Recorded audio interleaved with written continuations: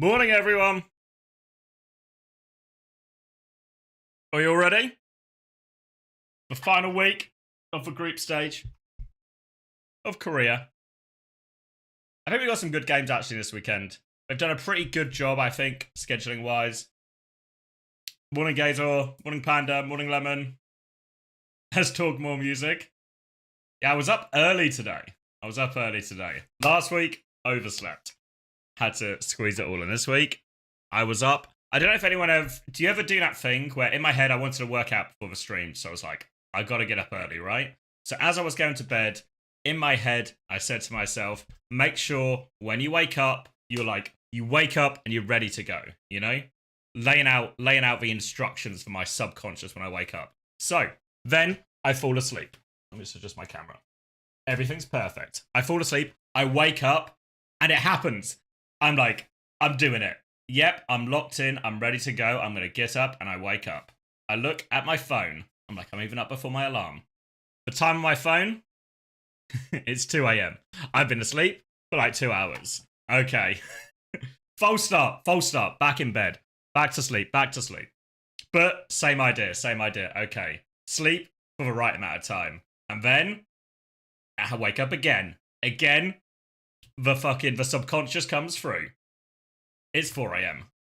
And so I basically had all of my sleep in 2 hours. But I did get up early. I managed to work out.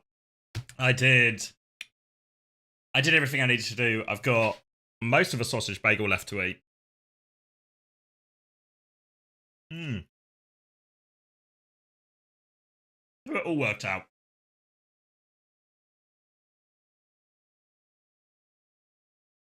Morning off brand milk. Morning Mickle. Morning Benji. Morning Trig. Yeah.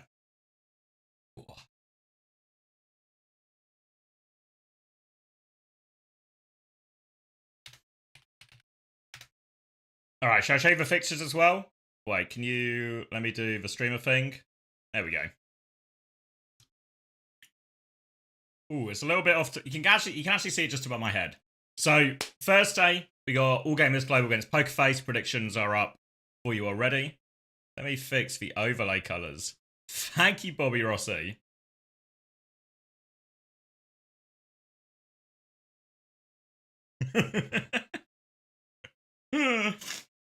Cheers, Bobby. Was that a flex? I feel like it was everything. Waking up every 2 hours. That doesn't feel like a flex. But my ability to convince myself to get up, that was strong. I just switched to M&K from controller today, mouse and keyboard, and I'm so cooked. I'm playing Genji like Prime Wub. I'm retiring from my watch for a professional stream viewer. It's alright, LeBron. I mean, you're good at watching. You've got a new badge. You're the... LeBron. You're the community leader on YouTube chat. You guys can't see this on Twitch, but on YouTube chat, there's new badges for community leaderboard. You're top of the XP, LeBron. You got 25 XP. Real LeBron? I believe so, yeah.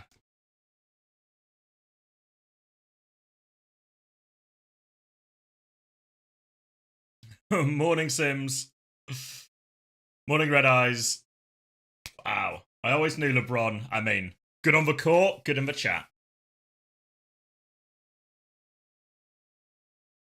Alright, well, let's get the background music going. We still got plenty of time. Where was I? Oh yeah, OWCSKorea Global against Pokerface, which will be a game of Overwatch. Pokerface do tend to get one pretty often. Crazy Raccoon versus Zeta is our second game. That's the headline one, right? That's what we're all excited about today. Then Falcons versus Vesta. I don't think we're going to gain too many insights from that. One of the top teams versus what is very much odds on to be the bottom team. Weekend time. Nodding SCX watches Korean teams I've probably not heard of. Can't wait. You'll have heard of a couple of these. When we get to Crazy Raccoon Zeta, then you'll see. You've seen enough. 3-2 Vesta. Let me if I unfull screen this, wait. If I do that. If I do that and that, you can see. Okay, there we go. So yeah, then tomorrow T1 versus Old Ocean. But then Zeta versus All Gamers Global, then Pokerface versus Onside. Pokeface onside might be a bit of a scrap, but again, that middle game, isn't it? It's the middle game every day this week. So you don't need to be up bright and early, unless you're up early anyway. But the middle game every day this weekend is going to be the big one. Then, final day, Vesta versus Old Ocean. Again, that might be a bit of a scrap. And then Crazy Raccoon versus Falcons, the headline game from Korea. And then Onside Gaming versus T1 to close out our group stage. In terms of standings, it's all to play for, really. Crazy Raccoon, AG, and Zeta all on 5-1. T1 and Falcons both on 4-2. Remember, there's the big difference here in the group stage for how it works as we go through the tournament is the top 4 go into seeding, which means they'll basically just play another round robin against each other for seeding. Means they are guaranteed into playoffs if you finish top 4 in the group stage. And then if you finish top 2 in the seeding tournament, you get automatically through to the semi-finals, which is obviously going to be super helpful because then all you need to do is get to the grand final to secure your spot at the Esports World Cup. Remember, there's no Asia playoffs this time around. So really it's all to play for in Korea. Then likewise, if you don't make that, and bear in mind, Falcons, T1, Zeta, AG, Crazy Raccoon, 5 teams can't take all 4, there's too many teams for the 4 spots.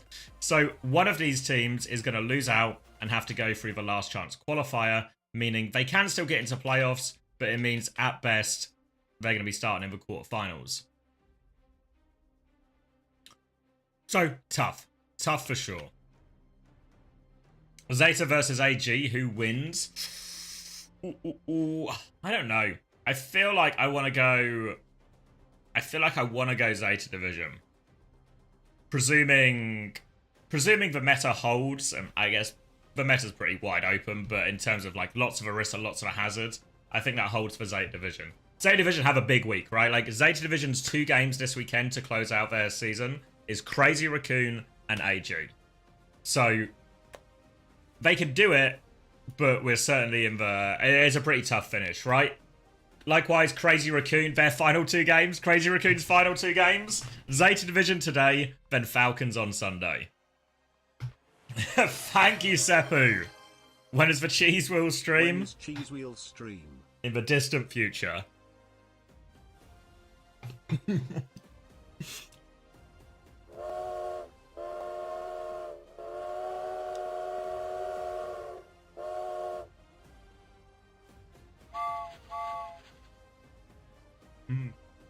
Thank you, though. Appreciate it. So Crazy Raccoon, Zeta and Falcons, their final 2 games. AG, Pokerface, should be straightforward. And then Zeta tomorrow. So AG we'll know where AG stand by the end of Saturday. T1 actually are in a great position because even though they're 4-2, right, so they're currently slightly off the pace, they've got Onside Gaming and Old Ocean, which should just be 2 straight wins for T1. What's going to maybe become important as well, if you look at this column, it's going to be map difference. Maybe I'll check with Craig. Hold on. Because if it's head-to-head, it's the group stage tiebreaker head-to-head or map difference first.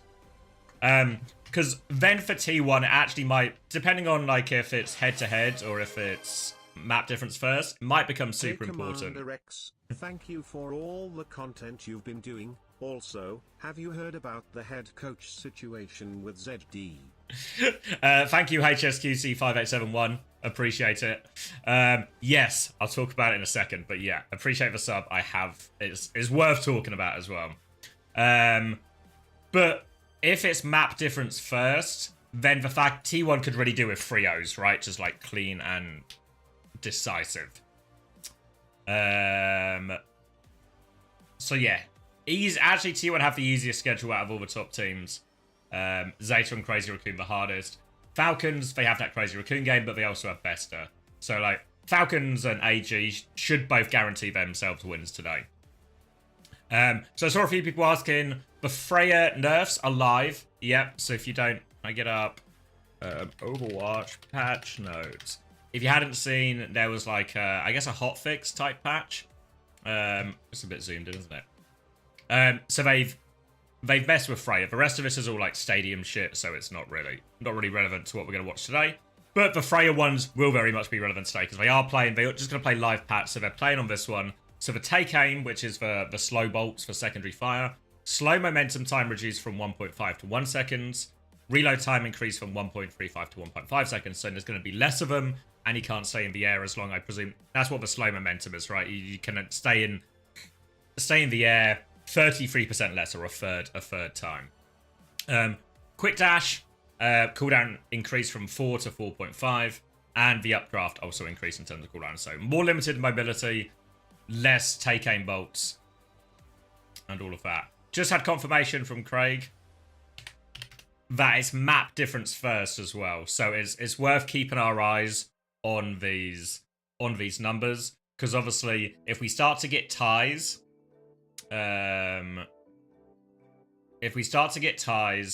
then the fact that Crazy Raccoon are coming into the weekend plus 12 and T1 and Falcons are down here on plus 4 and plus 3 could end up being pretty decisive. Now again, plus 12 versus say plus 4, that sounds like a lot, but all it takes is Crazy Raccoon to lose, and like if T1 3-0 both their games, they go to plus 10. I mean, if Crazy Raccoon lose a couple of games, they can go down to like, 6 or 8, plus 6, plus 8 or something. So yeah, if the two teams are tied on map difference, we'll then go to head-to-head as well. But that, yeah, I agree with Dr. Deman. I think this is a better system than when we've had head-to-head be the priority.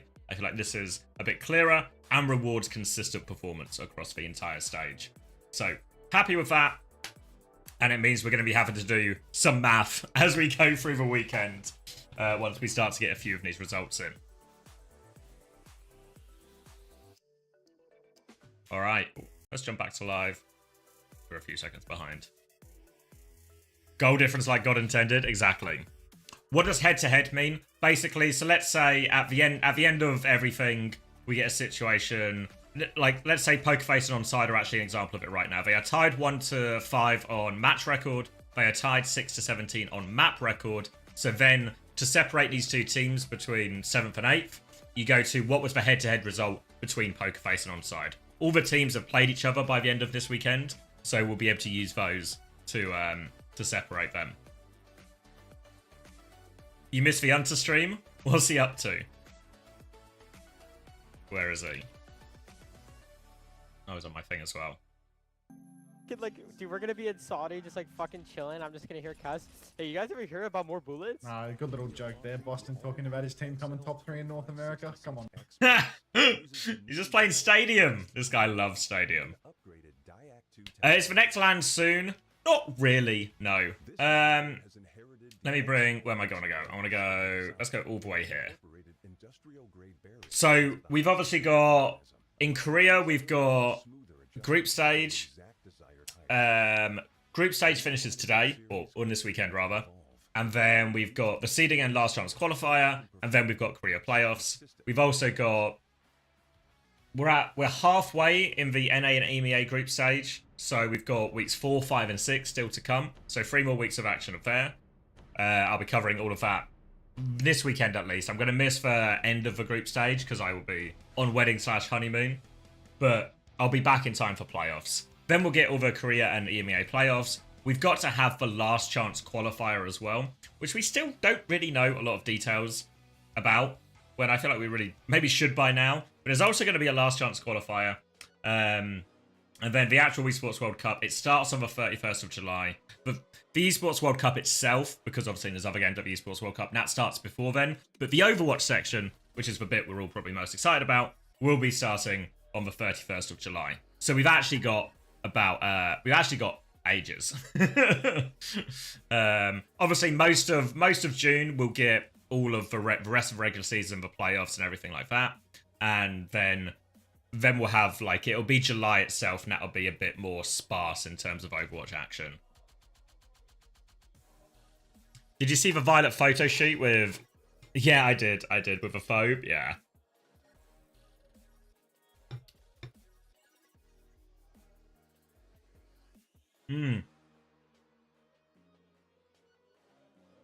Before I forget as well, don't know if I can find the tweet quickly, but Zeta Division have also made some changes.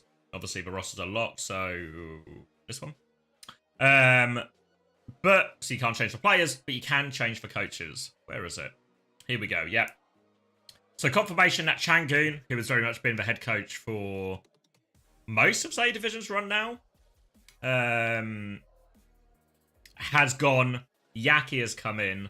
There's not really a lot of talk here. Just about like essentially Moby Dick is going to get promoted and Yaki's going to come in and replace Moby essentially. So Goon out, Yaki in. Which is an interesting move because they've actually been playing very well lately, right? Like Stage 2 Zeta Division have looked for par. Like I look at their results. Where am I looking? Some of the key ones here. Beat easy teams on week 1, but then they beat Falcons. Beat Old Ocean. Beat Pokerface. Narrow loss to T1, but honestly, if you haven't watched that T1 Zeta series from last week, go watch it. It was probably the best series of the weekend. Zeta Division really could have won that series. Could have gone either way. Came down to really a couple of fights. Obviously, a lot of how their group stage is really going to be measured is going to come down to this weekend, since they have AG and CR to play still. But yeah, a bit surprised. I think Changoon's been gone for almost the whole of May already. Oh, really? So most of what we've seen is actually Moby Dick as head coach in terms of their performance so far in Stage 2.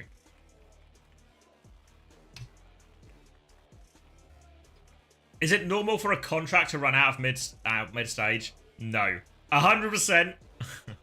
Maybe I can't say 100%. 99%, 99.9%.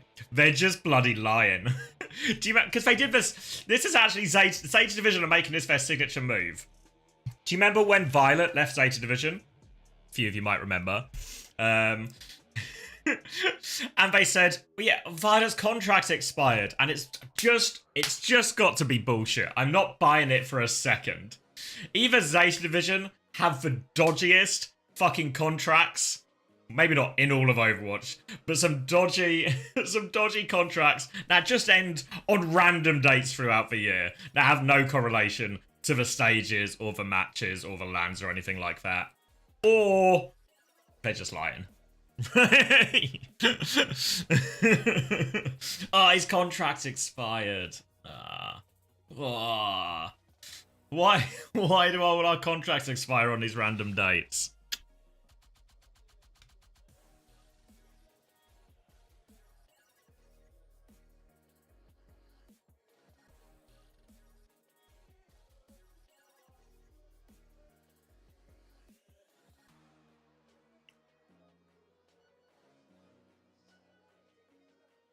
It wasn't a violent thing of military service. No, I think...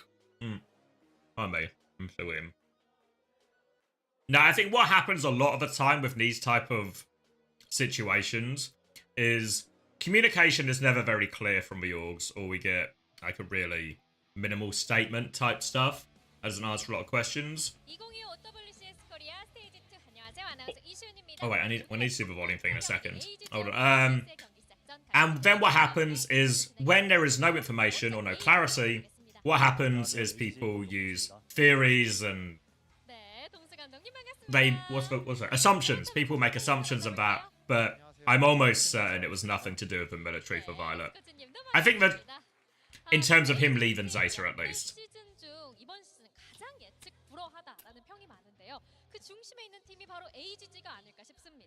현재 팀 내부 분위기나 아니면 운영 완성도를 어떻게 체감하고 있을지 궁금한데요. 일단 이제 저희가 정규 시즌을 좀 잘 진행하고 있는 만큼 팀 내부 분위기는 되게 I know how these relatives are somehow Korean military draft rule experts. You got lied to by OC. Yeah, I mean, 월급 입금이 됐어요. 첫 월급이 들어왔습니다.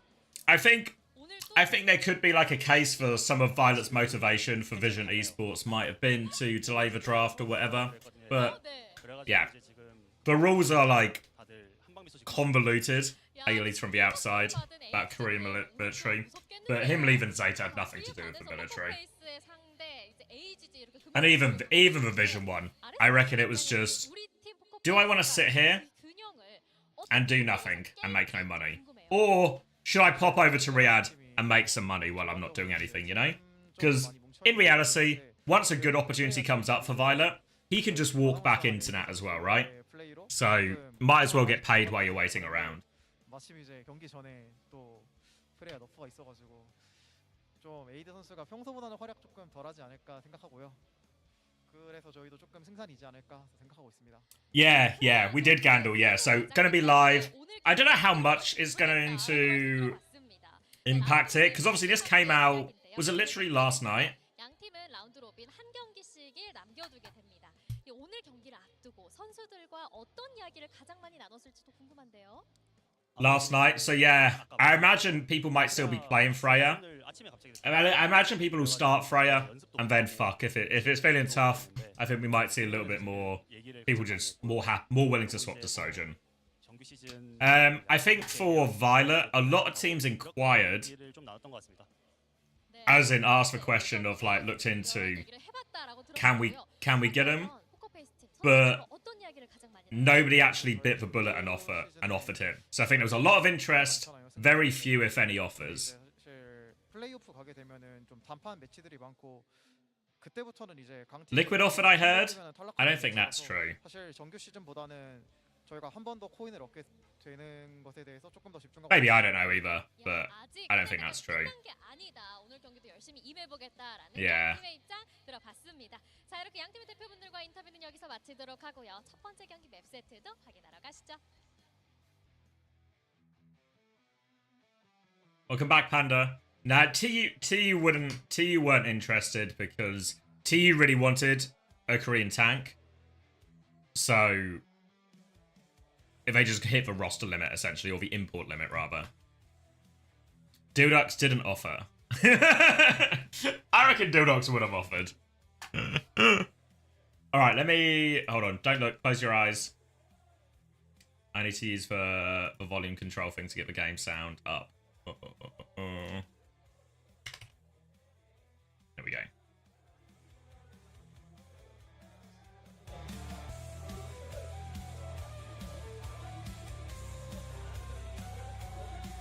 It means it's gonna bug now, but I can keep fixing it. Fuck's sake, crack. Where are the Chinese games being streamed? It's on Bilibili and is it Weibo? I think as well. The links are normally on Wikipedia.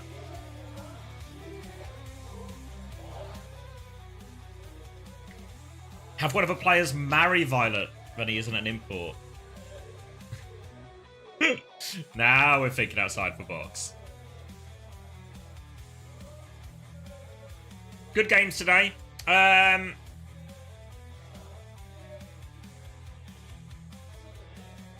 Is it Weibo or Weibo as well? I never know. It's a Twitter equivalent, so not. Okay, just Bilibili then.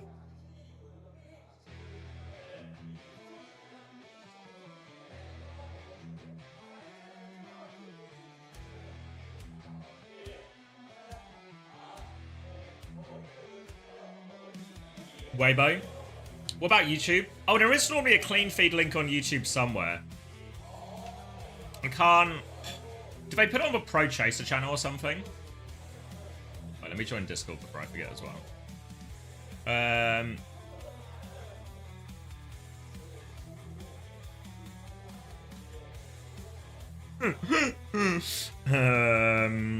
Just type in China Overwatch.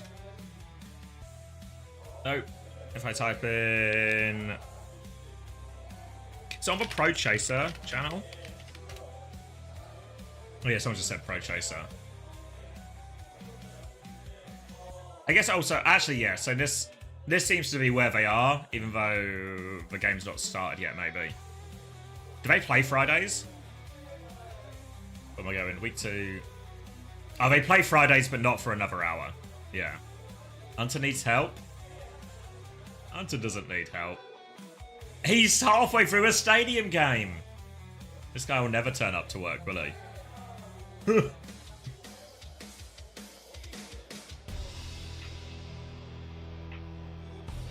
Alright, we'll lock him though.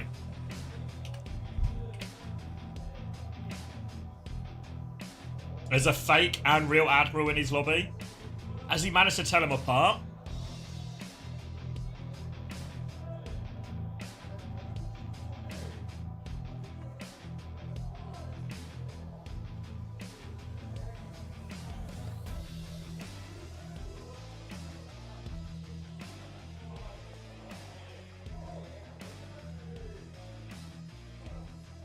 No. Last in and first out of the office? Sounds about right. They're playing on live patch? Correct, yep. So Freya is worse than she was a short time ago.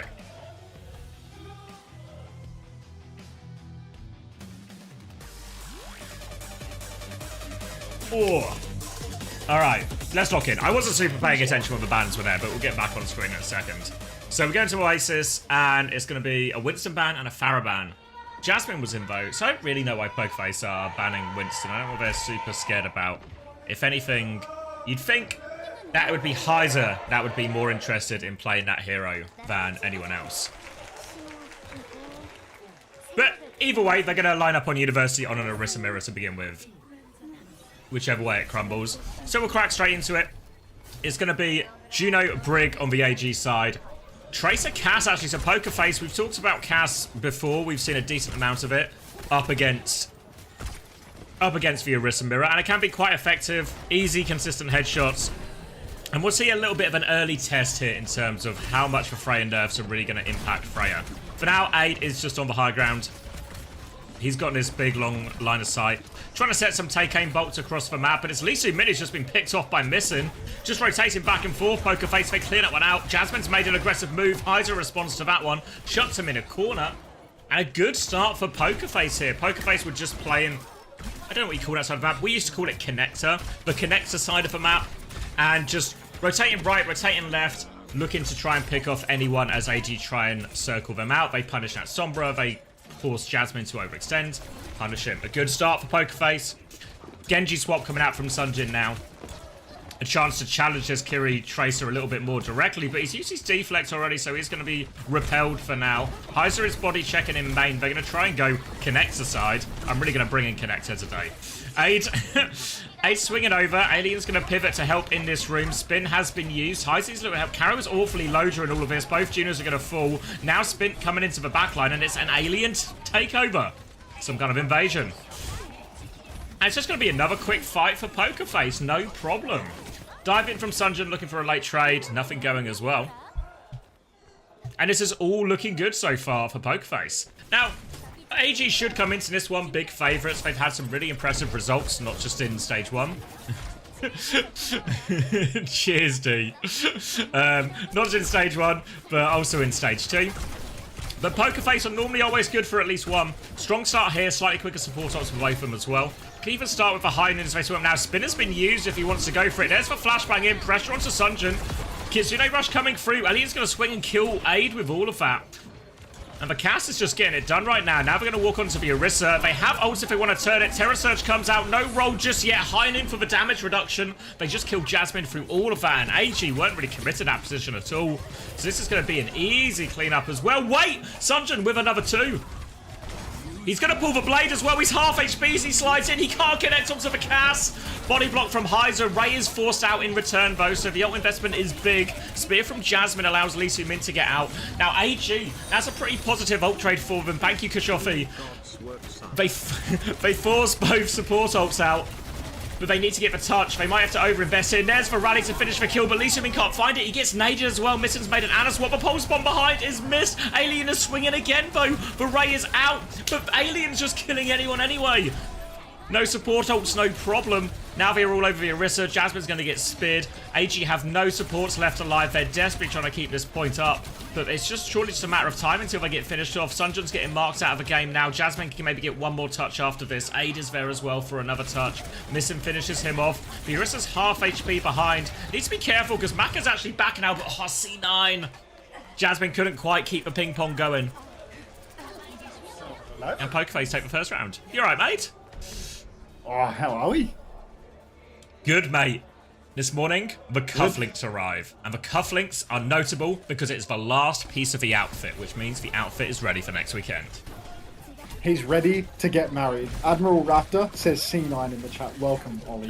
Let's get some counting going whenever the spawn has the audacity. I think I'm a bit ahead of you, so I might go back by like 5 now. Yeah, I'm still on a replay right now, which could be... Yeah, me too. Yeah, no, it's just trying to sync it up from where you were talking before. But yeah, welcome, Ollie. I'm playing Match Masters from the pub. You can play Match Masters from literally anywhere, boys. All you have to do is type Masters in the chat. All right, doors just opened. 27. 27, 26. It just works, baby. It just works. All right. AG rolling out. They're already down a Koth round to Pokerface. Heiser back on the horse. Jasmine on what feels like something that should be Milgaru's specialty. Sonjin in the back hiding on the Sombra. He's trying to pressure Alien just a little bit, but apparently the Freya nerfs have not hit Korea particularly hard as both teams continue to play her even into the Sombra. Spint in the back, pressures Lee Soo-min very low, forces out Mac as Suzy Q. Sonjin has killed Karu, but the trades are coming back and forth. Sonjin will go down, Missin and Karu both fall for Pokerface though, and with no supports, it looks rough for Pokerface, unless of course Alien can just swing in and hit a double bolt on Aid. It's a 3v3 right now, no supports available for Pokerface though, so if they don't win it quickly, it will be AG taking the cap here. Yeah, had for Freya advantage in terms of damage, but just not enough healing to keep Heiser in there, so AG will be able to secure in his first point, set up for the next engagement as well. Orisa a little bit trickier on some of this map just because there's that high ground right above point that AG can kind of just exploit. Jasmine's going to have a lot of options, and then a late or an early kill, depending on which way you cut it, onto Spin. More time off the clock for AG. Looking pretty comfortable for him in control on this point. Look, now they've actually got point control, and because Pokerface, both of their supports died so early, it's going to be so difficult for Pokerface to actually find this opening. Sonjin just keeps on applying pressure on the Sombra, popping back and forth. Spin's trying to chase him out, but just can't really get it done. And look at this, no recall now for Spin, but Sonjin just keeps wasting people's time. Feels like a little bit of the GK series that we have, but Alien again gets the better of Aid. Aid perhaps starting to lose that early advantage he had on the Freya. Sonjin's going to go down to Alien as well, so that's 2 for Alien now. AG, no DPS available. Pokerface have got to start getting their bodies on the point, start leveraging this flip. You can see Spint hiding out, looking for a kill on Maka. Maka appears to be dazed and confused, but there are no high school girls in sight, so that is going to be Pokerface taking the fight here. And AG, a little bit of a fumble there, it felt like. Yeah, a bit of a pushover of a defense, really. Like, Alien just finds a pick across the map, not enough pocket. And then even though Sunjin's able to find the trade, they punish Sunjin straight afterwards. 2 picks from Alien open the door. He was on fire in the first round as well, continues it here. But now we're at this EMP timing, so eyes on Sunjin. He's going to go for a manual hack initially just to force Heiser back. Now AG can keep walking forward. They can take the support ult trade first or just go for the EMP if Sunjin finds a good target. Orisa on the low ground, everyone else split. So again, Sunjin's just going to try and help manual hack his team in, try and set up for a juicier EMP behind. Wouldn't mind a juicy EMP right now, but Karu's going to go down. Missing soon to follow from the looks of it. He has TP'd out to safety right now. Sonjin, manual hack onto Heiser on the point. Spins Pulse Bomb, hasn't found a kill. Beat comes out from Lee Soo-min. Double support ultimate now from AG, but Heiser pops that Terror Surge. No kills converted. Alien, manual hacked up. The virus lands. Sonjin will find that kill. That's 2 for AG, but Sonjin, 8 has been traded, and Jasmine is incredibly low. Even though Pokerface were down 2 players, they're clutching it out. The horse on the objective just will not be displaced, and AG, they've stinged it on their ultimates. They had Jasmine's downpour, they had the double DPS ultimate, they invest nothing, and Pokerface just win the scrap. Now you've got Spint hiding in spawn, he's not been scouted as well, and Karu's going to have an orbital ray for next. Disaster fight for AG. We're in a bit of a hole here. They need big EMP value, but Spint with the spawn camp has deleted him. He's going to be able to get out of this as well after the recall. Downpour comes through. Heiser is committed, but I think he had Fortify, so we'll be okay. Sonjin goes in. No chance to use EMP. And AG, all of a sudden, they need to reset quickly here. They're only going to have one more fight. Well, perhaps the death of Freya was exaggerated in the West, as it appears Alien is just taking everyone to the cleaners. Aid pops the bowler shot, doesn't find a kill, but he will take down Alien beforehand. Spint is duking it out with Sonjin and Spawn. The touch is good for AG right now. Aid is on the coast, going for more. Can't find any kills converted as of yet. Pokerface hiding off the objective, actually. Spear onto Aid is good, but AG, they're going to get the flip for what feels like nothing at all. And that is not great news for Pokerface whatsoever. We're at 65% and counting, but Lee Soo-min, he goes down to Spint. Spint is in the flow state right now. He's not going to use the recall. Going to keep on fighting. Now he's gunning for Aid up on the high ground. Virus goes wide for Sonjin. He's still got this EMP. Surely he's going to pop it soon. Aid goes down. EMP comes out from Sonjin. Day late, dollar short. Take the piss. And Pokerface have cleaned house. AG, a clean sweep. 2-0 on Oasis. Smash them. Smash them. Yeah, it was a little bit confused when we came into this series. You know, Pokerface banning Winston didn't feel like it was going to be all that impactful, but Heiser's just going to play the Orisa, dominates in the mirror, deals with a hazard no problem, but really it was Spint and Mitten were doing such a large amount of work on the flank, but really, especially on that Gardens, when they were running with Sombra, have to look at some of these EMP decisions, right? Doesn't use EMP in the first fight when they're retaking. Instead, they use both support ults. Still don't use the EMP, still don't win the fight. And then as they come into this final fight, just can't find a timing to use the EMP. It's such an important part of Sombra's kit. It's often the swing factor in a lot of these like semi-mirrors. But just where was it, Sunjin? Sonjin just apparently had like next to zero interest in ever swinging a fight. He felt that if they had an advantage and he saw a swing taking place, he would out of respect allow the swing to complete. He had no interest in actually swinging the fate of fights. So, bit bizarre there from Sonjin, to be honest. Nursed an EMP all the way to the defeat screen, and that's a very unexpected lead from Pokerface here. Mind you, Pokerface is a 1-5 team in OWCSKorea right now, and AG is 5-1, so really not the outcome that I was expecting whatsoever. And I mean, you've got to give props to Alien, because he was just absolutely dominating there on Garden. I can only assume that there were shades of domination as well. He would dominate so hard at the cast as well, yeah. I will say, like, watching Pokerface's games up until this point, sometimes I see Alien get subbed out, and I really struggle to understand it, because I feel like that guy's, you know, quite the beast on the hit scan. Another next up DPS player. It feels like there's so many of them nowadays in Korea. We had Proud, 3 months ago, where everybody was so controversially saying, is this Proud guy a bit of all right? But now there's so many more. We've got Sonjin just stepping up and being a top tier player, unless you put an EMP in his hands in this series. We've got Alien coming in insanely clutch. Spin, you put him on a projectile character, he's going to dominate. Not enough to be less than 1-5, but it feels like there's just so many good players right now in Korea. Even on the 1-5 teams, they look so strong. Thank you as well for Poop the Bed 7. Happy marriage, thank you very much. Yeah, I think, because what's also interesting about this Pokerface team, despite struggling to get results, they do always seem to take a map off a lot of the top teams still. They've already secured that one here.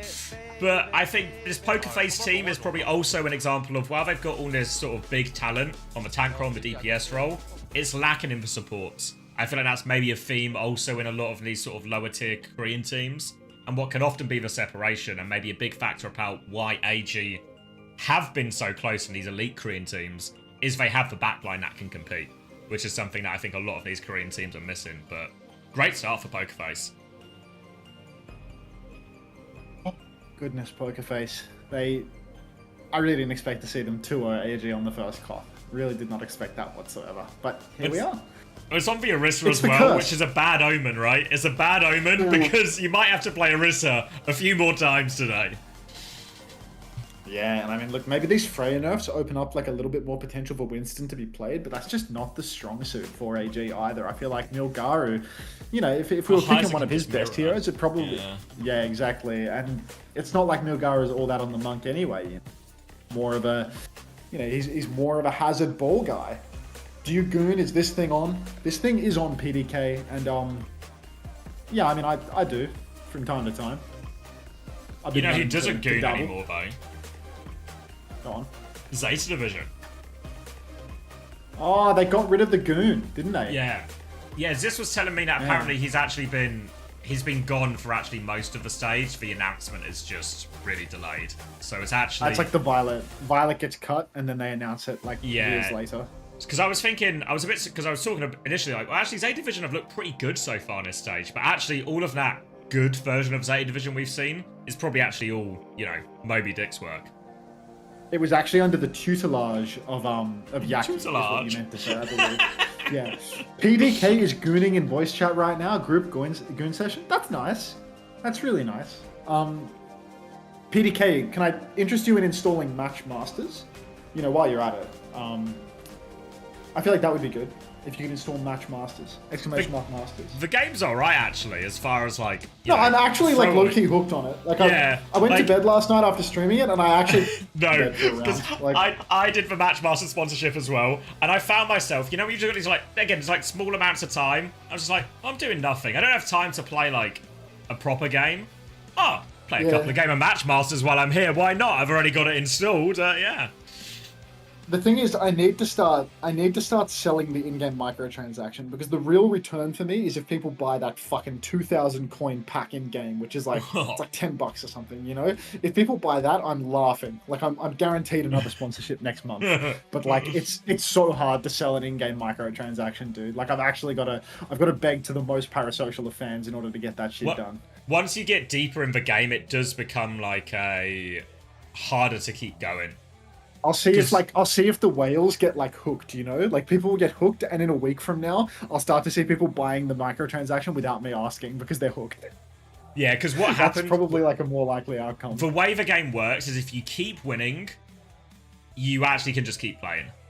But if you hit like a lose streak or something, you then run out of like whatever... I don't forget what they're called, but like the cards to play with, essentially. So that's where you sort of get like sort of right back in of like... Well, I'm not going to end on a loss streak. I want to keep playing. All right, let me get my credit card. PDK is sending love from Uzbekistan, if you even care. Ah, thanks, PDK.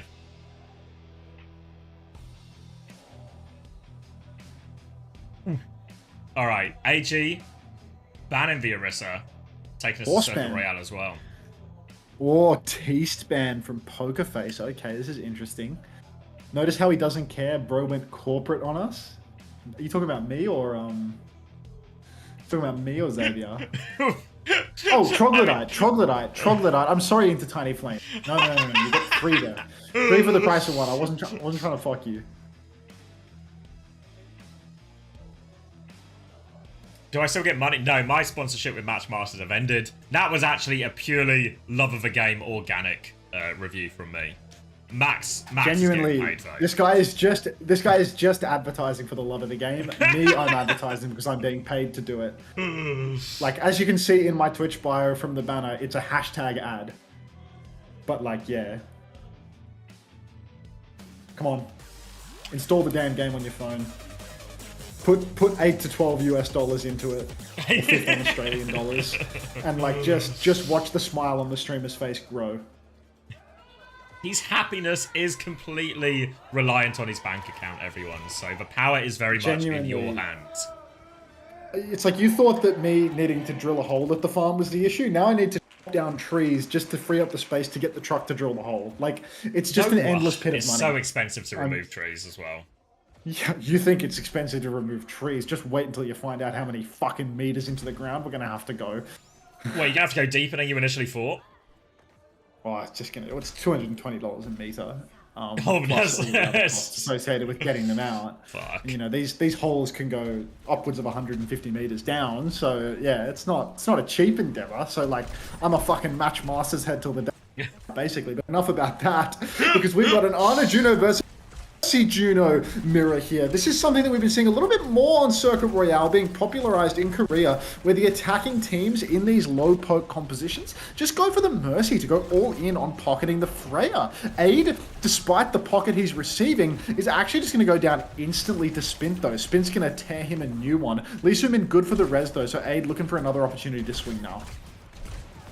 Trying to full pocket Aid into these power positions. He was probably the worst off on those hit scan jewels in the first map, but the Mercy will help with that. You see Sunjin trying to take a little bit of space, but no chance at all. Farah in the sky, making it so hard to swing these corners. And they're just going to keep him at bay for now, Pokerface.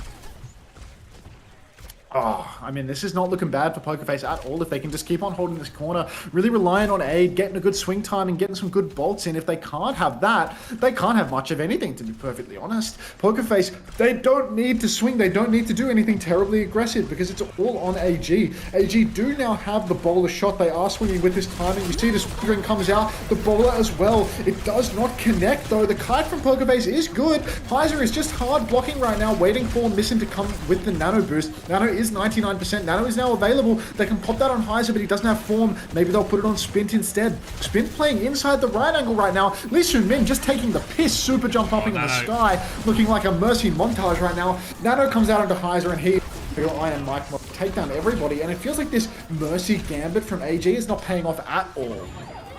No, Pokerface is doing a very good job. Now, when Aid is trying to take these swings, the backline of Pokerface, and mainly like Missing, Karu, and Alien, they're actually playing quite far back, almost on the next corner, which means anyone who wants to swing wide, they have to swing right underneath the Pharah. And then you just get trapped in that crossfire, so we saw it with Sunjin. Anytime anyone tries to take any more meaningful space, because that's what AG want to do. They want to swing the corner, get Sunjin over to coast, and win through angles. But Sunjin's having such a hard time. Case in point, up against here. They're going to go for the res, but the Mercy's going to die as well. Sunjin's back up. Still a net player negative. Sunjin's going to go straight back down.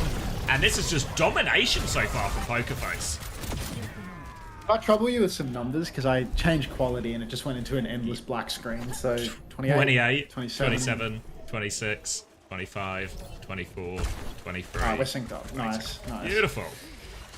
Pure domination from Pokerface coming out, and I mean, it's such bad news for AG because Pokerface, they're doing it just one ult at a time. They've only used Missin's boost so far on this defense, and they're 60% to another one. Heiser has his form forced out very early, but this is allowing Missin to continue charging that ultimate. Spint has, hang about, here comes the clock swing from Sonjin, Valk to enable. No kills as of yet. Karu with a Rage Axe, you bum, Karu. But Sonjin will be traded out. Lee Soo-min, he wants this res so badly. Cannot cancel it with the conk. Spint doesn't have it available, so that res is huge. Nano Barrage available though. Nano comes out on Spint. Heiser pops the ult at the same time. Jasmine, full aid has gone down in the mix. And it's another fight for Pokerface here. AG have saved 2 ultimates in the back pocket. Pokerface has spent the entire bank. But there's 30 seconds on the clock, Sav. Running out of time now, but there is ult advantage if they get in there. AG, that fight started much better for them thanks to Sunjin. Getting that Rage Axe out means Pokerface have to overspend to save themselves. Now AG, as long as they can get to point, they can use this Annihilation, bowler opportunity as well. They just need to worry about these picks because they've still got the Pharah, and look at Missing, hiding. Oh, they have no idea. He's going to get a huge nade, potentially a sleep, goes for the nade, gets it onto the back line. The sleep is good. Pokerface are all 1 HP as they swing, but this they found no kills. AG have survived. Just about. I think Missing almost should have waited longer. He was completely undetected. He could have let them come a little bit more further in, because when he went, the rest of the Pokerface team had to swing so far around the corner to try and follow up. But credit to Lee Soo-min for hitting that sleep. Really saved him. Classic case of Chokerface, or so my chat tells me. Aid takes down Spint late as well, so Pokerface are now going to have to play a full retake here in the choke. They can't hold that forward positioning at all, and that's real bad news for them, because with no ultimates to swing out other than the boulder shot, and a Ram stuffing them in the choke close, it is going to be incredibly awkward for them indeed. Jasmine pops the slow in the choke. You can see Heiser is just swinging wide, trying to take that outside space. Looks like the Tracer is out there too, and Jasmine is just going to back all the way up, get slept up as well. They're looking for a kill here. Alien managed to miss that one, but Lee Soo-min goes down before anything can happen. Spint hidden away in the back, 1v1ing Aid, but Aid will win that. Quite literally 2 HP, manages to win that trade. And AG, they're still scrapping it out on the card. They've got a Nano to go for the next one as well, but an important kill onto Alien will slow him down. They're walking forward. Bowler is out. Alien will die for that one. Lee Soo-min still has the Nano, but Anti right now can't use it on Jasmine. They're just trying to stabilize right now. AG not invest yet, but they nearly have both support on. Pokerface desperate for Bear Ray as well. Nano comes through onto Jasmine. They're trying to live. He has form now. This could be brutal. Heiser's going to go down. Karu still doesn't have that Ray. Mac has popped his already, and they're going to get no chance to get these ultimates up. And the snowball is looking perfect for AG. Oh, Karu, just the eternal letdown, so close to the Ray and yet so far. On the first point, cost his team a whole lot of ultimates by Ray Jackson as well. Such a shame that he just can't get it done in the clutch. Pokerface now, after a very solid first point hold and a second point that seemed clutchable, they're looking at 2.5 minutes for third. They have a huge ult bank. They can hold here on this close corner, but look at this. Spint is behind yet again, duking it out with Aid. Maybe it's time for Pokerface to push main. You've got Alien swinging over on the coast. You've got AG trying to hold on to this high ground right now. Got to be careful of Lee Soo-min's angle. At the same time, with full support available, there's a real opportunity for Pokerface to push here. Yeah, had to use the nade defensively, which is a bit upsetting. They've dealt with Spint in the back, but Heiser's gone. He's nanoed in. He has the Annihilation. Amber Ray, they popped everything again. Pokerface, they're looking for kills. Heiser connects one. Karu connects another one. But my god, is this an expensive way to win a fight. Yeah, I mean, look, it only cost them 4 ultimates to get out of that choke there, and AG, in response, spent exactly 0. So a 4 for 0 trade is be, you know, perhaps writing home about at the end of things. But Pokerface, they still have a chance because this position is so strong. They can hold the chokes very easily here. But ultimately, AG, with so many ultimates in the bank, they should just be able to ult out of the choke and force Pokerface to backstep. Sonjin goes for a very aggressive swing. It actually gets directed by the bowler, but will survive nonetheless. Fortunately, Freya remains so incredibly... Alien can just one-shot some. Jasmine has also whiffed this kill here on Missin. He finds a kill eventually, but it takes a hell of a lot of enough time for Alien to find Parker and Lee Soo-min and Aid. This guy is the best Freya in Korea, and he's on a team. Grow up. Chance to keep it moving now, AG. Heiser's going to have no choice but to die on point here. The cart will fall forward. But now they're in a pretty good position. They have a chance to get everyone forward. They've got the Nano, they've got the Ray, and they've got the Bowler to throw in there as well. Double support ult for AG. They only going to have one shot at it, but they've got the ult with which to do it. Lee Soo-min already aggressive on the high ground. He's there with Sunjin, who has to slide back, so Lee Soo-min has to be careful right now. Can just drop this Nano over onto one of these DPS to take this duel, actually. Alien has to be careful. There is the Nano, and Nano Bowler. He's going to get slept, but he's killed 2 already. Ada's still done enough. They've got the Ray in main to finish this. It's going to be so difficult. Heiser's playing for point for sleep. Oh, he's woken at least. Spink can still find a trade with this pulse bomb. They've got a decent amount of cart to push. There is a way to get back onto point here for Pokerface, and they nearly have the Nano. Been being chased out a little bit behind, but probably not going to be the man to touch here. Looks like they are trying to have him be that man. He jumps onto the cart. Orbital Ray comes out immediately from Maka. Bowler Shot comes out on the from Alien, but no kill can Nano out to God knows who. Karu dying. Because what else does Karu good for? And Pokerface, despite so many heroics all throughout the fight, Alien killing 4 in the previous fight, we are going to witness a full push here for AG. Overtime on the first point, overtime on the third, second point that was simply pissed up the wall, and a bit of an underwhelming finish here on the defense, all things considered for Pokerface. Is your whatever it's called, noise suppression higher than usual? Like you keep cutting out on my end. Am I cutting out a lot? Yeah. I've done nothing. Is it a Discord issue? Is it? Yeah, it has to be a Discord issue. I presume your stream would have complained by now if it was happening on your stream, right? Because you've been live for a while, so I think it must be Discord. I can look at my Discord settings and see if something's different. I don't know if there's like, I know like on NVIDIA broadcast there's like a slider for how aggressive you want it to be. I don't know if Discord has the same thing.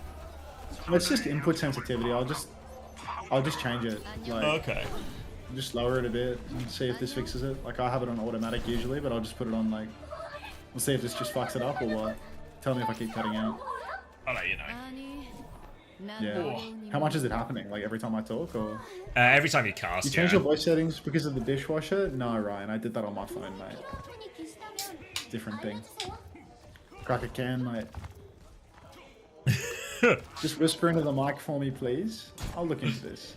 It's a meme. Here's my money. Cheers. Appreciated. Cheers. Welcome back to the Parasocial Friends Club. Thank you very much. Thank you, Magnolia7 as well. Just tuned in, is BAP really good enough to warrant a ban? Big ups, Magno. Is BAP good enough to warrant a ban? Yeah, on this type of map, it's like one of the better maps for it. It's not the most impactful, but I think it's really fine. Going to be an Alari out here from AG on the defense, who are going to do the same hold we see all the teams do now on this back corner. Just trying to play it slow. Bleed a bit of time off. The actual hold will come in this corner, and Sunjin finds a pick. This will allow AG to walk forward now. They should be able to clear the point. And a bit more time off the clock.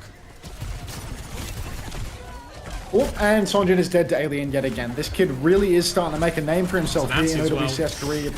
You put him up against a 5-1 team and he just starts taking names. Swinging again up on the high ground, but Aid has his number this time around. Double Bolt will be pocketed through. He is going to survive that. But a deep slow from Heiser. And look at this, the Ana swinging the corner, goes for the sleep. Hits nothing. Now we've got a form timing back from Jasmine. There's currently a 1-player advantage for Pokerface, but AG appear to be immune to that reality as they are just swinging all the way through. Lee Soo-min, the guy can see through walls and bushes and is just going to start forcing players back. But Alien catches the kill again. Alien is just consistently good for it. Jasmine's sleeping on the job as well. Anti-nade splashes onto Jasmine. This could be curtains here for AG's first hold. Yeah, on the back foot, all over this Sojin as well. Heiser and Spint will finish that one off. looking good from now. And yeah, just no response. It's going to be a quick and decisive first point for Pokerface. Again, off of big work from Alien. Oh, Hellfree Pulse, thank you very much for the gifted tier 1. Welcome back, my favorite juicer, Oiler, soon to be Match Masters player if we're lucky. If you really want to put some money, in my pocket, that's the way to go about it. Any tips for a new streamer? Literally none. I have no idea. Get overwhelming support from the tournament organizer. Have a very long competitive career that funnels people towards watching your stream. Anti-Nade splashes into the backline for AG, but no kill conversion. Spint dashed in for it as well, but he will be traded out, so that's an absolute disaster for the side of Pokerface. Felt like the snowball was well and truly in their hands, but slips right through their fingers, and here's Karu just standing still in the cart, ready to meet his maker. Come on, mate, at least pretend. At least pretend you might get another meter. Jewel in the air. Aid's going to lose that one again, and Alien continues to be good for it. Big problem here for Pokerface in many ways because they have lost that snowball opportunity. We saw AG's attack getting that cap really actually set them up to finish the map and recover from them first. But now that opening pick gives them a chance to move. There's a ray of annihilation straight away. Maka has mirrored it as well, but Jasmine is all over Heiser right now. Blade is still available for Spit for Sleep there as well. He's going to take a chunk of damage, but the Nano comes through. Jasmine is still going. Jasmine's deleted the Ana as well. He's looking for more, and they had just more ults in the end. That Nano boost coming up mid-fight turned the ties for AG and allows them to stabilize. And ultimately it was a Karu Ray fight, so sort of par of the course that they do wind up losing it. Next turn, there's a Blade available for Spint and soon to be a Nano as well. Nano Blade could be huge here. Thank you for the 100 biddies and thank you for acknowledging the sponsor. Oh, you're going to have to talk for a bit, Zav. We can do that. Overclock available for AG as they walk up. As they look to continue to hold this. Spint has the Blade. They might wait until they have Nano Blade here, actually, because this is a particularly difficult one. So they won't have a combo. Actually, Spint doesn't want to waste at all. He's all over that Sojourn. Going for it. Just convert the kill. He can live. No, he can't live. Traded out at the end. 1 for 1. Nano soon. That's the ults traded. Nano available now for Missing to keep pushing forward. Likely just going to go onto the Ram again on the next form timing here. Sunjin didn't actually use the overclock there, so he has it coming back in this. Anti-Nade onto Lee Soo-min. Nano onto Alien. He's walking forward. He nearly has the bowler. Anti-Nade comes through from Lee Soo-min. Goes for Sleep, misses for Sleep. They can't find anything. Sunjin is back. Alien actually did find 2 player advantage now for Pokerface as they walk forward. It's just Lee Soo-min and Aid though. They're all so low. The shield up as well. Dash through, trying to force this kill. They keep pushing. They need to try and live here, AG. They might have a recontest. They do have a recontest if they're quick. There is a recontest here. They're back on the Symmetra. Thank you for the 100 biddies, Hell Repulse, and the 100 biddies that came before it. Cheers, Dr. Suleiman Group. That is going to be AG back on the cart thanks to the Symmetra swap, and they've got support ultimates to boot. Sleep onto Sonja, though. Great timing from Missin. Nothing to keep Heiser alive right now, but he's closing on his ultimate. Alien's in the backline. He's taken down Maka with a 2-player advantage. Surely AG cannot clutch this. They have used their nano boost onto Jasmine. Missin is taking a beating. Missin will fall. Aid in the back goes down to Alien, though. The new king is being crowned, but Sonjin is already back. Sonjin back on the cart. Maka with the orbital ray, and now Heiser's being beamed. Can't even use the ultimate. Uses the ultimate. Karu nearly has Ray. That's a lost condition in my book, Xavier. Ray comes out. Here comes the push. Lee Soo-min is incredibly low. Alien's looking for a kill but can't find anything. Jasmine is pressing forward. Spin. Dashes through Lee Soo-min, but Sonjin trades Alien. It's a 4 versus 4, but it's a Karu Ray fight. We all know what that means. Jasmine has popped the Annihilation in the mix as well. Sonjin is just beaming, and Pokerface can't do it. Thanks for the 100 biddies, Help the Pulse. Such an insane carry from Sunjin on the sim there. If he's allowed to beam during all of these ultimates, he's just going to get it done. Missin's going to die a little bit late here as well, and all of a sudden Pokerface are out of time. They're going to have 1 minute left on the clock. Only their DPS ults to work with. Sunjin has a sim wall because he's done so much damage, but really can't give Sunjin enough credit for that clutch here. Now Pokerface, they have to walk up this difficult hill. Ada's going to be looking in the bowler as well. Bolt slows him down. Sim TP. Just for harassment, Nade onto Heiser. They're making this walk up so difficult. Heiser's had to pop his form very defensively. Spint is asleep as well. Bowler to try and save it. Alien finds them another opening pick on the walk up. AG still have the ults, but there's a Nano Blade close. Nano Blade just around the corner. AG, they pop the symbol just to buy themselves some time here, but that's not going to stop them from falling to the Nano Blade. Oh, Pokerface backing up a little bit. Bowler shot comes in, does not land, but Missin's going to go down anyway.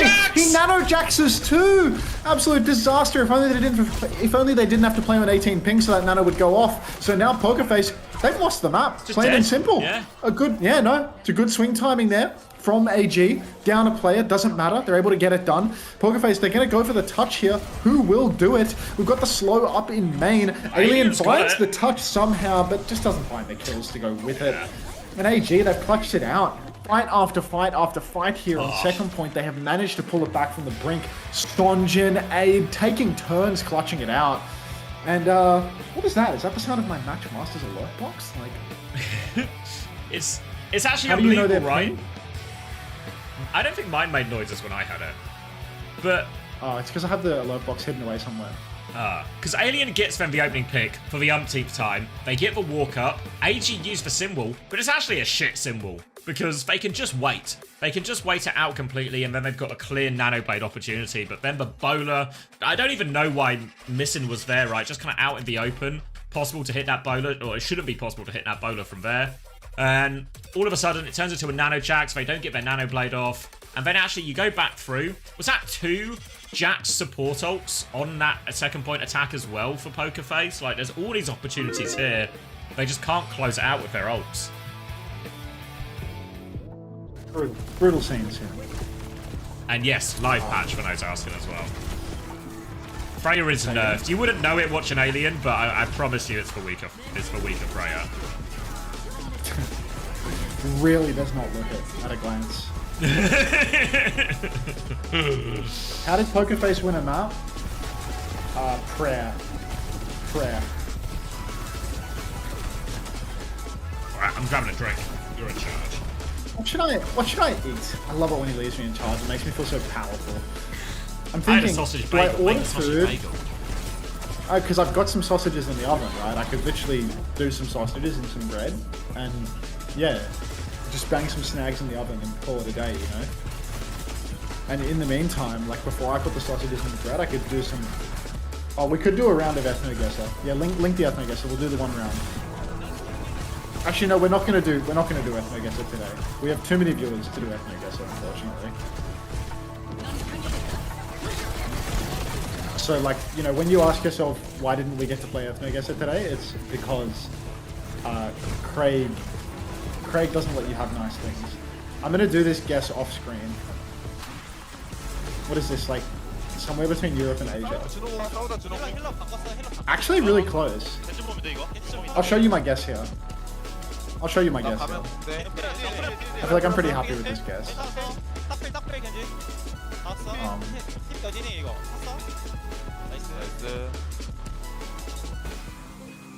Let me show you my guess here. So, I thought that this was somewhere like, you know, in the middle ground of Europe and Asia, and like I've guessed a bit north, but not bad. Who is actually good at this game? It's so hard. It's so fucking hard to use an AI composite. But really, like, if you look at the size of the globe, like, I didn't do that badly, did I? I'd say not a bad guess. I'd say it's a pretty respectable guess. Me? Okay, Chris would actually be insane at this. Like, if there's one person that's like a pro at phenotyping, it would have to be Chris, right? Like, Chris would actually be the king of the phenotyping.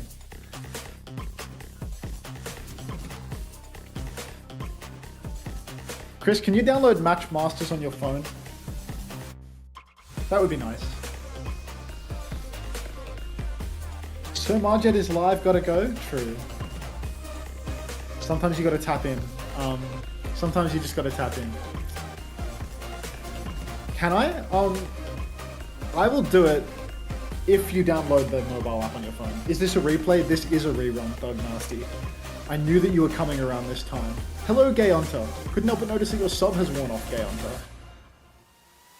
You gotta be careful writing like that. Downloading? Cheers. Literally, I'm gonna disappear in the blink of an eye here. Your greed sickens me. It festers like rot beneath your polished words. A stench no gold can cover. You gorged yourself on what wasn't yours. Dreams, dignity, lives. And now you stand here, draped in the spoils, expecting grace? You confuse survival with gluttony, power with worth. In every soul you crushed to climb higher, you killed a little part of yourself. May God have mercy on your wretched soul. Thank you, Fat Hammond, and thank you for the gift sub, Eva Mirage. Welcome back, Chrissy. Help Repulse, Gay on to get your money out. You're required to sub so Hunter doesn't have to eat ice soup again for another 6 months. True. We're gonna do hummus and bread, actually. We're gonna do hummus and bread.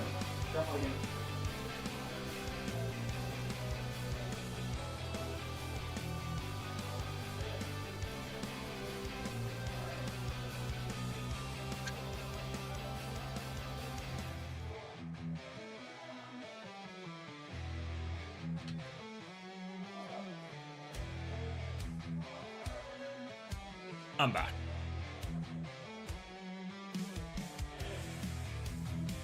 You sure to save enough bread for the You sure to save enough bread for the sausages later as well?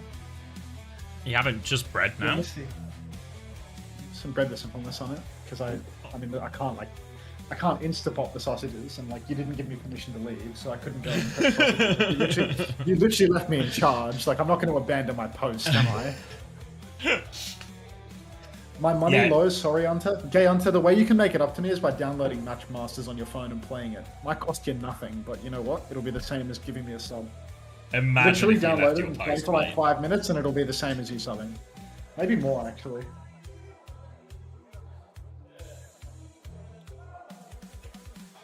Alright, Milgaru in. Oh, finally Milgizzy's in. Options for us now. Presumably going to a hazard map if I had to guess. Maybe even a... Have they banned Orisa on... Circuit? I was going to say like a Runa Sappy ban Orisa, but I think they've used it. Oh, Help Repulse with a gift sub to Gay Hunter. Don't let that stop you from downloading the game, Gay Hunter. Mmm. Delicious hummus bread. Thank you very much, Help Repulse. Morning, IC. Blessings to Turkey. Plum says, I got outsmarted by the squirrels in my loft. They emptied out all the traps without triggering a single one. Fuck. W bread? Agreed, Mitch. You hear Xavier just yapping in the background, Mitch? That's me. Mitch is the guy you banned. The other guy that was a bit odd. When? Months ago. Oh. Guy was just straight harassing you. Oh, yeah. That's it's just many such cases.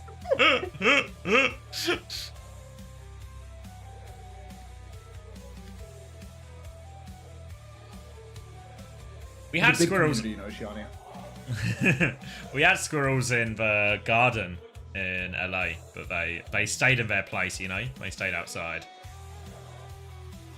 Oh, Ginny! Holy shit, I haven't seen you in ages, dude.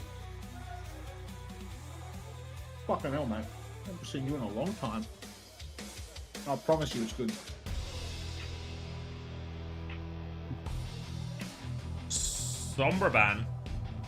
Oh, can I manage another hummus spread? Would that be ridiculous? Brick ban. Oh, we're going to play ball then. Oh, these are not set. Brig ban. Sombra ban. Is a Brig ban signaling the ball is coming? I think so, yeah. That'd be my guess. I mean, obviously, it lends into them just playing like a Juno Kiri or an Ana Kiri as well. But I wouldn't be surprised if we see a ball here. Maybe it'll end up in a bit of just a hazard mirror ultimately. But wouldn't be surprised to see the ball at the start here as well. Fair enough. Because I'm not really like a draftsman. I don't really like understand that. You know, Brig ball thing. I don't do the drafts for my team. It's more Chris's department. Ask him when you're next at work. Yeah, next time. Well, God only knows when I feel like next showing up. To be honest. We got a match soon, so you might see him at least in passing. No. I might stream it, you know? Oh, yeah. Matchmaster's sound. I love that. Troglodyte. From a Dunhill? That's a class fucking Twitch name, mate. I'd have so much time for you playing Matchmasters while your team get swept. Oh my god. Imagine. We're dropping maps, we're losing to Supernova, and I'm just fucking matching.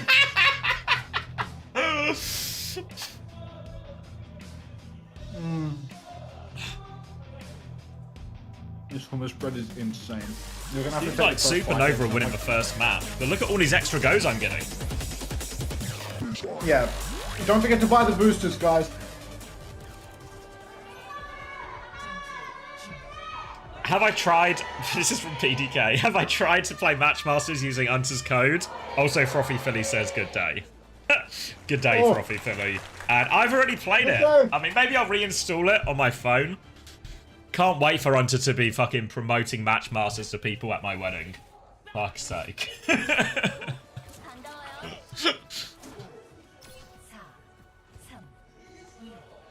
When's next Uncoachable? a long time away now, actually. It's my fault though. I'll take responsibility. Alright, so it is the What are ball you taking coming out. responsibility for? There being no Uncoachable for a while. It's on you, yeah. Yeah. Mate, fuck. It's going to be the ball coming out here from Milgaru, Kiri, Lucio with it as well. Juno, Kiri, Orisa on the side of Poker Face, so have to be a little bit careful here. Worth noting A's actually on the Sojourn as well, but Missing just finds that early kill, so it's going to take all the gas out of AG's tank early on. They still have their ball behind and stuff. Their Trace is still harassing, but with their main source of healing gone, it's going to be very tricky. A slam comes through onto Alien. He's pocketed through all of that. They've got the first flip already, and even a late kill onto A, just going to force a full reset now out of AG. High expectations right now on AG as they've taken what, feels like a matchup that should be good for them. The Lucio Kiri, not bad at all for them. There's that Matchmaster sound again. Good God, I might have to kill that alert box at this rate. But, Maka pre-fighted. Missin just holding it down on the side, and Lee Su-min now dead as well. So the supports from AG having a real hard time living, despite being on the Lucio Kiri ball comp, something which you would think would allow them to go and play side by themselves and just live. But Heiser, he's also going to take down Aid, and I mean, this is a real mess for AG at this point. They're dropping like flies, one after the other. Now Maka trickling in for another death. Nobody from AG seems to be capable of surviving for more than a couple of seconds. And Pokerface, I mean, they're breezing through to the final fight here on the first point. Nobody is even close to an ultimate bar, Sonja. Yeah, AG's comp really does want to take all sides of a map, hit them from all sort of different angles on the dive, but so far Missin and Spin have just been dismantling them before they even get to that point, and Missin's got another one. It's a 1-for-1 trade, so still playable right now for Pokerface. They kind of have no choice because they have to touch. Milgaru's going to get that first one as he goes down to half HP. Alien with a bowler ready to go, but now onto the high ground. Aid has a powerful position. Bowler out onto Milgaru. He's awfully low. He's so low they can't find the finishing blow. Now a challenge onto the high ground, but they've C9'd. Milgaru too low to touch. Sunjin was respawning, and that one just goes to the keeper. Didn't even have to invest anything other than the bowler for that Pokerface. They invest a bowler. Even if they fumble a kill onto Milgizzy, it doesn't matter because Pokerface now, they've just rolled in, keeping all of their ultimates, bodies onto the next point, and news is not getting any better for the side of AG either. This is a great point for the Orisa. You can bunker down on the objective, and it's very difficult for AG to touch. Milgaru floating up on the high ground. He's going to be instantly forced out, and Maka pre-fighted once again. What is happening to AG? They leave the way roster. They leave the way branding. They lose Gultech for 2 weeks, and they fall apart. Minefield from Milgaru on the point is absolutely hopeless, and it's just curtains. Pokerface, they're dominating right now. Kill after kill, pushing all the way to the enemy team's spawn. AG pumping ults in and getting nothing in response. Everyone say hi to Homosexual. Hey, Homosexual. Just keeping you in the loop here, but Spin and Missin are taking over. Can't do anything again. So actually, there we go. Sunja responds. They come and try and clear the Kiri Tracer out first. Now they can take their fight. Now they have angles to dive on, and they're going for Karu. A spear interrupts that, but it's a beat push to keep going. Karu responds with the Rave, but the pulse bomb is good from Sunjin. And this time, AG, they clear the Kiri Tracer first, and all of a sudden, the fight looks a lot easier for them once they take it on to point. Could be an important adaptation here for AG to get themselves back into this map. Well, finally a sign of life for them, but the bad news is that Pokerface have managed to hold on to a couple of key ultimates, the Kitsune Rush and the Terror Surge. These are 2 ultimates that can really help you plant yourself on the objective. AG, they're really going to have to hit Pokerface on the rotation. Don't let them get to the point without taking a turn. You can see Milgaru is playing up above, looking for that slam angle already. Here he goes. Slam through the choke. Here comes that turn. Booping around, doesn't quite find the connect on the high ground, but Aid is good for it onto Spint. Missin playing playing for damage right now, looking to TP back. He will escape back to his team. But the damage is done for the side of Pokerface. AG, they keep pressing forward. Now they are the ones spawn camping. Missing falls, but 8 is traded, so it's a 4 versus 4. They get a 3v4 as Milgaro and Marka find 2 more kills. Make that, yeah, no, that's all. Sonjin has gone down. There were trades, but Pokerface, they can't stop dying, and now they need to touch the point. Yeah, they need to get to point, and they also need to survive on their way to point. This has been the big problem. They're getting hit early by this bull comp, which is what the bull comp is so good at. They're going to try and go through the inside path potentially here, or they're just walking up main. And this leaves for backline exposed. You see Carrie's taking a bit of heat right now as Heiser's going to get that initial touch. Triggers the overtime. Ada swung with this overclock. Not great targets. Body shots. Only pulse bomb is so good from Spin. Important trades for Kitsune Rush as a trade on point. But Bola as well. The finish is good. They will flip this point back. The rest of AG have no choice but to die on point now. And they will get one more fight here. AG, they do have the ball comp, so the touch will be easy. And they have the only ult on the board in the form of this Mines from Milgari. Oh my days. If they can catch out Sonjin on the touch, this could be bad news indeed for AG. AG swinging in for the touch. Milgaro comes around from behind, slams onto the objective just to get the touch, and now he's trying to get out of dodge. Spear from Heiser is not going to connect the kill. But look at this. Oh my god, Spint is in the state. He's actually in the state right now. He's taking down Sonjin. Aid goes down as well. Suzy Q to keep him alive. Lee Sumin wall rides onto the point. Doesn't matter that he's been Suzy Q because he is going to go down to Spint. You can't take this guy down. And I mean, look at this Pokerface. They get the loser's pick of the map.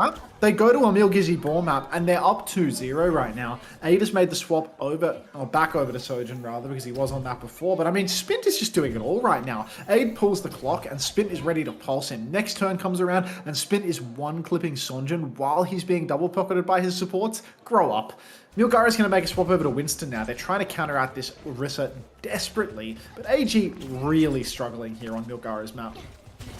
Really struggling quite a lot. I don't know if the Winston's going to make this that much easier. Again, they need to be sure to take this Kiri Tracer out of the game before. But again, you see Spin and Missing there behind. More damage into the back. Ada's half HP. And AG have been forced to reposition towards point. Pulse Bomb's going to be a miss. Spin has to recall. They have the beat. Lee Min's going to drop it. Hits everyone. Ray and Terror Surge come out in response. Bit of damage only, but they've got all the damage to follow it up with afterwards. Now they can just mark Ada out of the game. Nowhere to go. The combo is good for Pokerface. They have the ult to response. A little bit of a stagger as the cap's gone through as well. And great fight there for Pokerface. Oh dear. Pokerface, they spent a few there. Few ults indeed, but ultimately AG, they've only got that Kitsune Rush for the retake. Pokerface holding up now, trying to make the rotation a little bit more awkward. Again, not allowing AG to get an easy free engagement, no free retakes. We've got Christopher watching, we've got Capitology as well, so God only knows there are no free retakes coming through. AG, they're about to get a free retake. They've gotten all their bodies onto the point without having to use an ultimate. Now the Kitsune Rush is about to come out. TP on from Maka, Kitsune Rush to follow. Heiser holding it down on the point, but Ada's already found a kill on Alien. He did not play front to back, he went and flanked. And this is about as good of a situation as AG could possibly ask for. Really nice flank from Aid there to open things up, to catch the players of Pokerface as they kite out the Kitsune Rush, not just getting caught playing front to back. But if AG lose a fight, they're going to lose the map here. Yeah, really on the verge. You can see Pokerface, they wanted to play slow to try and buy time for Missing to get a Kitsune Rush to mirror Makas. But the problem is, if you start so far back, you just concede all this space, so you don't actually force the ult. You'd be better holding close, forcing the Kitsune Rush a little bit further, maybe even at the choke, then trying to walk backwards. Now, they have to retake. They do have that Kitsune Rush advantage, but this is the tricky situation with Pokerface's comp. Retaking when AG already have setup, when they have control of the flanks, when they have control of the high ground. They force this TP early. They're walking in. Aid has the overclock. Missing is stuck in there. Kitsune Rush comes through. Aid's going to respond. So much damage onto Missing. He TP's back. Sliding for the kill, but Aid can't find it. Missing's given the slip. Looking for it. Cross map onto Karu, but they've traded it for the tank. Aid's going to get a second one, actually. Tail end of this overclock might just save him. 3v3 right now. Spin has the pulse bomb. Aid avoids that one. He's now swinging back over towards the point to put some damage into Heiser. Heiser's down to half HP. Coming back through, but Spin hadn't given up the chase. Takes him down, back into the map. And AG, they can't afford to lose this. They've got ults coming back, but it's a desperate situation. Okay, all gamers, they've got one last chance here, and Sonjin pulls the blade. He's going for gold. He gets not even a silver. He's going to fall in the air. Zero man. Milgaro pulls out the hands. He's going for more, but now it's Heiser. Aid finds another one. This guy is a clutch king. Lee Sumin has the beat, but he's being camped out. The Suzy Q is good to save his life. Oh my god. He goes in for popping that beat. Ridiculous. He lives. Heiser's Kitsune Rush comes after Maka now. The Terror Search from Heiser does not find kills. Heiser's about to run out of skills on the point. It looks like AG are actually going to clutch this one out. Lee Soo-min, with balls of tungsten, manages to pop the highest value beat we've ever seen. Maka and Lee Soo-min well and truly getting it done. And AG, they hang on by a sliver. Absolutely outrageous. I thought when the TP comes through from Maka for Suzu, it's like, right, just press for beat, get it going, we need to clutch. But Lee Soo-min, presence of mind, no fear at all. The hardest balls in all the world. Holds on to it, keeps AG in the map, and now all to play for again as we go into this next point. But Pokerface do have the ults, both DPS ults and the Ray as they come through here. But they do essentially have to retake here, Pokerface, as AG have control of the choke. They can play, set up this dive. AG's going to swing, early body shot onto Spin will slow him down, but it is a 2v1. Lee Soo-min is coming to help out as well. Lee Soo-min's committed to that, and there's a Ray in main, and Milgar has just been deleted by this Ray in main. Now they come to help the side fight. Alien's there as well. Lee Soo-min, 1 HP, nowhere to go. And it's going to be a Ray conversion into this first fight for Pokerface. Rare situations where Karu pops Ray and actually finds value. Jelly Misu, thank you very much for the Prime. Welcome back, 5 months. Perhaps we might even be able to play later based on this information.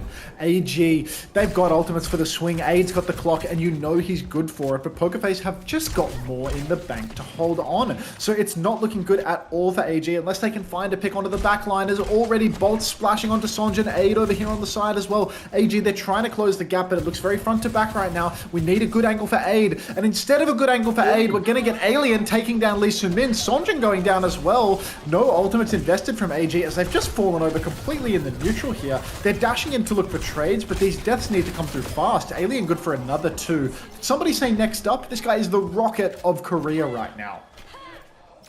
Talk about free retakes a lot, but that was a free hold. No ults forced out of Pokerface here, so they have Kitsune Rush to fight on point. A Terror Surge will be coming up mid-fight as well. AG, they're close to all 5 ultimates, but not quite yet, and they're going to have to go a little bit before they get them. They can use the Overclock to open it, but for AG, it's all about getting these other ults online mid-fight. They need to buy that time. Disruptor shot onto Spin's position. Now the bowler comes through. Pressure onto Alien. So Overclock looking for it. Kitsune Rush onto point. Aid gets shut down. Sunjin nearly has the blade, but he's 1 HP. Milgaro is so close. Lee Soo-min dies 40% short. They're just not going to get to any of these ultimates. Pokerface are going to take it 3-1. Oh, they've got them. They've got them. But is it going to matter? Milgaro is No, 1v4 with this Primal at this stage. Lee Soo-min, Sonjin, both so close. Milgaro does manage to take down Spint, but no, not fast enough. Lee Soo-min can't quite roll it out. 2-1 lead for Pokerface here. There's no such thing as a predictable match in OWCSKorea. It's an absolute dogfight week to week to week. It's How are you getting away with this? This is unprecedented for Pokerface. For Pokerface, we've seen them get their 1 before against some of the top teams. We're getting 2. Not before done, and now they get to pick map 5 if we go there as well. AG, a team that haven't really struggled in too many of these series, that haven't been against the elite teams, really. But yeah, on the ropes, and it's getting to crunch time, right? This is the final week of the group stage, so every result matters. Every map matters, actually, as it's so tight, and map difference is going to be the first tiebreaker. So every map counts. So even if AG recover this one, dropping a couple of maps could come back to bite them as well. So this is a really rough situation for AG at the start of the weekend. Poor AG. Poor AG. That's what happens when you leave the way branding. They've joined a Chinese organization, and immediately they've started to let down their employer beyond measure. Imagine letting down your employer. I actually wouldn't know anything about that because I recently had a meeting with my boss and he said, just keep on kicking those goals, mate. I saw that win versus Dilducks. Good shit. I'm proud of you, boys. Keep up the good work. Don't change a damn thing. That's why I love Space Station Gaming. Through thick, through thin, they always say, you got a match today?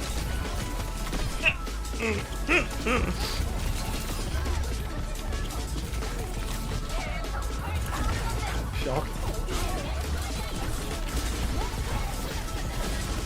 And and actually both times they've been on the Orisa, they've won. Pretty comfortably as well, right? Like 3-1 there, even the one round AG did get. Aid had to do like a huge series of clutches. They had to really come back from the brink with Lee Soo-min's beat as well. The Oasis wasn't that close. The problem is that for the side of AG, they're just no good at horsing around. No good at all. No. Too serious. You're kind of surprised Poker Face's comp works. No brig, no maggot needed. Yeah, well the thing is, PK, they're versus Milgaru on Monkey, so it just works. Exclamation mark Pride Month? We don't have a command for that. We don't have plans of putting a command in for that homosexual.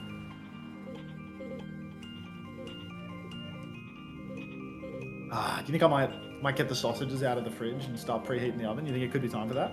Yeah, I reckon you're good for it. Alright, if he thinks I'm good for it, I think I'm good. I'm good for it. While we're waiting, drop an exclamation mark Masters in the chat. Maybe install the mobile game on your phones. You Painkiller, looking at you, mate. We need Chris Waff. You always wanted a mobile game, haven't you? Oh, homosexual. Thank you to Bees for the 6 months prime. When's the next Uncoachable we need for Chris Waffle? It's gonna be a while actually. We should have recorded it last week, but I didn't have time, so it's my fault. But don't worry. There'll be some good Chris cope. Honestly, this next round of cope, you guys aren't ready for it. You guys aren't ready for it.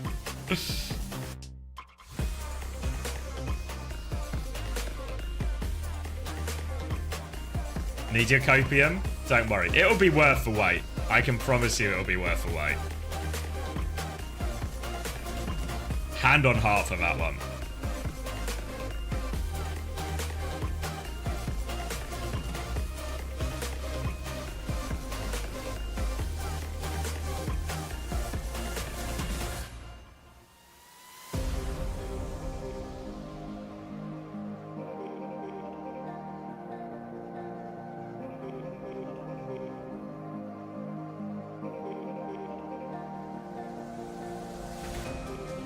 Film uncoachable at the wedding? No. There will be too much other stuff going on. Too much enjoyable other stuff to go on to get a podcast in.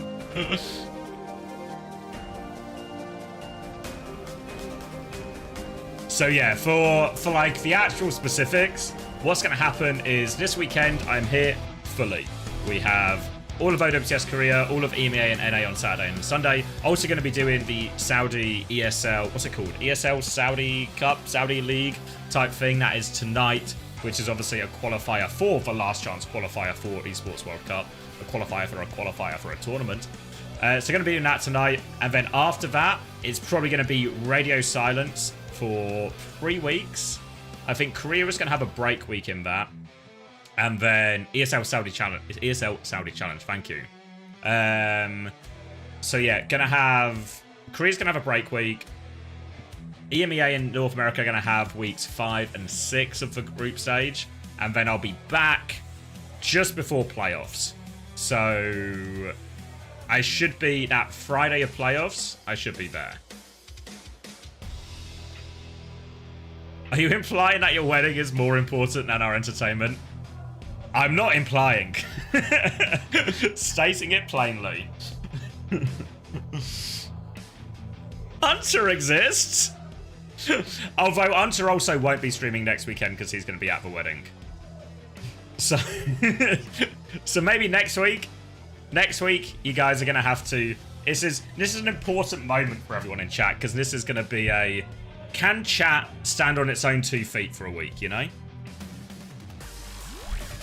You're gonna be out on your own for a week of independence, a week of your own choices.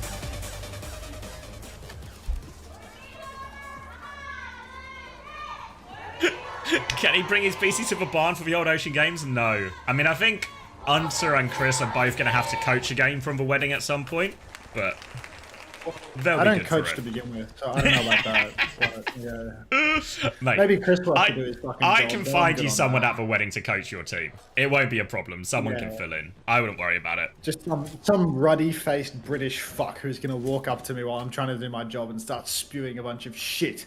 I just can't wait. There's one time in TF2. Here's what we did, right? Until why is Farmer not in, or the Milgaru? They want the match to at least be somewhat fair, so they don't want to put a player as powerful as Farmer into the lobby. Matchmaster's my favorite. Don't tell me you're already on Matchmaster's, Cat. Don't say that. Don't say it. Mac is already dead! AG, their first wait. Did she get on it from your streams? No, this is her first time. She could be a Match Masters player, genuinely. Not trying to stereotype or anything, but I think it's entirely possible. Pokerface, nice solid defense here. Spint, just running away to a mini health pack right now. AJ on the attack, but you know what? When both your supports die in the first 10 seconds, it's a bit tough to get that done. Yeah, real tough. And again, it's this Tracer Kiri doing so much work for Pokerface. AG now on the verge of losing this series. Have chosen to take it over to Hollywood. They've actually banned the Juno out to try and enable this Ana Kiri, but the Hazard ban is going to cause them problems. And we've seen Winston struggle a lot in the course of Stage 2. And Milgari's doing a lot of the same here, just having to back jump. Can't really get any meaningful position, and they win the side fight again. Spint over Sunjin, this time pressure onto the Kiri. Milgari's even come and dropped a bubble there, but it's not really helping him. Spint's still harassing him. Nearly at the nano now, Maka, but he needs 25%. But look, they're just trapped behind here. An important trade from Aid in main, but they're stuck behind right now, AG. Can Milgari get out of this? The answer's no. They're committed to that position. Lee Soo-min's got himself onto point. Spint's going to get over to the mini. He's getting chased by 2, but he still has recall. They've walked all the way into point here, but they will get traded out. Tick, importantly, denied now by Pokerface as well. And just kings of a side fight today. Kings of the side fight can't get it done. Spint, God, he's just good for it. He comes in on the side, Missin takes down Sonjin, another king of the side fight, and Spint is good for Lee Soo-min as well. Truly, AG, they were famous for it. Lee Soo-min over on the side on Kiri, putting in the work, but today, he's a bum. Double bolt and spawn from Alien. Piss off. Aid has been dominated by Alien. Can't even get out of spawn. Spint is going all the way now. He's going the distance. He's going for speed. Milgaro is dead. All alone. Spint is here with Heiser. This isn't a side fight. This is a spawn camp. Wackety, thank you very much for the community gift sub. Skillets, thank you very much for the tier 1. Welcome to both of you. Welcome to the Parasocial Friends Club. Exclamation mark Masters if you want to keep giving me money. What a performance from Pokerface today. 5 ults in the bank as well. AG are going to swap now onto the Genji as well. Try and get something going. They've got the ults to try and crack this open, but they have to clear these sides first. This time, all of AG are coming to deal with that. The front 3. Pulse Bomb is out. Forces for Suzu. Heiser's been slept in main as well. Dash free from Sunjin. Forces it out. Kitsune rush from Lee Soo-min. Missin's going to match it as well. The bowler is good onto Aid. Defended though. Alien can't confirm the kill and Spint has died. Now they're going to rally in response. Pokerface. Good javelin, but they can't find any kills. It's all falling apart off the back of that nano. Cario has rallied, and him and Heiser are now stuck behind. They can actually play for a recontest here. Oh, Lucio swapping spawn. Looks like we've got Karu and Heiser both trying to get that touch. Heiser's still greeting his fort right now. They should be good for this. Spin goes on, gets the touch, recalls out. Spear in main from Heiser goes wide. Now the fort is committed, but with Missin and Alien going down and the clock being pulled by Aid, it's looking like first point will be conceded. AG's comp on first point, it's a little bit awkward. The Ana Kiri's alright for the side fight, but the Monkey can struggle a little bit on these closer points. Second point though, this is where AG's comp is really going to start to come into its own, especially as the snowball begins and they get to take top. So Pokerface, they have to retake high ground with Kiri Brig and an Orisa that's tethered to the low ground. So right now, AG are in pole position despite the time bank. Saw it a little bit on Saravasa where once they had control of space AG, Pokerface's Orisa comp was struggling a little bit in the retake. Just kept getting hit by cycle and turn after turn from this bull bomb. The same is going to be true here as Heiser tries to take this high ground. Actually, Alien swings at the same time and kills Aid. So AG, they miss their opportunity. Milgaro's onto the back line now, but Sunjin is caught up fighting this Tracer. He has full pocket and there's an Ana on the high ground. The Missin's going to go duel that one out. Sleep is good, but wakes himself up. Now coming through and Maka dies, and all of a sudden this forward hold just for nothing. AG just couldn't seem to find a time to go. AG felt like they held all of the cards there. They held the positioning. They had such a good opportunity, and Pokerface just walk it in. Mac attaches Spin though, so the spawn camp is on. Heiser goes down as well, really playing for the spawn camp, and that is a bit of a fumble there from Pokerface. AG unable to hold top, but you know, Pokerface unable to hold spawn. So now we've got Milgaro on the advance. Yeah, no, free retake into free O retake, so just given away side to side. Spint trying to sneak in on the flank right now. Maka, he's posted up on this angle. He knows there's a Tracer somewhere around that corner. Spint, I'm told on good authority, is the best Genji in the world, if Sonjin and Capitology are to be believed. Sonjin pops the deflect, runs away. Alien goes for the boulder shot, but it goes wide, does not connect. AG diving top now. A little bit of trouble for Alien, but he will trade aid. Gets 1 kill out of this, but now their Brig is in a lot of trouble. Carry doesn't have it. Behind her becomes. He body blocks that door as well. They've stabilized inside a little bit here. Nano on the outside. Terra Surge pulls Milgaru in. Drops it. There's a big juicy primal in there for him as well. But the rally comes out from Karu. He's just going to have to pop it. The bash comes through. Good onto Sunjun. Shuts down that blade. Milgaru's not even going to invest. And again, AG failed to convert from these good positions. Saving grace, silver lining. They did force 2 supports and a Terra Surge out. Everything out, actually. They're so good at forcing ults, but they're also so shit at using their own ultimates. Come on, Milgaru. Give me something. Now we've got... Oh, my God. Get off Sombra. Hit scam player on Sombra. Just taking the fucking piss right now. Aid up in main. Doesn't go for the hack. Misses the virus. TP's out. Milgaru saving grace with the primal rage. Maka misses the sleep. Spint on the back line right now. Looking for the kill. Aid once again. Just popping around in the back. Get back on something where you can fucking aim, dude. Missing takes down Lee Min in the back. Mac is dead as well. There's no supports for the final fight. AG, they've got a primal, they've got an EMP, but they've got no fucking hope here unless everybody trickles into Aid's EMP right now. Aid will, of course, out of tradition, miss his virus, get body blocked by an Orisa, die with EMP. Milgaru still has the primal rage in the back pocket, just in case, I suppose. Pulls out the hands. Oh, Sonjin's dead. Come on. Pulse comes out. Milgaru's fucked. What a joke. No matter who seems to play the Sombra for AG, none of them's going to use the bloody EMP. Lee Min gets 1 more trigger of overtime. It's now just Aid coming back. We'll pop the EMP on the high ground. Cheers, Aid. Just in the nick of time, mate. Hold on second for Pokerface. Chat reckons that we're out of sync. Or Gay Unto reckons that we're out of sync. I trust him. And the Masters thing just made like a cheering noise, so hopefully it was big money coming in. I think you might be... 48, 47, 46, 37, 36, yeah, you're slightly ahead. 35, 35, 34, 33, 32, 31, 11, 10. 10. Oh, don't do that, don't do that. Hard on the replays. But yeah. I mean, Nog friend. Oh, go on. No, he just wrote something inappropriate. You can carry on with the analysis. Yeah, and it's a little bit weird from AG because all these times we see him on this high ground good position, but they just feel so reluctant to take some of these fights or to take some of these dives as they're coming up. And Pokerface seem like, you know that hold where that last fight where they killed Maka and Lee Min. So obviously it's difficult for Vianna and Kiri if they end up, you know, fighting the entire Pokerface team. They're difficult, one of the more difficult 2v5s. But you have to ask the question, how on earth have Pokerface been allowed to walk all the way across, just onto the backline, with no response from AG's tanks or their DPS players? How has that been allowed to happen? And it just feels indecision from AG isn't really something we associate with this team based on how they've played over the course of 2025 so far. But they're in a mighty big hole here now. Well and truly in the hole. You can see the desperation coming through as Milgaru has gone and matched the horse. The one thing that we did not want to see today has unfortunately come true, and it is Milgaru being forced to play Orisa. Spint and Missin have already gotten in on the side. Looks like it's being marked out a little bit though. Anti-nade splashes onto Missin, but Missin, a disciplined side fighter, does not waste his TP nor his Suzu, just waits for that to fall off and passively regens back to full. So the side is being won. Spint is not only in, but he's found a kill on Maka. Sonjin has traded out onto Missin. Karu appears to have pushed main as well though, and that means Milgizzy, who has mismanaged his cooldowns on the horse, has gone down. Already a huge, overwhelming advantage for Pokerface, and it's starting to look like AG. The series has just slipped right through their fingers.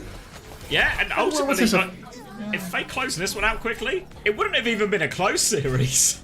Right now, that first point, it's all Milgaru's fault, I think. There's the big side fight going on. They know Splinter's there. They know Missin's there. While this is happening, Milgaru uses both of these cooldowns aggressively in main and then just dies, like no way out. You saw Karu so far forward. That's because Milgaru was just taking a piss in front of him, so he could just walk all over him there. AG has swapped onto the cast now as AG are going to try and hold this high ground. Better for the Anakiri as well. But AG, they need to start getting control of these side fights. They need Milgaru not to waste these cooldowns. You see Sunjin underneath trying to mark that Tracer out right now. But just free card push for now for Pokerface. They don't need to rush anything.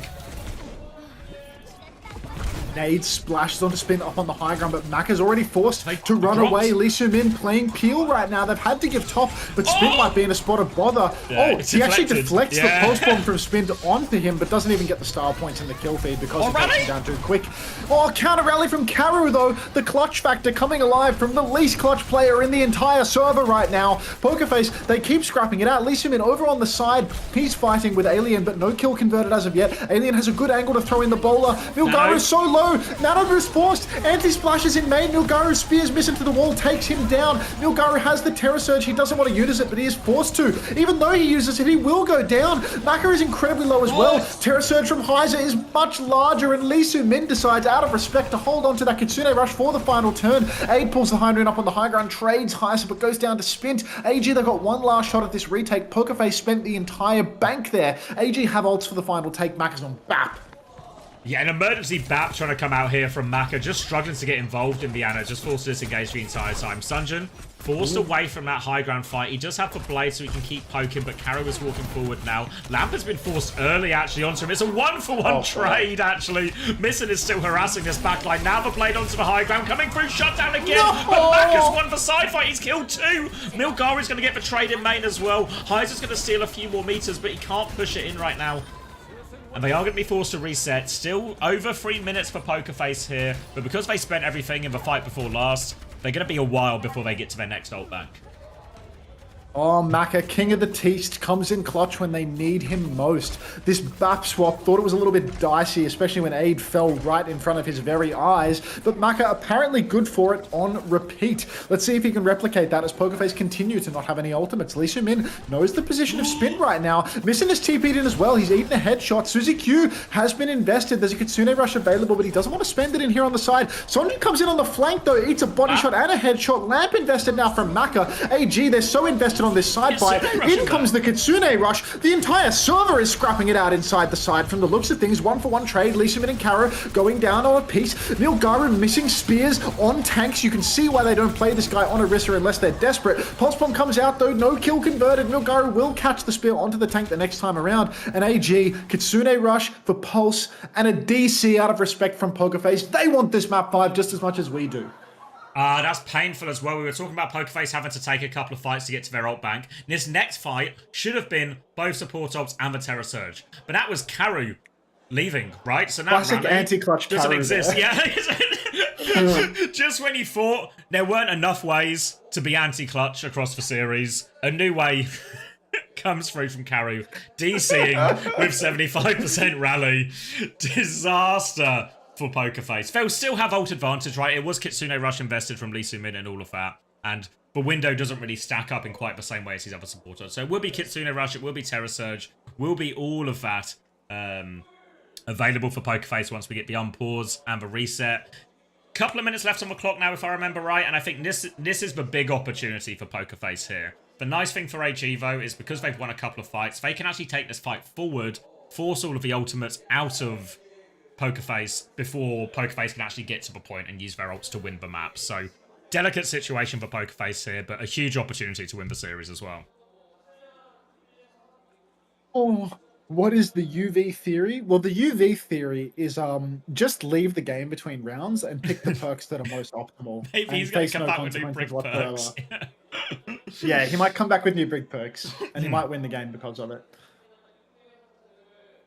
And Many the other such thing about cases. UV theories is if you type !masters into the chat and you download the game from the link, and then you put your mother's credit card into the game and you buy like a $10 microtransaction, then you also just like have this moment of clarity, like in Avatar when he syncs up with the tree, and then you'll really understand UV theory. But Little known- that's a topic for another day. Little known fact as well, and it actually works with your dad's credit card as well. So try both if your mother's doesn't work. Any credit card, like you could do multiple cellular Brother? devices if you really wanted, to be honest. Mother, brother from another mother, friend, Afterpay it, Klarna it. Why buy now and pay now when you could buy now and pay later? 3 easy installments, possibly even 4. I was thinking of starting a new company, Blana, where there's 5 easy installments. Spint over on the side, scrapping it out with Aid right now. Alien going for gold, trying to bolt people up on the high ground. As you can see, Karu back in the server on the Brigida. No rally to speak of. Mac has got the window, but Heise is taking top, and he's about to have that ultimate spin trade. Touching tips up on the high ground right now. Alien goes for the pinch, but doesn't quite find the kill. It's just a long, slow neutral, but the ult fight is about to come, Zav. Trying to get onto that high ground now. They nearly have the Terror Surge ready to go. Maka's actually dropped off, has to lamp onto the logo. Look how close Heiser is. Maka's in trouble right now, takes so much damage. He's kiting forward for Heiser. Has found the trade, though. The trades are good. The backline is in trouble. Karo is on the ropes. Spint is still in there. He's going to try and steal a few meters with the Kitsune Rush, but that's all he's getting. Now he runs into free. They decimate him there. Looks so good for Heiser. The Terror Surge onto the Baptiste, but the high noon trade from Aid is so important. And that was the big bank for Pokerface. Now a minute left on the clock, and suddenly it's looking really possible for AG. Looking so winnable for AG, and the thing is, even if Karu can charge up the rally, at the end of the day, it is going to be an anti-clutch Karu rally. So I'm not liking their chances. Mac is making some very creative rotations on the Baptiste, finding very bizarre angles where he's dashing through the sky for it. At any given moment, Pokerface could find picks on plays like this. Mac has pulled the window up in main. He's dropped down for it, but it's actually going to be Aid to fall mid-air, unlampable. Maka now jumps up to the high ground, being chased. Sonjan has found a crucial trade onto Misson, though. Bear in mind, even if AG are wiped from this point, the card has rolled back so far that they will get another fight. Spin eventually catches Maka out. AG, they're not blocking the card currently, but they are scrapping it out, looking for one more trade. Anti-clutch Karu has to use the rally, and that might just cost Pokerface the map here. That rally could have been everything for the final fight, but now they have no meaningful advantage. Spint hiding with the pulse. Oh, God. It's all down to the wire here, Zav. Yeah, Kitsune Rush for Lee Soo-min to take this final fight on point. Spint has a Pulse Bomb clutch opportunity, but there's a Suzu and a Lamp to get him out of it. Sunjin's going to go through first. Suzu has been forced. Kitsune Rush has dropped. Sunjin dies anyway. There's an opening now. Kitsune Rush is down. Pulse Bomb is out on the floor. Spint battling away with this Kitsune Rush. 2 picks. Pokerface might do it anyway. Onto the high ground. They double in for that kill, but Spint and Misson have done so much gap damage. Milgar is going to get boned. He's going to get Pulse Bombed. He's dead. There's no touch. Pokerface roll it in. 3-1 Pokerface. And as it comes to the end of the group stage, AG fall apart against a team that has struggled to find a win all season. What a result for Pokerface. What a performance.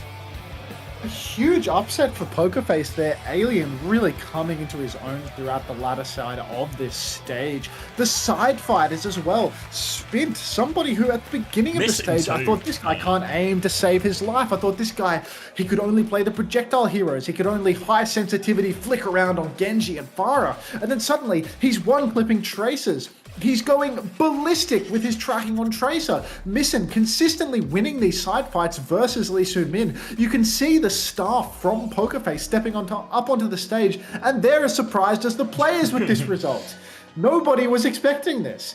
Spint with the player of the match. Deserve it. Yeah, truly deserve it. Outrageously good performance. And especially because when you think about it, AG, all of their success under the Wei title, under the AG roster, so much of it came through Lee Soo-min and Sunjin, or Who Are You, just on these side fights. Lee Soo-min playing this aggressive Kiriko, but it was Mitten and Spin who dominated today. Indecisive, a bit slow from AG all along, things we don't normally associate with them.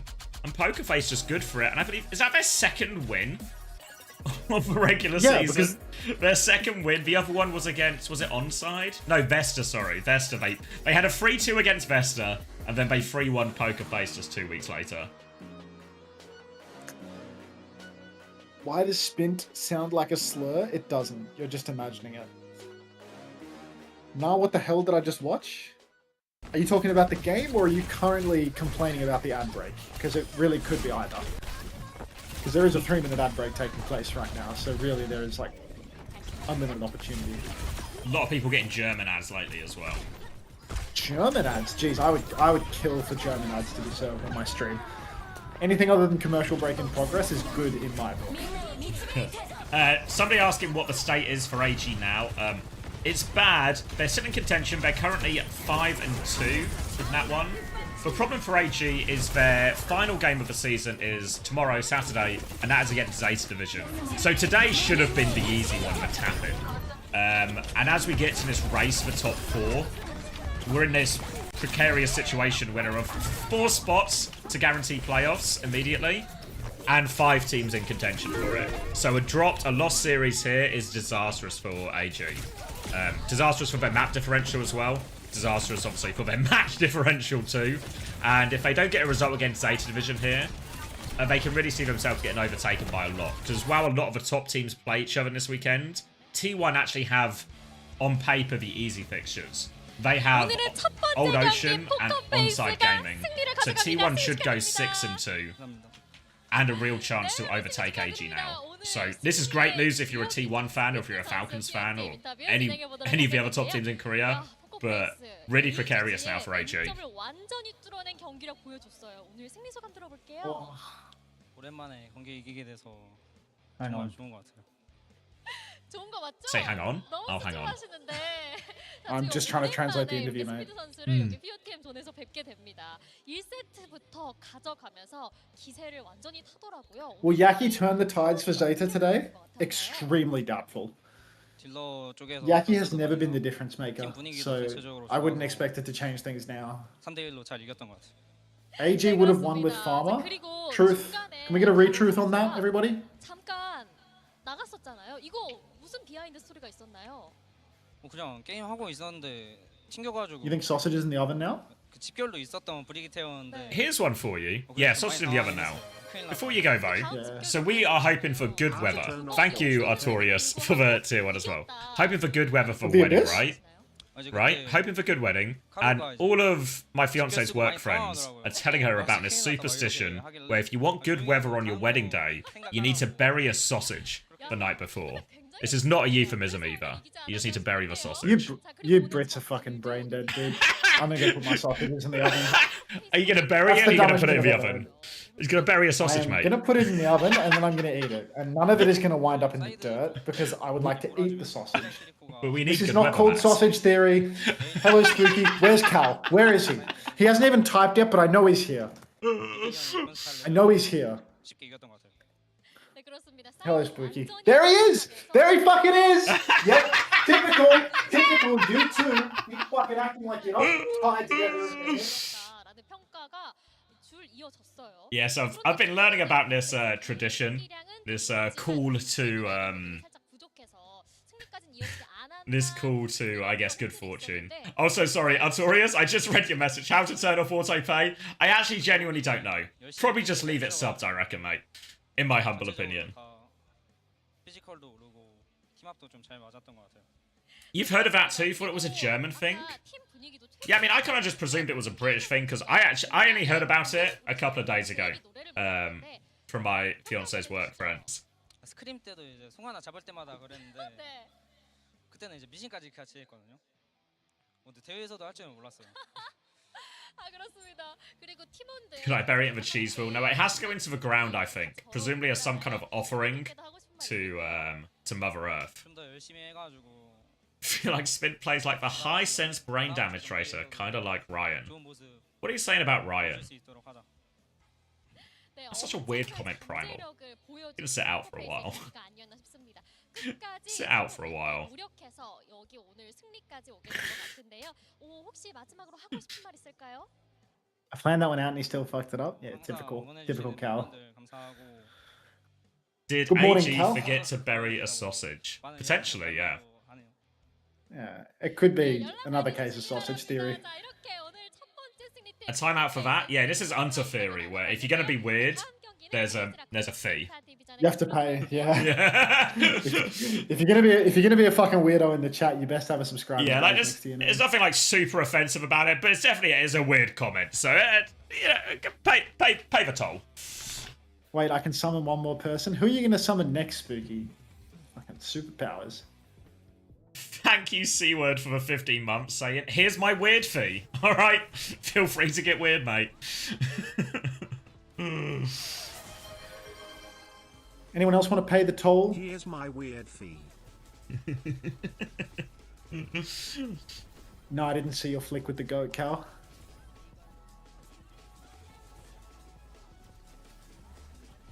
By go, Next does he game's a mean good Ninja? one, right? He's got a picture, so let's see if it is Ninja.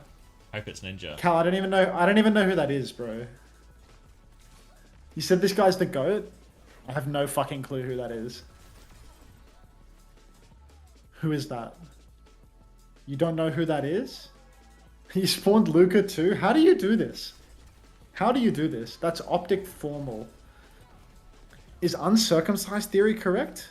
Have a Call of Duty player? Okay. Monkey Mans, remember what we just said about the weird tax, yeah? I don't see a sub badge next to your fucking name asking about the status of my circumcision and how it relates to my goddamn match record in OWCS. So maybe pay the toll. This guy's like the faker of America. Okay, that picture's insane, Cal. The IDF sold my sub money? Well, then you're going to have to fucking... For as long as the IDF is holding onto your sub money, you're going to have to keep your fucking weird questions to yourself, buddy. Oh, I've broken. Faint fade. I fix it.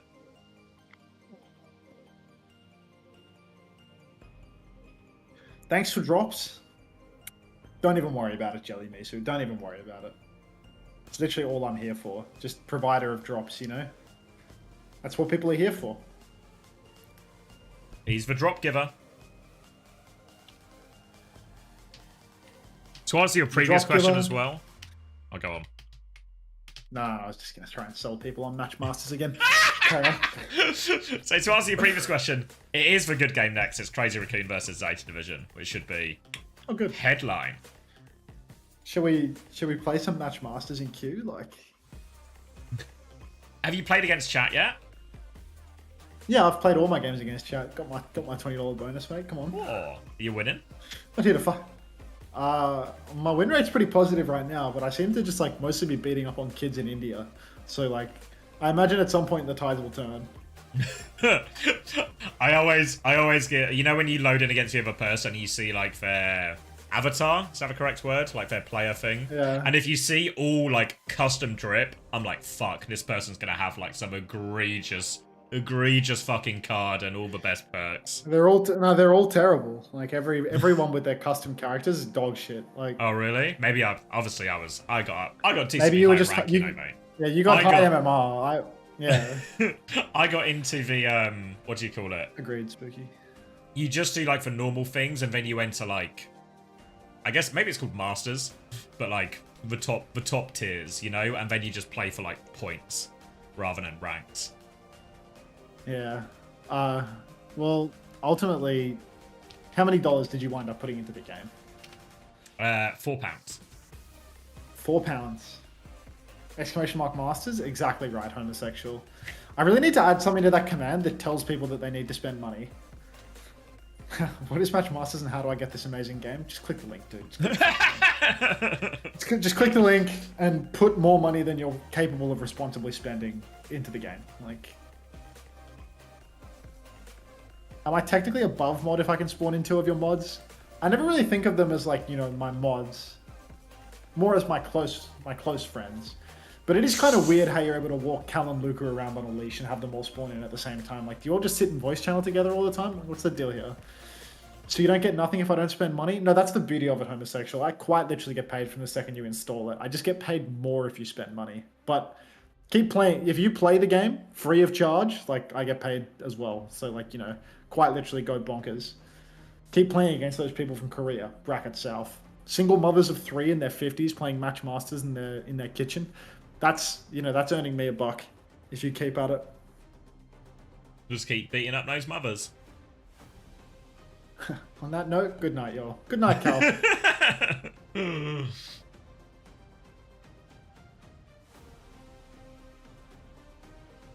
Are you 1,000 there yet from the subs? We're working on it. Can a Dildox representative speak on a live stream sometime? I'm sure they can speak on a live stream sometime, sure. Yeah. Can we get some chairs?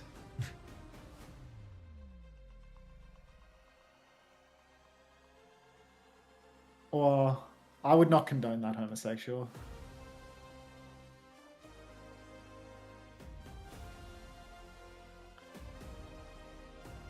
Can we please get some more chairs? Like, yeah, there we go. That's better. That's better. Yeah, two games left in Korea. And then there's also the ESL's Saudi Challenge. I forgot the name of it again. ESL Saudi Challenge later today at 5 GMT that starts. You're watching the ESL Saudi Challenge. Is that the one with Violet in it? Yeah, so it's because it's the final 2 games of the tournament. So winner goes to the last chance qualifier. The teams left in it are Vision Esports, OWCSKorea, and Twisted Minds. So we're going to get the lower bracket final, the grand final. Actually, just should be good games all round. Fucking hate watching Korea unless the Titan is co-streaming it. Well, as you can see, Christopher, the Titan is not going to be co-streaming today because there are no T1 matches for him to half-ass in the early morning and then go back to bed. So, unfortunately, it's a Titan-free day today, but maybe try again tomorrow when T1 is playing. Guerrilla Researcher, thank you very much for the 1 cent. And yes, I am grateful. I'm picking it up.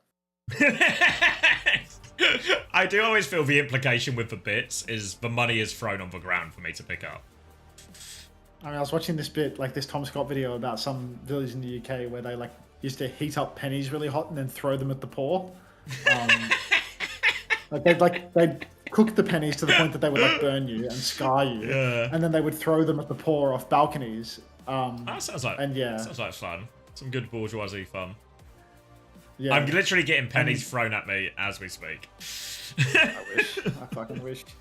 I need people to throw themselves into Matchmasters signups. I'm hearing the fireworks of the Matchmasters signups right now.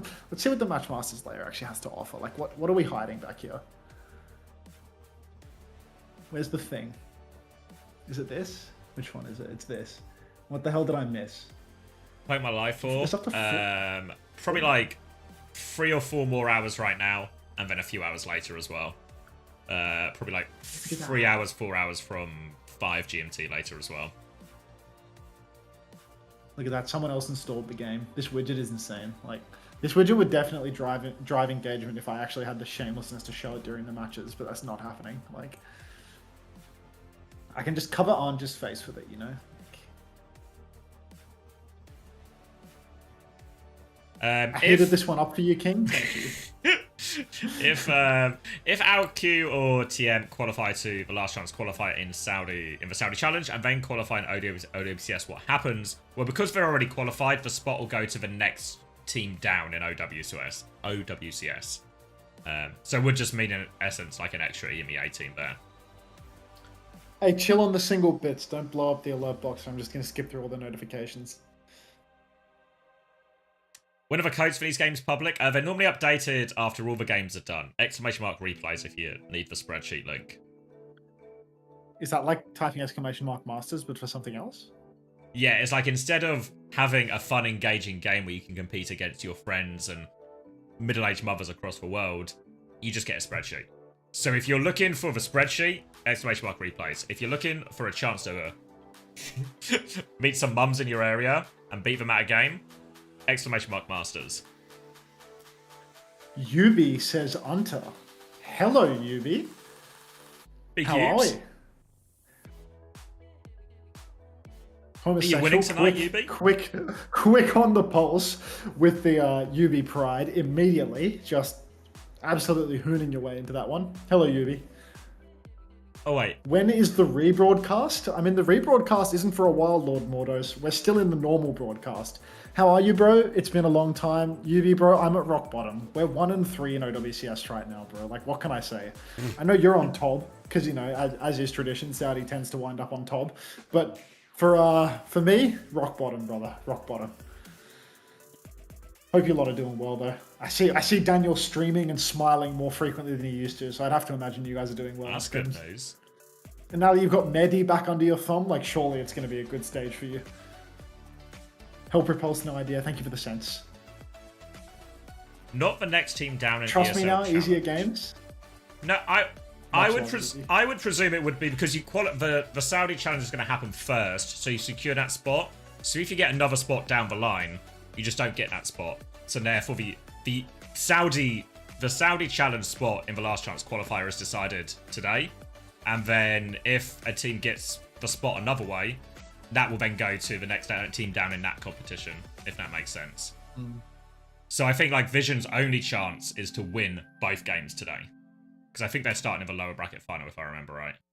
We are launching the all-new XL. Have we ever had Capitology on Uncoachable? Which uses the newly Yes. developed fast TN panel. I forgot that episode completely. Technology. This monitor has inherited the XL. The hell did he talk about? Design.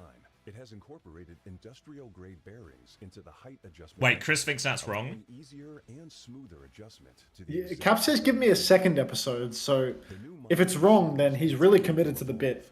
No, I'm sorry. I'm still talking about this last chance qualifier thing. Oh, right. Okay. What if you think that's wrong? What if ALQ and TM skip last chance qualifier and auto qualify to the Esports World Cup? Yeah, but that's like a yeah. So there's like, I guess there's like two situations where the spots move, right?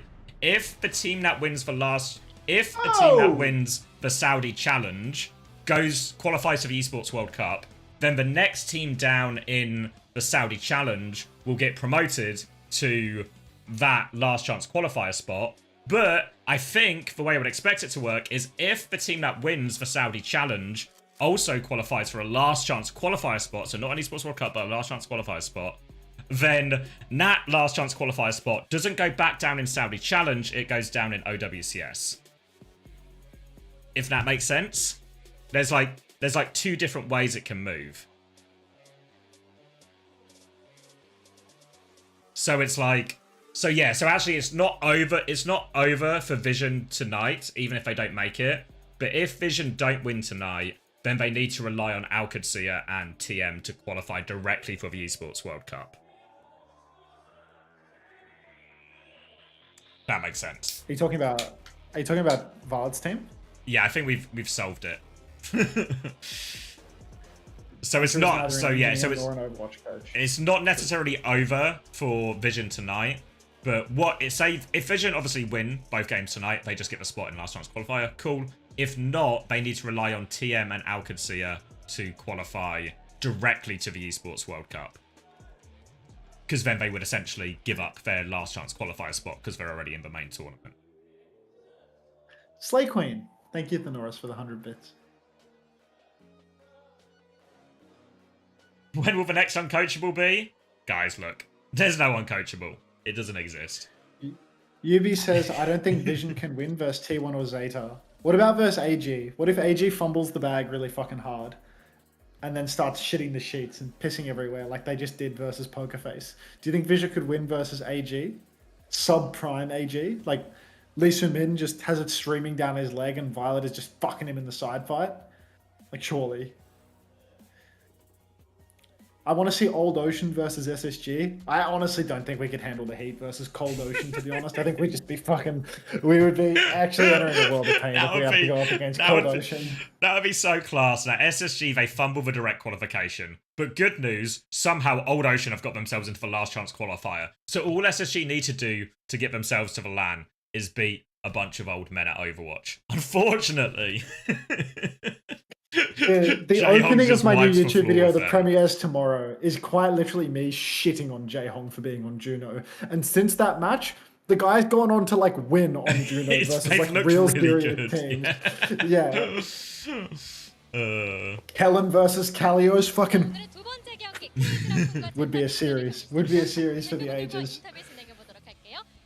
Wow, look at Moon, dude. Guy looks half asleep. He's normally a bit more dressed up, I feel like, for these things.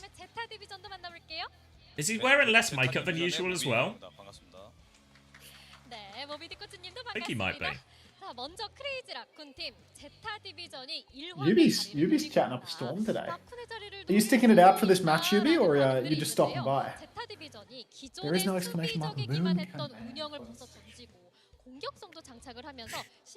How many spots at esports? So Crazy Raccoon qualified already, then 2 guaranteed spots for Korea. And obviously they'll get spots at the last chance qualifier as well. 지금 바로 앞 경기에서 AG가 지고 순위가 바뀌었거든요. 지금 좀 좋지가 않아요. Kojin against Yaki. Yeah, so for those out of the loop, Changun is out, Moby Dick is in charge, he is the head coach, and Yaki has filled Moby Dick's assistant shoes. 페이지 라쿤을 표현할 때 단순히 강한 팀이 아니라 넘기 힘든 벽 같은 압도적인 존재로 많이 표현이 되잖아요. 제타 디비전의 선수들은 좀 오늘의 그 벽 깰 만한 근거 어떤 것들을 준비했을지 궁금한데요. 일단 자세한 어떤 걸 준비했는지는 여기서 말씀은 못 드리지만은 그건 사실 비밀. 네, 그렇죠. 예, 이제 근데 뭐 코리아 스테이지 1 그 시드 결정전 때도 저희가 한번 Do you think the previous Zeta coach would join TM? I think no chance. 생각은 안 하고 있고요. 예, 저희가 점차 계속 I mean, maybe 위해서 한 단계 한 단계 쌓고 있기 때문에 Yubi could probably provide you more insight on that, but I'd be really surprised. I don't think they'd go for Changun. 한번 넘어봤기 때문에 또 넘을 수 Yubi, mate. 있다라고 Don't tell people to come Clash Royale. We ain't Clash Royale heads. We're Match Masters heads here in this stream. Give it a download, mate. Give it a download, Yubi. You'd be Truly, Yubi, you surprised. should check it out, mate.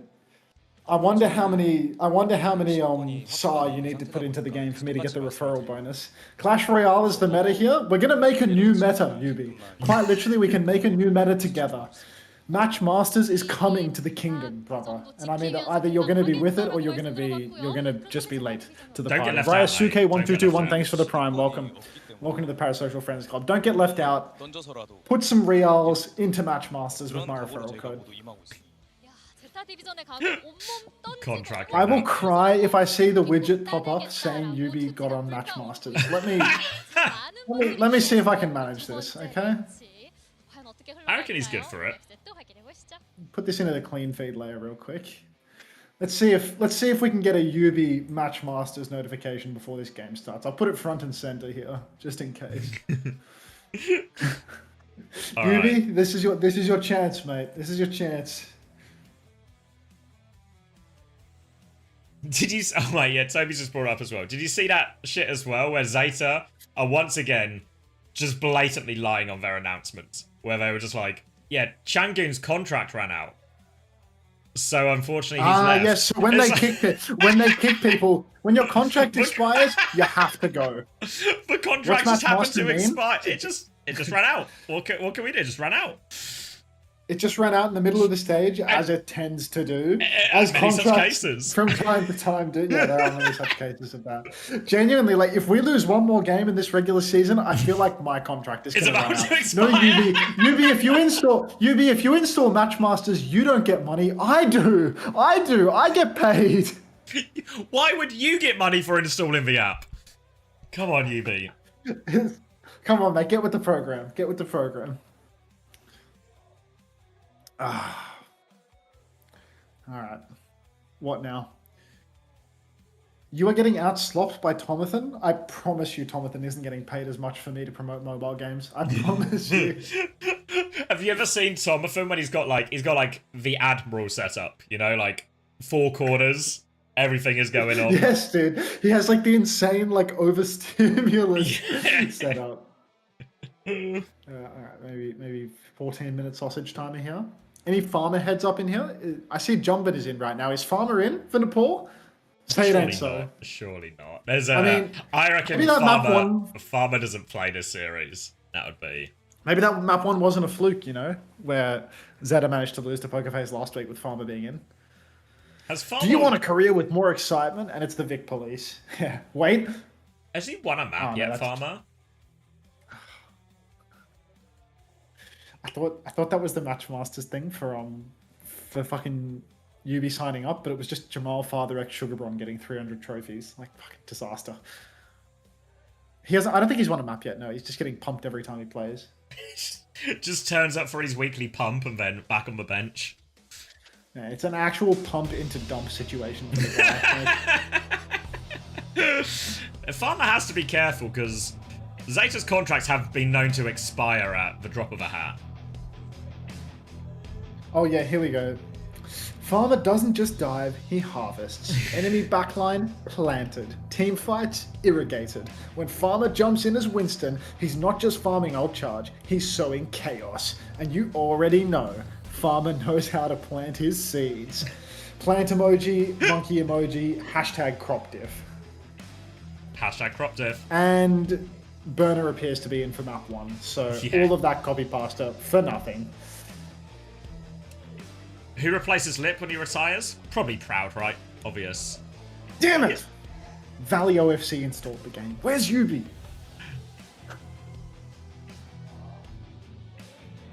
Not gonna lie, I was there for the matches last week, and a girl next to me cried when it was announced Farmer was in. Yubi, install the damn game, man. You install the damn game off the link, dude. Install the questionable software.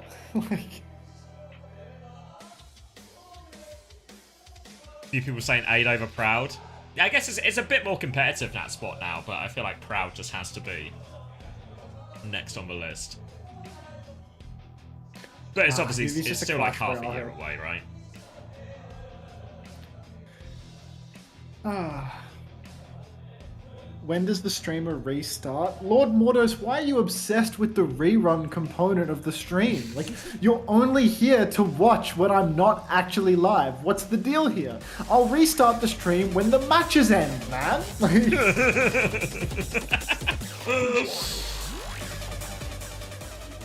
All right, we're doing it.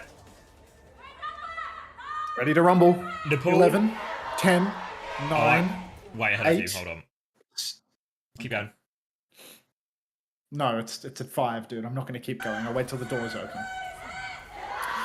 29, 28, 27, Yeah, I've paused too long. 26, 27, 25. 26, 25, 24, 23, 22, 21, Synced up, mate. 20.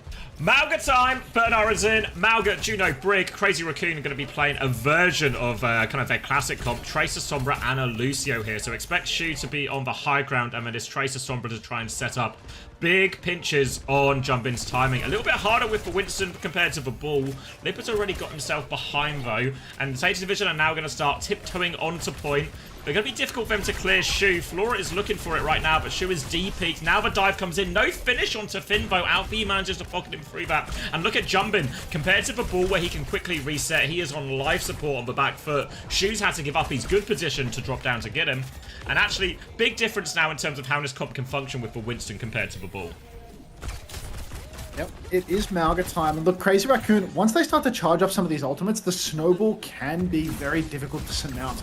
But for the meantime, it is going to be really difficult for Crazy Raccoon to find that opening. Pelican gets hacked up, but look at that, the peel is good. And Shu, he catches some damage from the skip, but he just ducks back inside. Finn is going to go down in the neutral, though. He's traded by the skipper's bowlers. But here we've got the... Oh, my God. Lip in the back. He goes on stealths, goes for the kills, can't quite find it. 3 versus 3 right now, but the nano boost is available. This might actually be a 3v2 right now. Yeah, might just be Pelly and LP versus the world. First time message. What's chicken jockey from Learn and Lemon? It's best you not know, mate. It's best you don't know. If you don't know already, it's already too late. Gonna be a retake now for Zeta Division. A little bit short on ultimates comparatively. We saw Crazy Raccoon, we saw AG play a version of the Winston comp and miss a few of their timings, but don't expect the same from Crazy Raccoon. They have the Nano, they have the EMP very shortly ready to go. They're coming outside now. They have found Lip. Pelican on the hunt. They catch that Sombra, they punish it. Jump in now with the Nano in. Trades onto Flora immediately. Here comes Chirong on the dive as well. Wow. And Jumbin is going to clear all of that up. Burner is going to try and get out. He will get out. There is a pause as well. No one's DC'd, for at least that I can see. Yeah, he almost flicks it on and off, so not sure what that's for, but everyone's still in the server at least, so ult charge is intact. Ult charge intact. What's the Yaki theory on winning versus EMP Nano Primal? I think the solution is don't. Yaki would probably try to play for his KD in that situation, so I'd keep an eye on Pelican trying to dash out of the fight when he needs to touch the objective, and he has a Dragon Blade to do so.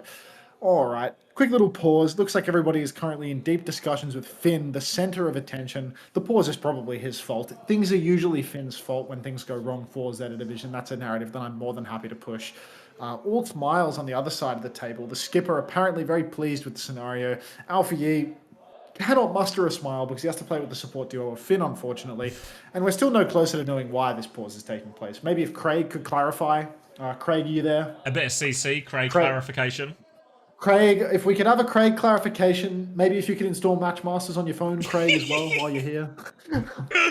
Thank you, Valraw7894, for the 7 months tier one as well. Welcome back. If Why you is get Flora Craig the playing skipper? Matchmasters, fuck. If you know. Yeah, no, actually, I'll just send him the link. A Craigification, exactly. Are they What the playing on the fuck is big patch? Yeah, Matchmasters? live patch. Live patch. Did Yubi get Matchmasters? No, he didn't. I like to think, though, it's not because he doesn't want to support Hunter. It's just he's still trying to figure it out. It's like a work in progress. It just said someone installed the game. Was that Yubi? Who was that? Who just installed it? I don't know who it was. I didn't see the name. I popped the layer up for a second, but I don't think it was Yubi. Yes, watching the Saudi ESL tournament later. We'll be back on for that. What time are the matches for Saudi? It's at 5, so that's just under 6 hours from now. Okay. Are you going to be up? Fuck no. Oh. But I could like set an alarm and toss videos over to you and do a little, little back and forth or something. I don't know. Do something with this early boost. I'm definitely gonna flat it over the weekend. So. Oh yeah. One way or another. Yeah. One way or another, he will be flatting. Yeah. No. One way or another, I will be absolutely gorging myself on ad revenue for the weekend. Yeah, I'll get the VODs on YouTube as well. For both this and for the Saudi Challenger as well. Is that a UB reference? Yeah, UB will be playing in that tournament. Hopefully winning it. They're in Korea, Valley, of course. This is in Korea. Do you think semen retention helps with tracer blink usage? I found it helps with Soja's slide usage. Only weird questions are allowed to be asked by people that are subscribed verbatim, so yeah, you might want to smarten up before you ask something like that again. Alright, Crazy Raccoon back in control. They've got every ultimate bar there. Nano boost available for next fight, but that's probably no concern at all because Zeta Division, really, it's going to be a hard retake for them, and you can see the Crazy Raccoon just want to go early. We've got the Tracer camping out the back. Pelican going to struggle to market. Speedring already invested. Levitate, thanks for the prime. Feel free to ask weird questions. 5-man EMP in the choke. They try to out-rotate that one. I don't really know what they were hoping to achieve there. Trades are starting to come through, though. Pelly has found Lip, but Althea goes down, and with no healers remaining for Zeta Division, it's not a good look whatsoever. Pelly, he's about to fall. Hacked up Mega Health Pack, and these are the staggered deaths for Zeta Division at this point. Simply OW, thanks for the prime as well. Welcome. Yeah, they rallied out, expecting that EMP hit to come in, but then the EMP hit comes in, but it's just a lot. So they just die anyway, they lose their supports, dying through rally. Now Zeta Division, they have the Ray, they have the Blade, but again, the problem is getting to point. Finding Lip early, that's a great way. Now they can rotate, they just need to keep eyes on this pulse bomb from Heesang. They're watching it, the beat push comes in, torpedoes as well. There's the Ray to keep him alive. They're on the back foot, anti-hits free of Zeta Division. Heesang kills one, he still has the pulse bomb as well. Pulse bomb is out, the Primal probably interrupted it more than anything. The jumping's still going, the cage is out, but did everyone avoid it? Nobody is in the cage! Blade afterwards for Pelican, they might need more, they try and pounce another nano onto Shu. Pelican needs to use it. Pelican needs the Blade right now. They are on the ropes. Heesang's gonna fall. Finn's gonna fall. Oh, sorry. Alfie backline's dead. Trying to clutch his Pelican. Slash in. The boot just in time from Chirong. He kills Jumping and gets another dash out. He needs support though. Flora is taking over. Bernard is there. Zeta Division. They just about dealt with that one there. Pelican's Blade does enough in the end. Pelly is just good for it. My lord. Lip is actually dead off cooldown, mind you. It feels like that EMP was an eternity ago, and he's only 30% to another EMP because he just keeps on dying. Pops EMP, comes back into the fight, dies. And this is actually a bad situation for Crazy Raccoon to be in because 52% of the cap for Zeta Division and Crazy Raccoon, they're miles away from their next ultimate. Lip might be able to farm up an EMP by the end of the round, but Zeta Division is going to have a healthy bank to match by then. Flora already has the clock to take over if anybody reveals themselves. Oh, we've got Heesang trying to work his way in on the side right now, though. Got to be so careful if you're the backline of Zeta Division. Give Crazy Raccoon an inch, they will take a mile. The skipper pulls the clock, slides up through main. He's got no... Oh my god, the sleep. Shiru. Oh, it's not enough. Yeah, look for a second there with a sleep might lead into a trade, but they're all there, and Ben Flora with a quick 180, followed by a second one just after that, and suddenly Zeta Division in a pretty good position.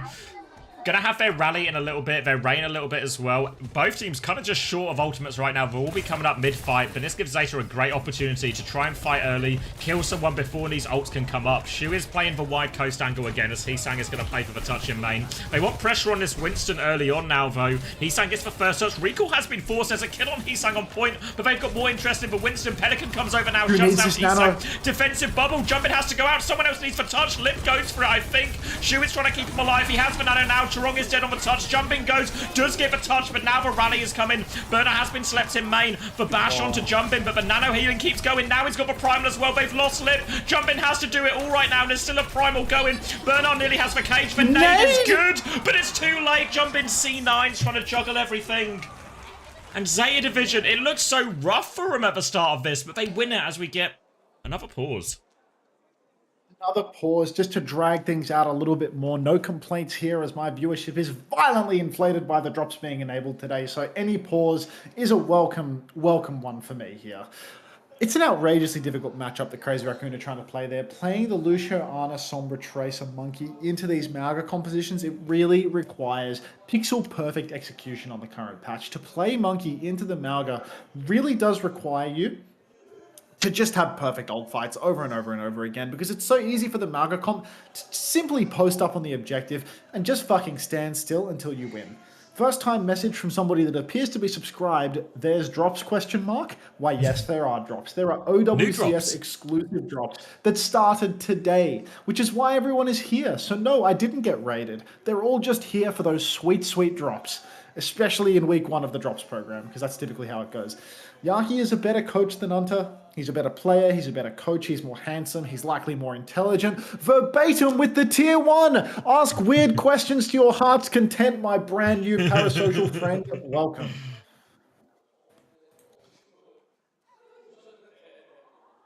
Why didn't they play ball? Because Shrine has always been a bit of a ball map for a lot of these teams. It's mid. Oh, At Unta, I am the only white boy in the crowd. No subtitles. Thank God for your 10-second late commentary. Anything for you, lone white boy. Surely. Why would you expect there to be subtitles?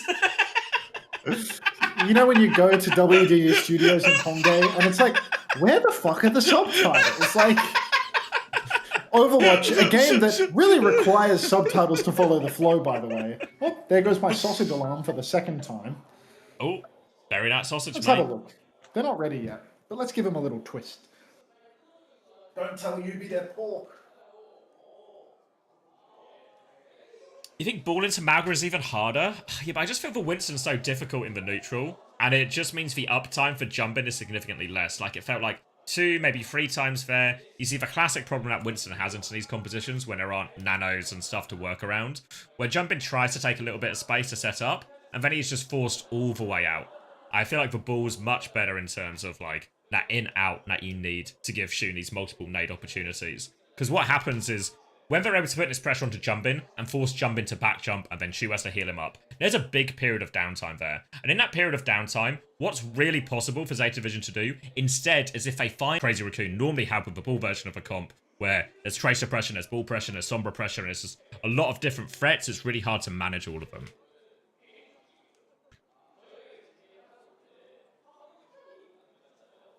If anyone in this chat is in the crowd, hold up your phone with a message insulting Unta.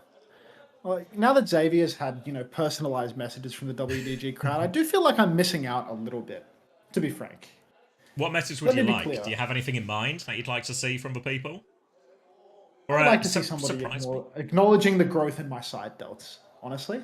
Or maybe, could someone get some sort of Match Masters advertisement on the mainstream? Oh my god, if somebody could say... If somebody could have my Stream Elements link on their phone and hold that up to the camera, like if someone could just copy the text from this Matchmaster's command and hold that up on their phone in WDG Studios Hongdae, that would be outrageous. Jarrett P23 with the tier 1, welcome to the Parasocial Friends Club. Thank you very much. Enjoy your ad-free viewing, mate. Until what's your bench? 25 kilos on a good day. I don't work out because it hurts. Need a QR code that when scanned opens up onto stream. Now we're thinking. Or the Matchmasters link as well. Or both. Oh, we're on pause. Yeah. Oh, we're back. And Zeta Division continue to have won the round. Oddly enough, the pause didn't change things there. Wait, do they play in Hongdae? Yes, the studio is in Hongdae. It's actually AE, not EA, but it's okay. I will allow it. Shu gets a fadeaway frag. No consequence. Change of pace here for Zeta Division as well. They've gone to Village, and instead of the Malga, they're going to roll out on another signature hero for Bernie. The Queen comp. Okay. Looks like it's more Winston. Is Lip seriously hovering Genji here? No, he's on to Freya now. Yeah, so Orisa coming out. Looks like Bernard is going to stick it. Maybe, honestly, Crazy Raccoon have a bit of a read on what they want to do here, because the Orisa matchup is really nice. Pelican's on Sim, so with the shout, they'll definitely be there fast. They actually save the shout there. So Bernard walking up, trying to take this early space. He's going to shout now, looking for some kills, but here comes the Farah damage. Huge damage from Heesang onto everyone, forces Zeta Division back. Now jumping and take this high ground position, and they are stuffed in. Bernard is on live support. The Sim's doing a lot. The Javelin relieves the pressure, and now Crazy Raccoon, they have all the map control here, and it's going to be so difficult for Zeta Division to get back out of this choke. Or would you look at that Crazy Raccoon? They've already got point control. Zeta Division, they're swinging out right now. TP up onto the high ground. Bolts landing on Heesang on the point. He's actually incredibly low, but they have managed to secure the first flip. Crazy Raccoon, they're on the retreat right now, though. Everybody is rather low, but already they've been topped back up. Burner is now the one taking a beating from Lip over on the side. Farah and Freya together, two incredibly spam-heavy characters, but nobody can find the kills. And now, Jumpman is forced to run into the point, spin and fortify invested, and it's Heesang that goes down. Pelican in the back on the Symmetra is absolutely beaming. A fully torqued Pelican is not something that you want to contend with. 4.5 inches of absolute fury taking place right now in the backline of Crazy Raccoon. And Zeta Division, just as quickly as they lost the point, they didn't lose any lives. They've come right back into it. Jumpman's over to the Monkey. Comp swaps galore. Jarvis, welcome back to the Pro Social Friends Club. Thank you. Really surprised that they gave up that high ground position there, because it felt like they should just be able to stuff them in between the Farah and the Orisa at those chokes. Keep the pressure there, force them, and then just start capturing point. Instead, they're going to back it up, swap over onto the Winston now. So they have to try and play. They should have more chance to kill the Symmetra here. Initial bubble into Flora to try and clear some space, but now the rally comes out. The bowler on top of Jumpin as well. He's taken so much damage. There's no ults just yet for Crazy Raccoon, and Jumpin is on the run. They're trying to push kills in main as well. Bowler onto Bernard to try and turn it. Doesn't find anything as these ults are traded. Shu now has the Ray, as does Finn, so nothing out of that rally so far. Now the Ray trade comes in. Rally over the top from Chirong. The Rampage comes through, but only finds one. It's a 3v3 now. The Rays are about to fade as well. Ults are going, but the Junker Queen is so good in this cleanup. Finishes off Shu. Looks for more. Oh, he's out with the barrage, though. Finishes him off just for DPS. Yeah, it's Pelican in a 1v2 right now, but the sim is very hard. And he's going to try and TP out, actually. Will get out for what it's worth. But Crazy Raccoon, they managed to kite that initial rally, then come back with support ult, get themselves back in control of point. Has Heesang picked the wrong perk? He didn't have the moving perk for the he's got the shield. Yeah, he's got the shield. Yeah. No, I'm not sure if that's him taking the wrong perk or what. TP up onto the high ground, it's a 5-man, but Jumpin, he's getting massive zaps from it. He jumps up, he pops the bubble. Lip finds the kill onto Pelican, so Zeta Division, this engagement has found them absolutely naught. And now they're just slowly bleeding out up on this high ground, feeding spam over to Crazy Raccoon. A huge wave of pedos from none other than Shu, and Burner's completely split. This could be a stagger, but Jumpin's got to be careful not to get caught out. He's getting beamed right now by Flora. He has to back jump inside, but he has a Primal Rage. Alfie bashes in. Oh god, he had like 20 HP when he finally pulled that Primal Rage, but this is going to be a wipe. Not the worst case for Zeta Division though. 2 trades and 0 ultimates. Almost laughing at that situation. Yeah, not too bad. Gets a couple of the key ones out there as well. And they'll have another retake. Swapping over onto the Malga now. Also Pelican onto the Genji. So a more similar matchup to what we saw back on Shrine. This time, though, without the TP, it looks like they're going to try and retake low ground potentially instead. Just run straight through to point. Bit of pressure onto the Winston as they try and cross. There's the bowler on the choke as well. They've taken a lot of damage. Alfie is dead as so well. Much damage. Bernard is half HP. They're so low here. It's just going to be over before it starts, actually. No success on that retake at all. Only had the bowler, but it's all they needed. Flora's going to try and turn it with a late bowler. Can't find it.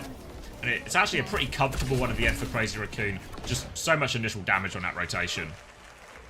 Thing is, Xavier, with how Shrine looked, I'm a little bit worried for Crazy Raccoon on Sanctum, because on Sanctum they're gonna have to go up in an Orisa mirror. If they try to play Monkey on Sanctum, it's going to be curtains for them. It's going to be so incredibly difficult. And Zeta Division, Orisa Mirrors are their comfort pick. So really, I'm not too sure whether Crazy Raccoon are actually going to be able to clutch it out on Sanctum, because if Zeta Division are able to clutch out on Shrine, if they're able to make it competitive here on Village, I am genuinely concerned for an Orisa matchup for Crazy Raccoon on Sanctum. Like, nobody turn myself to this.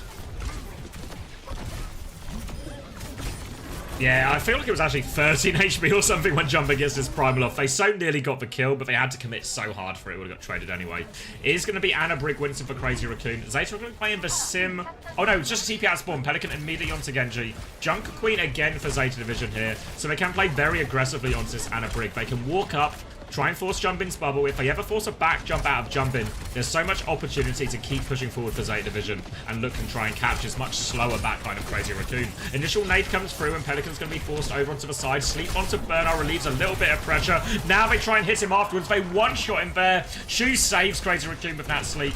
Now they can get on point for free, but maybe not for free as they're in trouble on the side fight here. Heesang finds two with the fadeaway rocket. Outrageous there. Should have been the fight swinging back Zeta Division's direction, but Heesang's final rocket gets so much. Heesang with the fadeaway double. Hate to see it as a Zeta Division head. Burner finding absolutely no value on the Junker Queen as well. Going to make an immediate swap over to the horse. But Crazy Raccoon, momentum is in their favor. Already 70% on Shu's nano boost. Excuse my French. And now, I mean, he's going to have the self-nano perk as well. Burner spun out of the choke. He dodges that anti-nade, but still, Crazy Raccoon, they find the kill regardless. They don't even need the anti in order to take him down. And Crazy Raccoon, now they're in complete control. Yeah, looking for the cleanup here as well. Didn't have to spend any of the ults for that. They'll get a late one onto Flora. Another anti at the choke means maybe a few more late kills if they're not careful. Alfie and Pelican, particularly peak though. But now in control of a choke, Crazy Raccoon, great position now. Choice of ultimates for this next one. He sounds a little bit slow on Barrage actually, but a Nano, a Primal at the choke, all the options here in Zeta Division. They don't quite have anything yet. They really need this Alpha Yi rally. There's the early bowler. Flora manages to avoid that one. Rally to survive, but Alpha Yi gets one shot by this Nano. Disaster for him, and you can see Jumpin just happy. Gets that one kill, wins the ult trade, and can go back to contain him out this choke, where Shu has such a good nade spot. Yeah, at this point, honestly, Crazy Raccoon, they're in pole position to just take the entire map. Alfie's had to make the swap over to the Lucio. A couple of bolts from the skip to splash onto Heesang. Finn has to pop the Ray, but Pelly's been antied. Can they find the kill onto him? Looks like he has escaped off into the night. Double bolt from the skip as well. Skip really coming in clutch here to give the retake over to Zeta Division. Jumpman popped the Primal Rage and all of that as well. So Crazy Raccoon, decent ultimates for the retake, but Zeta Division, fantastic ones to hold with. As soon as the Winston comp loses the space, as soon as they lose their ultimate snowball, it really starts to favor the Orisa comp. The saving grace here is the fact that we've got Alfie Finn on Lucio and Junior. Heesang wasn't looking. Flora reads that flank that Heesang wanted, shuts that one down for free. And really, one of the toughest parts about retaking this choke of the Winston comp is how on earth can they get their Anna Brig into a meaningful position. Bernard has also gone the shield perk as well here. Don't know if that's really the best into the Anna Brig compared to the spin, but either way, he's still going to be able to do the same job, contain this choke. They try and bust out onto him a little bit now, but Bernard has the Terror Surge if they come too close. There's the rally, there's the shield down. Looking for, has the Terror Surge still, goes for cancel, doesn't hit the cancel. Pulls him in afterwards. How did he miss that? He's not got the movement perk either. And Heesang keeps getting away with it on this Pharah, and Zeta Division has fallen apart. A classic case of Crazy Raccoon having some of the thickest plot armor money can't buy. Zeta Division, even when Heesang doesn't have the movement perk for his barrage, he still manages to dodge one of the best aimers in the game, Spears. Shu has the nano boost now for the retake. Throw that onto Jump, but he's going to have a Primal Rage to layer things out. Zeta Division don't have any ultimates. Pelican will secure the touch. He's touching without having recall just yet, but now the recall comes through. Nano onto Jumpin. Finn goes down. Skip as well. And Crazy Raccoon, a classic case of plot armor being so outrageously thick. Pelican does trade lip, a sign of life, but there is no breath of air because it is a 3v2 with ultimates heavily favoring Crazy Raccoon. Pelican dashes onto the point. Alfie, oh, little AJ for the road. Can we get an Ajax in the chat? Ajax in all caps, please. Went for it. It all really comes down to that hold that they blew at the choke, where they, unbelievable. We talk about Bernard so much as the Orisa guy, and then he misses the spear on the standing still, barraging, or floating still, barraging Farah, and then that ends up turning the fight. Unbelievable. New emote for your channel, mate, if you even care. I'll go on. Thanks, Boundless Bread as well for the 14 months. Where have you sent it to me? You put it in the chat? Oh, you put it in the chat. I put it in your chat. I was in a coma for 6 months. Why is Alfie on main support? Well, now... now Violet is playing for a Saudi Arabian team that's probably not going to make it to EWC. Because he got kicked from Zeta Division in order for Alfie to replace him. So... yeah, I don't know. Historically toxic players on historically toxic team experience severe mental booms and don't clutch up when it matters, you know? Water wet. What can you do? Alright, I've had to give it a new name as okay, chat. I replaced my Ajax emote with that. I just renamed the Ajax emote. Oh, I'm just gonna add it as we fully rebranded it. No, we've rebranded it in NA scrims now when someone Ajaxes we write Vega. They write Vega! yeah. All the NA teams are doing it now. It's been fully rebranded. Ajax is actually losing his title now. It's being called a Vega. So that's class, Fat. Good on him.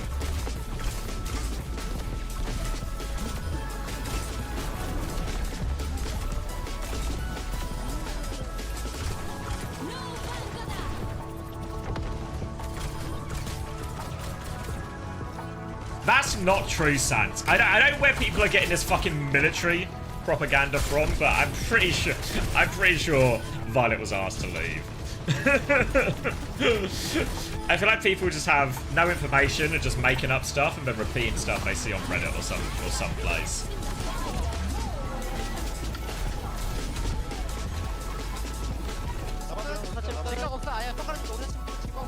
How does this affect Alex Jackson's legacy? It's like it's a changing of eras, you know, from the Ajax era to the Ajax era.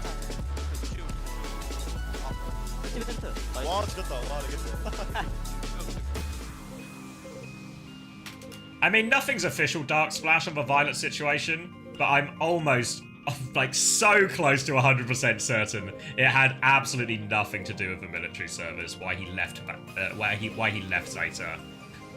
I think it's very much just like had to leave your team, and then what are you gonna do? You don't get any offers from any of the teams you would rather join. Are you gonna sit around and do nothing and make no money for all of Stage 2? Or are you gonna go join Vision Esports? Maybe you win a bit of money, you get a salary, maybe you even get an outside chance at getting to the Esports World Cup or something, no? You know?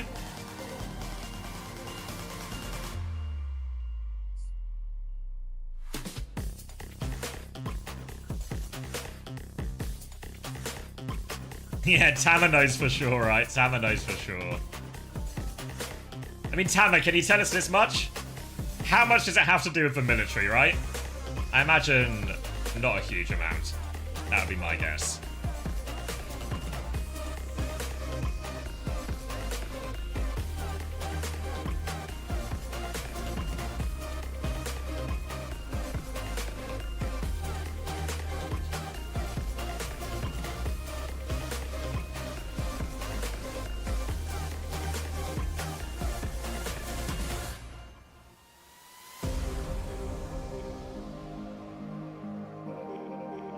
I see, Sama.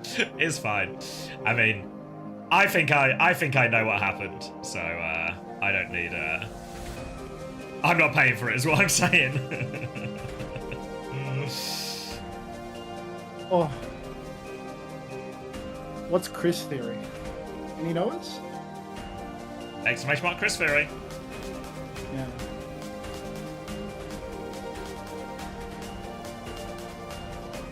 Squid has just messaged me. I'm not shitting you. I opened Match Masters at map 3 of the first game and time skipped an hour. I got so lost in the game that I missed map 1 of Crazy Raccoon Zeta. That is an honest endorsement right there, ladies and gentlemen. Again, if you too would like to get lost in space and time, do so while putting your credit card details in. Space and time. You don't even have to do that. Actually, it's synced up to the Play Store, all that good stuff. I think my sausages are just about ready. Not a paid chatter. Not a paid chatter. I played chatter. You know, I played him.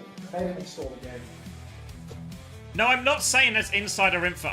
Honestly, it's so frustrating talking to you guys about this. Because I literally give you all the fucking clues to piece together the information. And you can't do it. I'm not angry, I'm just disappointed. I'm just disappointed.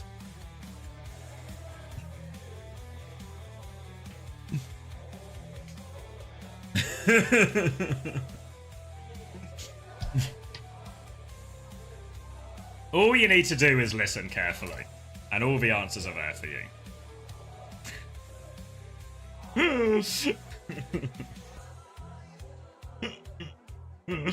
It's okay, Seppo. I understand you're just European, and there's nothing else you can do.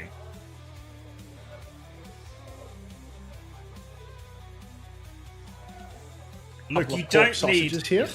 You don't need any inside information to figure it out.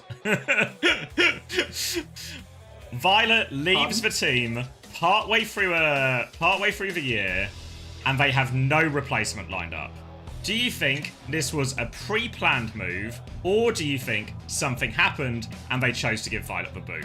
Which one do you think is more likely? I think what happened is his contract ran out. I mean, I saw a tweet that said that his contract status had expired, apparently.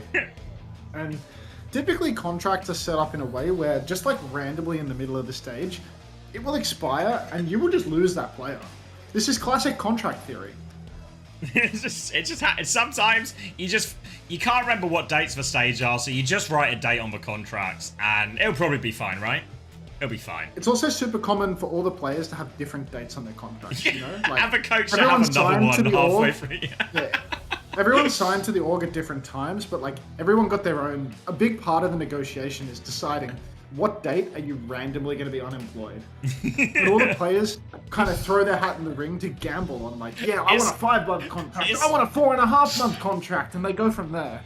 Yeah, there's a series of dates written on pieces of paper. These dates are placed into a hat. And then, before everyone signs their contracts and they're finalised, everyone picks a date out of their hat, and that's when their contract expires.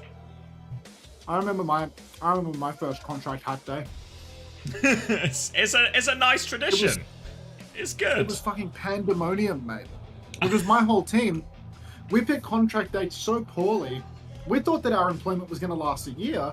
As it turns out, LA Valiant cut us after 1.5 months for not being Chinese. Would you believe? Worst contract hat date ever. Unbelievable.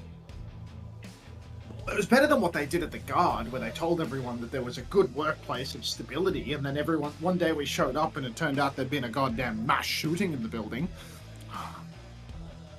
And then, obviously, Violet goes through, he loses out on contract hat day. And then, to solve the next piece of a problem, all you have to do is ask yourself a question. If you don't have a job for stage 2, would you rather just sit there and play ranked and make no money?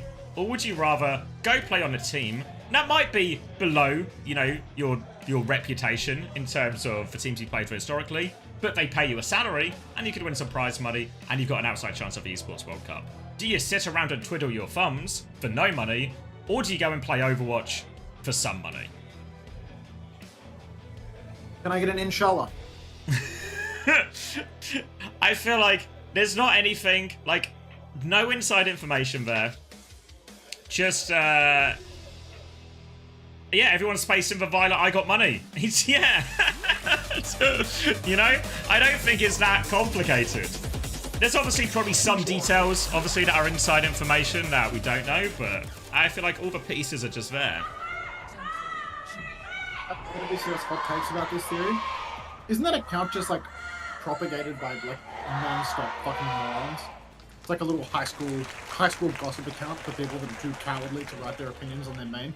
Who's that? Put it on an anonymous ass account. Oh, is this the hot takes thing? Yeah, I hate those accounts. It's such a shit account. Yeah. It actually makes me feel like I'm back in fucking high school reading Facebook. You know, like it's just so lame. All right. It's time to match Masters, and Crazy Raccoon have matched up against Zeta Division here They came out on top in the end, but now we're being sent to a max map on New Junk City, one where Zeta Division can definitely force an Orisa mirror. Interesting that Crazy Raccoon haven't actually bowed out of it. They had a chance to block tank, but don't do it. Instead, block for Genji, and going to have Heesang on Tracer, lit on the Freya, which is something they need a bit more. Crazy Raccoon also on Bat Brig, but Heesang is behind right now, harassing this Juno, pushes it into Max, and now Max and Heesang, they can pinch in this backline. They've deleted them, while the Bat Brig remains very robust. The BAP doing so much damage in the neutral there. You saw Finn's health bar just evaporating, and that was not all Tracer damage there. That was Shu in the front. That's what happens to poor little Finn. He gets put on the spit by Heesang and Shu. Hit from the front and the back. Pelican now has made the swap over to the Sombra. He wants to pressure the backline a little bit more, perhaps force people to turn. Perhaps find some kills on Lip, as it's a bit more awkward for the Baptiste to heal him if Lip chooses to go wide. Heesang, though, he's already slithering on him from behind. He has an aggressive angle in the back, which is going to cause some trouble for Zeta Division. Pelican goes in, gets himself out, but his turn is already over, and you can see Heesang, his turn is just beginning as he continues to pressure the skip from the back. Shu's got a window in main, but he doesn't even need it for Flora to go down. Deleted. Yeah, just over before it even really starts there. Easy convert off a window. Perfect fight for Crazy Raccoon, economically speaking. And now they're going to lose Alpha E late here as well, and it's not enough shield. Wait, is he baiting him out? Yeah, stalls him out a little bit longer. This touch is now going to be really difficult for Zeta Division, and they don't quite have the ults yet to really come back into this. So Crazy Raccoon can set up early, and yeah, Zeta Division have no interest in the touch here. Are they swapping? Pelican onto Tracer. Is that all they're swapping? I guess so. Yeah, just the swap there, keeping the backline here, but dominant for Crazy Raccoon in map 1.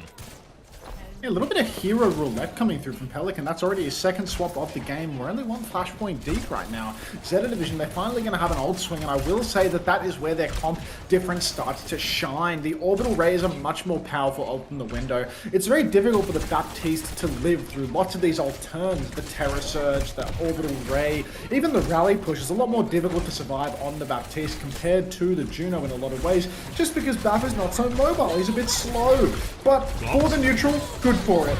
Block on the bowler shot though. Flora opens up with the bowler, gets nothing. You can see Burner's playing tremendously aggressively right now. Terror. He hits the Terror Surge, but it's no good. Nobody gets caught except for a gold Orisa. A counter surge from Max is money. Finn popped the orbital ray in all of this. No kills converted as of yet, but Zeta have managed to convert the cap. But that's all they're going to get because they are dropping like flies. Yeah, it's a tale of two Terror Surges there. They commit the rally in. Bernard hits for Terror Surge, and then as Alpha E walks up to try and get value with that, doesn't expect Max to have the counter Terror Surge. I mean, he surely must do, but just misplays the situation, walks into that one, ends up going down, means they don't quite have the ult layers to get themselves out of that. Try to use the ray to salvage it, doesn't work. Now, still a reasonable ult situation for Zeta Division. They have that rally advantage. Have to worry about this pulse bomb earlier. I think they have no eyes on Heesang right now, but Heesang's going to have full scouting on which way they're rotating as well. So Heesang can reposition, and they have to do this difficult walk up. And look at Shu, he's at the back of the map now, window ready to go. It's going to be a tough one. They try and close through. Alfie wants to go all the way through. Spin in there, Bash is good. Forces him in. Now the fortify comes out. The window is up now. Alfie can't go through that one. One more Bash he goes through now. Doesn't find the connect, actually. They're all so low, but they're living. Bernard has gone all the way to try and finish these kills. Lip has a bowler. Doesn't even need it. Bernard's gone so deep, but they only got one kill. Heesang's back capping them as well while they trade it out outside. They will get that kill. Maybe onto Shu. Shu's 1 HP actually. Shu lives. Max is still floating around there. More pressure onto him. He does get traded out, but now Heesang's got involved into this scrap. And they've got control of point. Crazy Raccoon. Disaster for Zeta. Not a great situation at all for Zeta. Looks like Heesang and Pelican are scrapping it out on a completely different point now. But Pelican giving Heesang the slip, as we love to discuss here on the broadcast. Pelican will go down with recall. No slip, actually. Now Heesang goes deep for himself. Doesn't have any blinks left outside of his recall, but still Zeta Division. They're down a man right now. They've got the surge. They've got the bowler. Can they find the combo? They push. The bowler comes out from the skip. Gets absolutely nothing. The skip has been given the slip.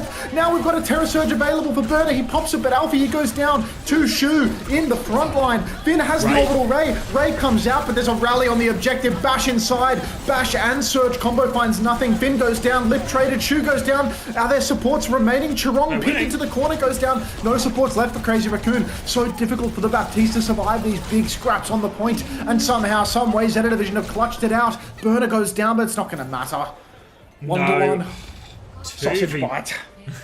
2v1 in the end. Just about come out on top, but that was far from straightforward for Zeta Division. Their initial push where they tried to rally through the window really didn't go that far at all, or didn't go very well at all. They had to keep investing more up, turned into a big dogfight where the Tracer can clear up.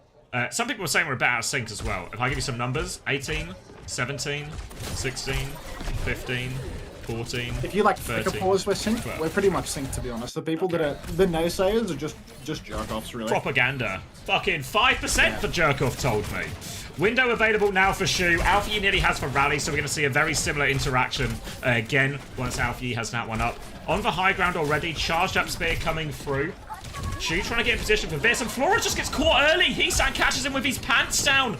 No pants for the skip, and now Heesang is in the back, and he's been tearing them apart. 2 kills for Heesang before anything. They do get the rally off. The window is still committed. Alfie has for rally, but he's got no teammates, so he's just going to die on point. And Heesang is getting through a tremendous amount of work right now for Crazy Raccoon. Speaking of pants down, do you think you could talk a bit longer? I want to put some more meat in my mouth. Yeah, the implications there, I need to drop my pants for it, but little did you know, already not wearing any. Alfie has for rally for this retake. Bowler to combine with it as well, a bit of a bash Bowler available. Max is going to try and hold this choke as the Tracers continue to duke it out on the side. Both going to get top back up and continue that eternal battle. Now Flora takes some space, swinging this angle. Max is just conceding space right now, trying to buy time for Terror Surge, but he's taken so much damage here. Forced all the way back, 4 to 5. Bowler slows him down, Pulse Bomb misses from the back. Again, Heesang seems almost unchallenged in the back here. Rally to keep pushing forward, but Max bought time for that Terror Surge. The lamp Terror Surge kills everything.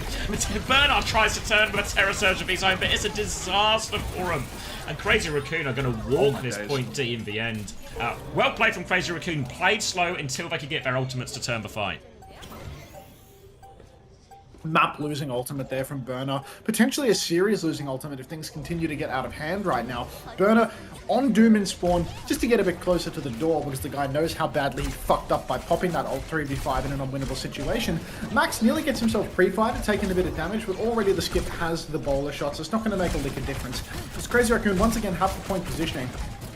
And now they've got double ultimate to contend with Finn's Orbital Ray. No combo for the Skip's bowler shot because Burner decided to just give it away. Speedring comes up on the left-hand side, but the Skip has been taken down by Lip. A classic Skip v Lip situation coming out in favor of the man who has won multiple grand finals throughout his career. Finn kites it out in main, cannot find the timing for the Orbital Ray, and at this point, it's hardly his fault, as much as it pains me to say it, because Crazy Raccoon are simply in complete control. Yeah, Heesang has been a menace. He's on the left-hand side right now. Pelican and Heesang both playing their own games as this retake comes in. But look, again, Heesang on the back. Alfie trying to mark that one, but Flora's in big trouble. More pressure onto Flora. He tries to rotate forward as this Ray comes in to try and go through the window. But Finn is going to fall. Stuck between the Tracer and the window. Pulse one from Heesang is good. Shuts down Burnout before anything really gets going. And this Ray push comes to absolutely naught for Zeta Division.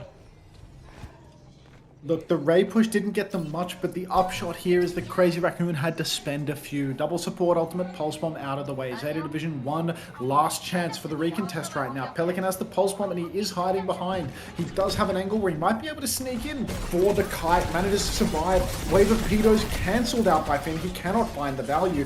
Touch is now required for Zeta Division. Burner, he wants that ult bad. So does Alfie. But the spear lands on Alfie and he's so incredibly low. Now the pull comes through and Max takes down 2. And Zeta Division, it's going to be another 3 versus 5 Terror Surge from Burner, this time out of necessity rather than out of absolute ignorance. And Zeta Division are going to go down 0-2 here in the series. This is looking to be an absolute barn burner on map 1, but it has really gotten away from Zeta Division to the point that now it's starting to look like Crazy Raccoon more or less dominating. Yeah, really dominating as well. And this is for comp. Now, if you could tell our Zeta Division what comp would you like to play most of the series on, it would just be an Orisa Mirror. And they've just got absolutely decimated there. Heesang felt completely unchallenged for the most part.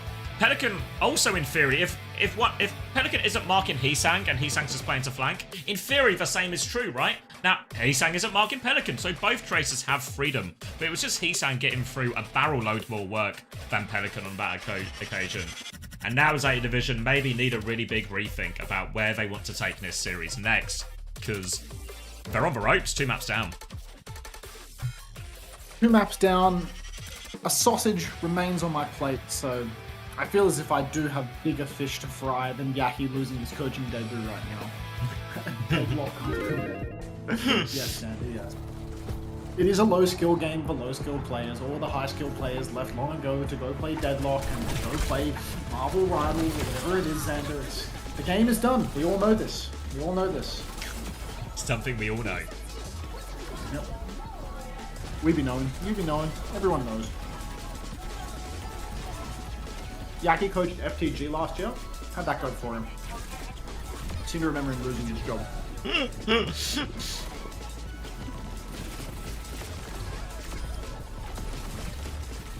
All high school players did not leave for Clash Royale. They left for Match Masters. All your favourite players are currently matching their masters right now. If you would like to also match masters with the pros, exclamation mark masters. Also, yes, Panda, that's good. Happy with that. Thank you. Fat Hammond, watch yourself. I see no sub badge. You best be playing Match Masters right now, getting your trophy count. Has he not paid for Weird Toll? He's being so weird right now. And I see no evidence of a Weird Toll being paid.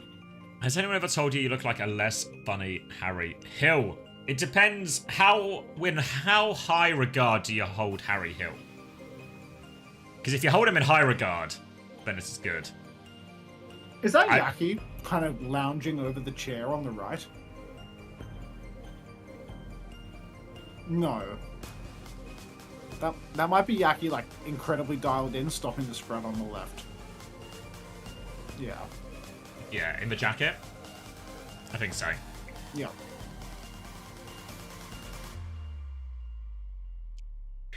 Alright, I'm grabbing a drink while we're on this. You're in charge, mate. Don't leave me in charge, I'm eating sausages. You and the sausage are in charge. Just bury it if you've still got some left. Come on. I'm not gonna bury it, I'm gonna put it in my mouth. Like, that'd be stupid. I'm not Bruce. Hey, Hunter, do you think Falcons can do an upset? I would love to see Falcons succeed, but even more than I would love to see their success, I would love to see their failure. Does that make sense?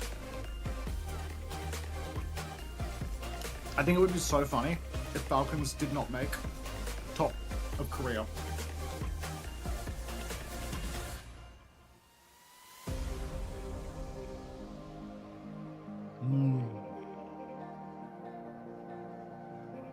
I hit Master 1 on Match Masters. It's a shame you didn't do it using my referral code, Braven.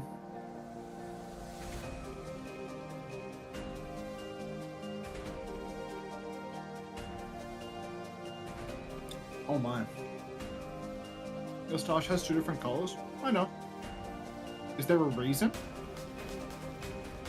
I get to choose how my facial hair, like, you know, colors. Oh, that's a Match Masters noise.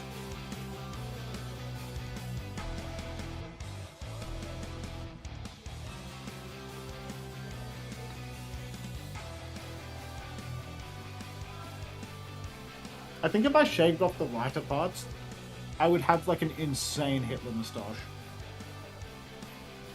Like, I really don't think that shaving the lighter parts would do me any favors.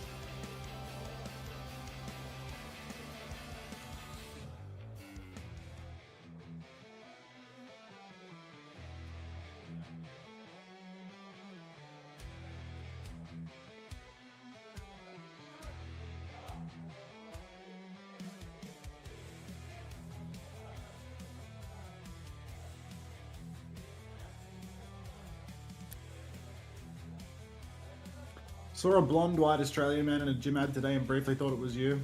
Yeah, and then you saw what he actually looked like and you thought it couldn't possibly be him.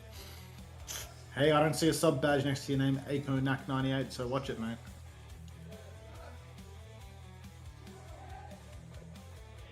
Done with the sausage.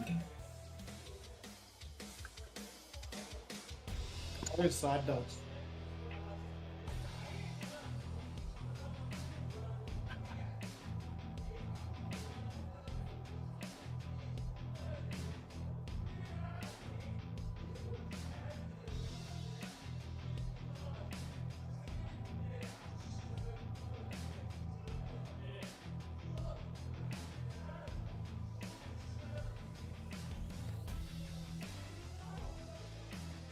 I'm back.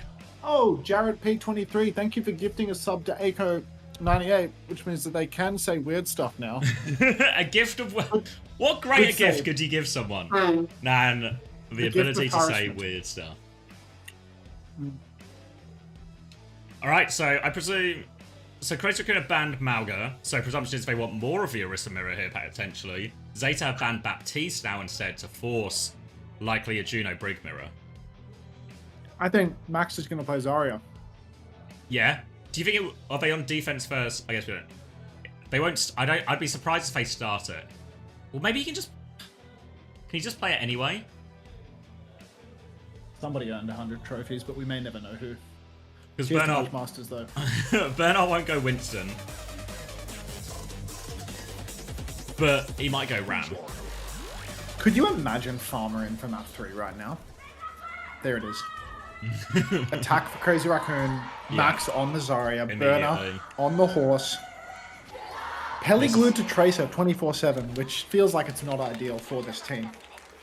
No, he's getting outperformed right now by Hisang.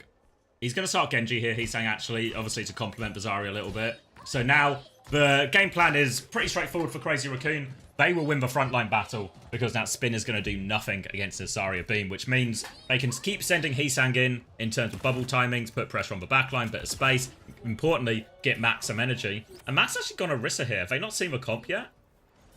Oh no, he's back on Zarya. Yeah, back on Zarya. Maybe just a spear out of spawn. Immediate bubble to try and get some early energy. Lip was on Widow too, but doesn't find anything. He's going to be sticking the sim, so actually no bubble timing for the Genji, and instead they're just loading up the beams, which means Burner is going to have such a hard time in this neutral, such a hard time contesting point.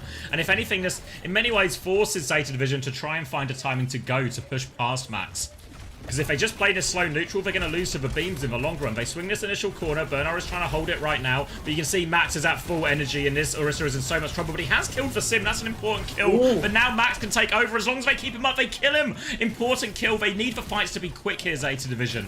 If they allow the Sim beam to get charged, the energy to get going for too long, they will just take over. But there are a lot of trades still coming through, which mean... Another pause. Which means Zeta Division... Well, I guess what team they want to stay here, actually, I think. I was going to say Zeta Division would have to back up here because of the trades, but Bernard's gone Doom. We'll see if it's just for, like, a quick one out of spawn or if he's going to stick it. Spawn punch, yeah. I mean, I do think that this bat ban is really good from the side of Zeta Division because the Zarya comp is really heavily enabled by the Baptiste. Meanwhile, awesome hero, it's a shame, Hawk. You know, if only we could go back to 2021, to honest comps, to sitting in a corner with Gator on Ryan, to waiting for him to suck someone around a corner on Orisa and then go and one-shot them, waiting for Hyun to perfect the no lamp challenge for an entire year, only to hit the lamp when it matters. There were so many things that were better back then, but unfortunately those days are gone. So it's all over. Stop glazing for Zeta, fuck you. I mean, I've just got to give credit where it's due. You know, they put Yaki on the roster and then suddenly their bans make sense. Why does BAP enable Zarya? Don't ask questions that you don't want to hear the answer to. BAP is the most Kappa hero. Dog, the enemy team is on Juno Brig and they're literally just walking their fucking Zarya up into main. The Zarya gets fully torqued with her double bubbles, gets bailed out by a lamp. You have won the neutral in the time that the lamp kept you alive. Juno is not doing that. Like, if we were on that Max's POV for that fight, you saw how he was fully torqued and ready to go, right? They just trade Bernard. If a lamp comes through at that point and Bernard is just able to get topped back up or something, maybe convert another kill, all of a sudden, instead of just being a scrappy, like 2 for 2, 3 for 3 trade, Crazy Raccoon just win it pretty cleanly. They keep all their energy for next fight, and they're in a really good position. just speed your guy. Does it look like the Zarya needed speed to close the gap there? Like, the Zarya is just face-to-face with them at the top left. Like, he has no issue with closing the gap, you know? Like, he's just right there, face-to-face with them. He's just good for it.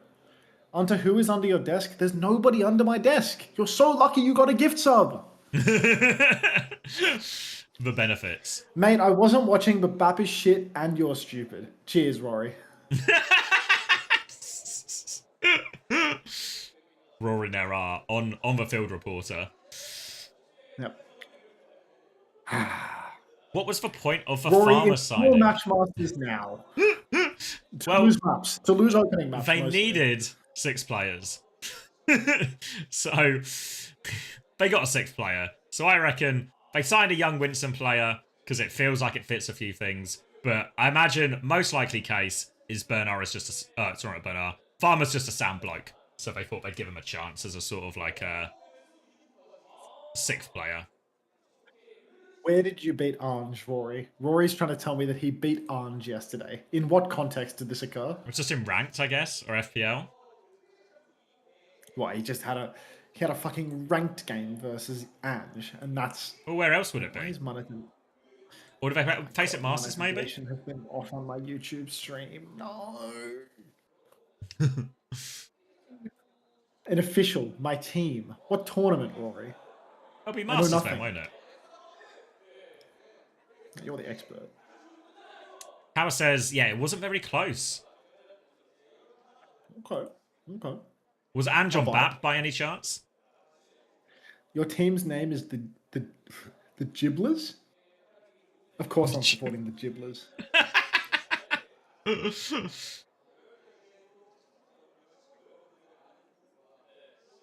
The shame I felt when Arns ran my Masters lobby on Surge. Oh heavens. Anyone know why Zeta let go of Heesung? Was it just a classic contractors over situation? Yes. Heesung actually came up very short on contract hat day, and his was a very close date. So unfortunately, his contract also expired. And he was His contract actually did out the expire door. though. I think it was at the end of the year, Yeah, right? like He played all of. Yeah, it was at the end of the year, and he was like, they told him like, you might get signed, you might not get signed, and they just didn't re-sign him. So like, his contract did actually run out there. They actually got him with the contract running. The contract running out. But in the case of Violet and Changoon, really makes you wonder why their contracts happen to end in the middle of the stage. Why are they pausing every map now? Like, what's the matter? WDG Hongdae, grow up. Oh, God. Buy the goddamn packs in Matchmasters, man. Like, really got to sell this better. I got to get on that superliminal messaging. Doesn't seem to be much action from the admins as well, which implies everything's fine tech-wise. Yeah, they're kind of just happy to sit around and chill. They understand that it's a new drops campaign and they want the co-streamers to get more viewership, so they're kind of just running it and milking it right now. The pause was for us. Most things in life are about me, is my understanding. So, many such cases. Like Tayo is just the goat of co-streaming, dude. Like, this guy has 7.6 on day one, bro. Like, Japanese esports fans are fucking rabid, bro. Like, they're actually insane for Overwatch. Like, who is pulling 7.5k only speaking in Japanese, and the Japanese broadcast is another 9k on top? Like, Japanese esports is just insane. It's back. There's viewership, and then there's viewership Japan. It's insane. We're back. Unpause. Bernard was just doing that as spawn, so coming back, keeping the Orisa as opposed to a Ram or something on the way back as well. Oh, Max has swapped. Max has swapped as well to the Orisa? Did Max try and one-up him and then Bernard just realised? I don't know. Confusing swap from Max here because felt like they had that significant advantage. Obviously, they still have the Sim as well, so frontline advantage is still present. A bowler in the back, but the Sim TP keeps him away. Strong is going to hit the rotate as well. It's a big flip, actually. Pulse Bomb is good, actually, from Pelican. Takes down Charong just before he got rallied for this upcoming big ult trade. But Crazy Raccoon still have the quick array. 4v5, but they can invest it, actually, if they want here. Heesung is really low, trying to keep up. Heesang, sorry. Max is going to kill Alpha Eva. Ray comes through in time, and there's no response ult-wise here. Bernard is able to fight a kill. They just need to be careful not to let payload move too much. They're still trying to scrap it out. Pelican, no recall. Stuck behind. Boot back in. Lots of trouble for him, but Finn's got to the Ray. They push forward now, but they need kills out of this. Speed ring forward. They're looking for more, but Crazy Raccoon, the kite is good. Thank you, Adric Koshe, for the prime.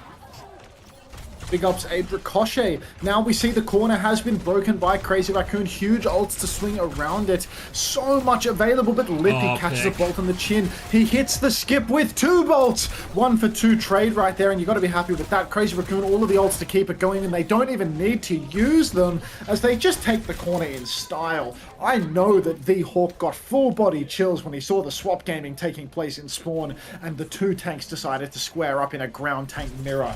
Such a respect moment. Love to see it, don't we, Xander? Alright, Crazy Raccoon, they roll into the next point with 4 check marks available. Zeta Division, they spent trying to defend, and they have failed. So they are at a deficit of check marks, which means that Crazy Raccoon should be good for this next fight, unless, of course, one of the combos goes astray for Crazy Raccoon. Symbol in theory should be bigger value as well. Bolo from the high ground is a miss. Rally from Alpha Yi coming out. Churong has a chance for a later rally. He's going to pop it back now, looking for that counter bash. Gets it onto Alpha Yi. Symbol comes through, and the Terror Surge Pulse Bomb is good, folks. Shuts that one down. Bernard's Terror Surge finds more value as well. Now with this advantage, they still have rally going, but they have tank advantage. We're trying to walk a little bit forward, but Pelicans found another pick in the back line. Churong and Max have had to concede all the space. They're still trying to find a trade if they can, but it's going to be a slow extended death, I think, from here. Maybe not. Maybe they do just get to live. Either way, though, Zeta can stabilize on the high ground.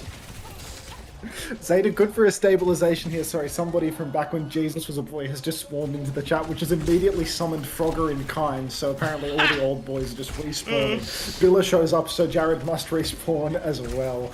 We'll tap into that in a second, boys. Zeta Division, they managed to hold on the high ground. Crazy Raccoon, a big ult swing, completely missed by the fact that I was stun locked, seeing a mate from the Navy. Double bolt from Lip again onto the skipper. We see the skip's good for one, but it does appear that Lip is consistently good for two. A classic Lip v skip situation yet again. Wave of Petos comes in from Shu, and that is causing Zeta Division to back right up. They're just going to give the corner at this rate, try and play for a stronghold on next. Finn is catching bolts left, right, and center, though the boulder comes in the back, but Finn dodges it. A bowler has been given the slip, and now there's a Ray in main. Shuno in main, flipping in with his own Ray. So much damage coming through, but no kills converted as of yet. Nothing goes down until Flora will eventually fall in a haze of smoke. Max is close to the Terror Surge, closer than Burner. Alpha Yi very nearly has that rally. He might be able to clutch up with it. Pulse Bomb goes completely wide, and nobody from Crazy Raccoon throws himself onto it. But here comes the Terror Surge from Max. He's just around the corner. Lip goes in so close, catches a spear. Rally from Alpha Yi. Terror Surge available. He pops it. He catches everybody. The rally combo with Churong. And it's looking like Crazy Raccoon, they should be able to clutch this one out. No kills converted for Zeta Division at all. All right, I'm going to talk to the Aussies. Bit of a flip coming through there, which means all of a sudden, as Flora was respawning, he ends up on the wrong side of a fight. And now it's just going to be the snowball converted for Crazy Raccoon. No chance at a touch for Zeta Division. The combo came through earlier, the Terror Surge rally. Alpha Yi, in the end, used his rally more just to try and live. And as they were trying to live, it meant they never got to set it up properly. Didn't have a bash out for when Max dropped the Terror Surge. Good attack so far from Crazy Raccoon. Is a Terror Surge advantage now for Bernard, but tricky situation. They're on the back foot. He swapped into the shield perk as well. Don't know about that one. We've seen a few Orissas leaning into it. I don't know about how it really goes once we get like deep into this mirror, but before any of that comes into play, Heesang's just going to land the Pulse Bomb. Lip over this wall as well. They do trade out Heesang though, so they can hold it. Now trying to body block this Brig. Churong finds the bash out. The Terror Surge to pull him in. Recall is available, but does manage to chase down Churong with that one. So they get the reset here, Zeta Division. They convert one fight, and they can stabilize out this choke again. But we're coming up to the big ult turns again. Raise in play for both teams. Race available for both sides. Cart still 2 minutes on the clock for Crazy Raccoon to push it through to the end. No Terror Surge available for Burner to counter out the Ray push either. Pelican losing the side right now. Heesung pressing forward. Churong taking the side. Same timing. Shu and Finn. They match Rays in main. Billa subscribes with Prime. I say thank you. This is for the Navy, ladies and gentlemen. Alpha Yi goes down in the raid trade, but Shuno will fall. 1-for-1 trades across the board. Churong is rather low. Flora in the back. The skip gets it done. Respect to all the skippers out there, even the ones on boats like Billa 2K. Thank you very much for the Prime. Crazy Raccoon have won the fight, but it's been a heavy trade fight, meaning Zeta Division's recontest will be more than fine. Big difference in this next fight is because Churong didn't die until a lot later. He's got a significant rally advantage here. So Zeta Division, they need something from Pelican again in this one. He's going to start matching up with Heesang, who's looking for this stick of his own right now. Pelican's going to focus on marking that. Go in for the attempt. Pressure onto Finn right now. Rally through on point during all of this. Pelican is still marking, but he needs a clutch from this post bomb, really. They're trying to buy time. Max drops the Terror Surge. Not huge ult value just yet. They do find Alpha Yi before that one. Burner is getting close. Pelican's pulse bomb goes wide. They needed that Terror Surge. They don't get to the Terror Surge. They don't get to the rally. And Crazy Raccoon should be good for the full cap now.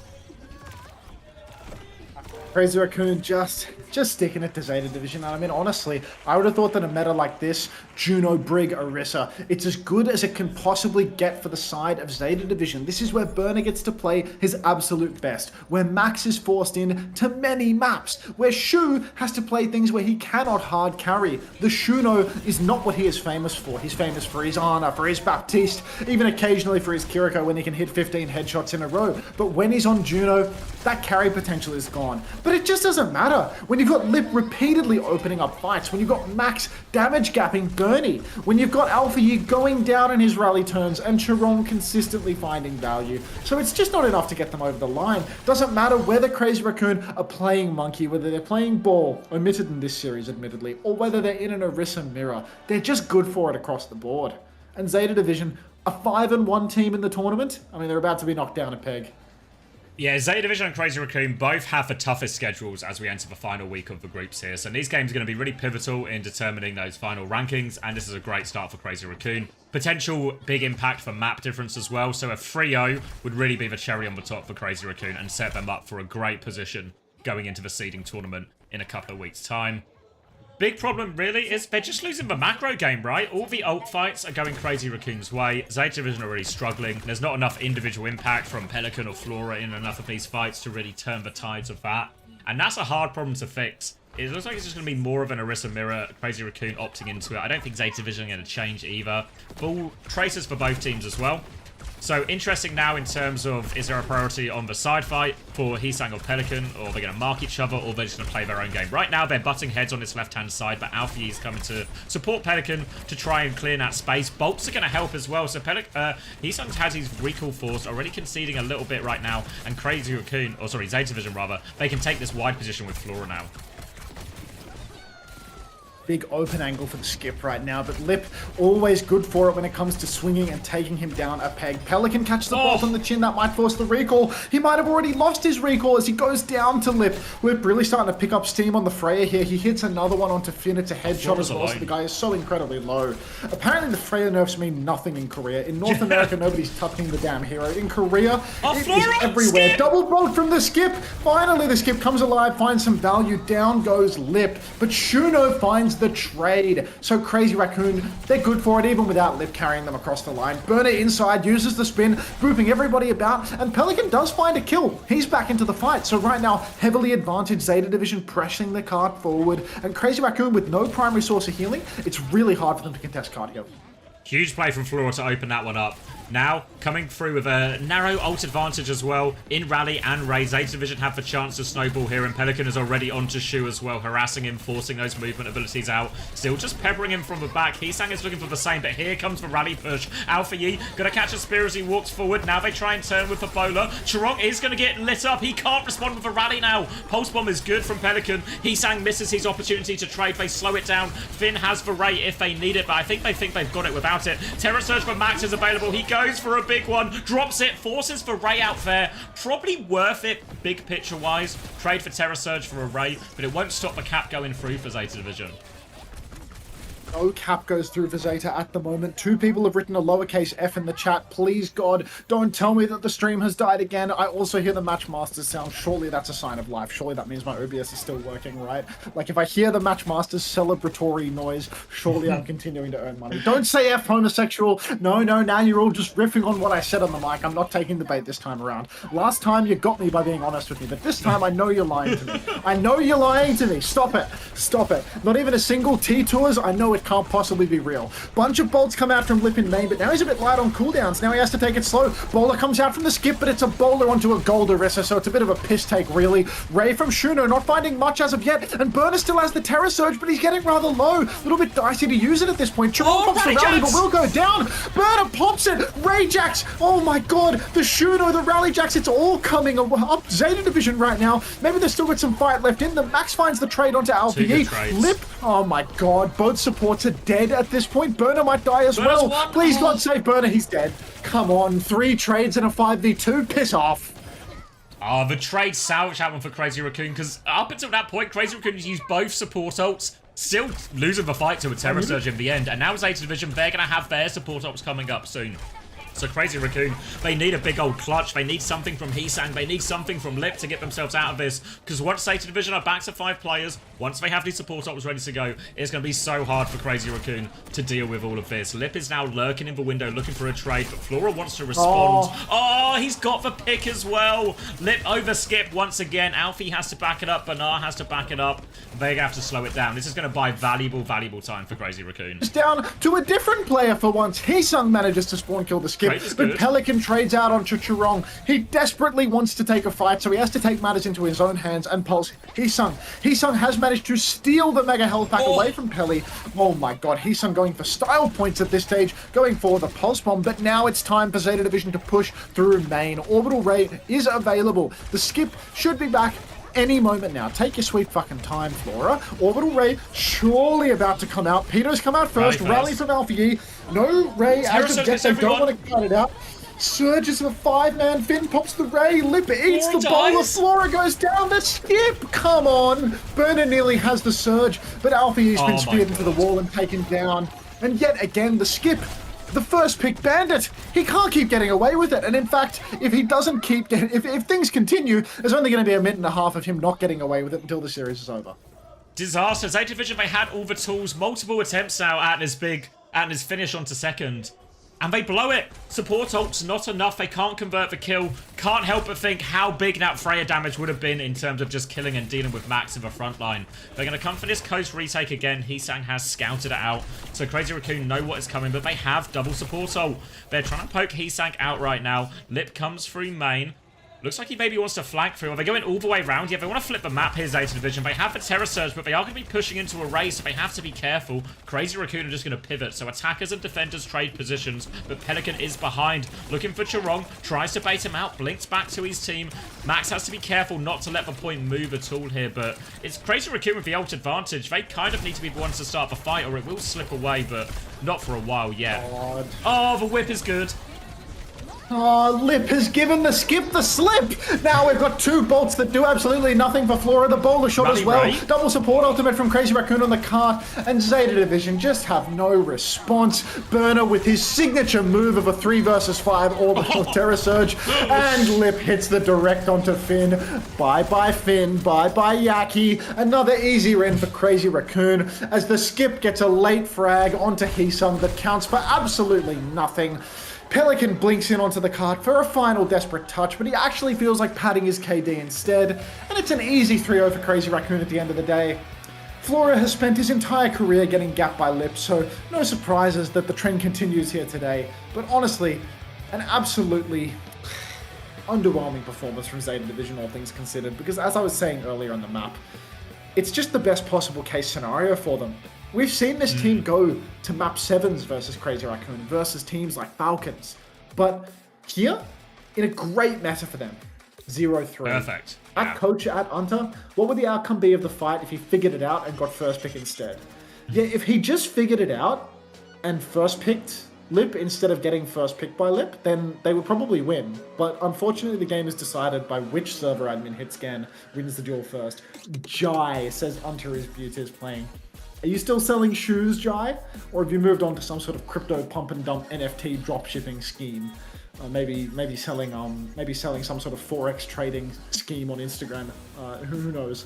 You and Bill are spawned in together. I didn't know you two were still mates actually. Fucking A. You're selling RTX 5090s now? Of course. That's crypto adjacent. Of course you fucking it's are. It's part of the supply line, yeah. He said to China? You're selling them to China? Well, how did that happen, mate? You're a wholesaler. You're powering DeepSeek machines, like... Now, everyone's saying Lip should have had player of the match. That's actually insane recency bias. Heesang was dominating for 2 maps and was still fine on Shumbali. Lip fully gapped Flora on that last map, but I'm on the Heesang boat here for player of the match. I mean, they were both good. Yeah. They both gapped their counterparts. I mean, that Shumbali, the attack was actually Crazy Raccoon winning the ult game more than anything else. Once we got over to the second round, when it was Crazy Raccoon's defense instead, then it got a bit messy, right? We saw both teams blow double support ult advantage and not convert it. But on that one, it was a Lip takeover on that one.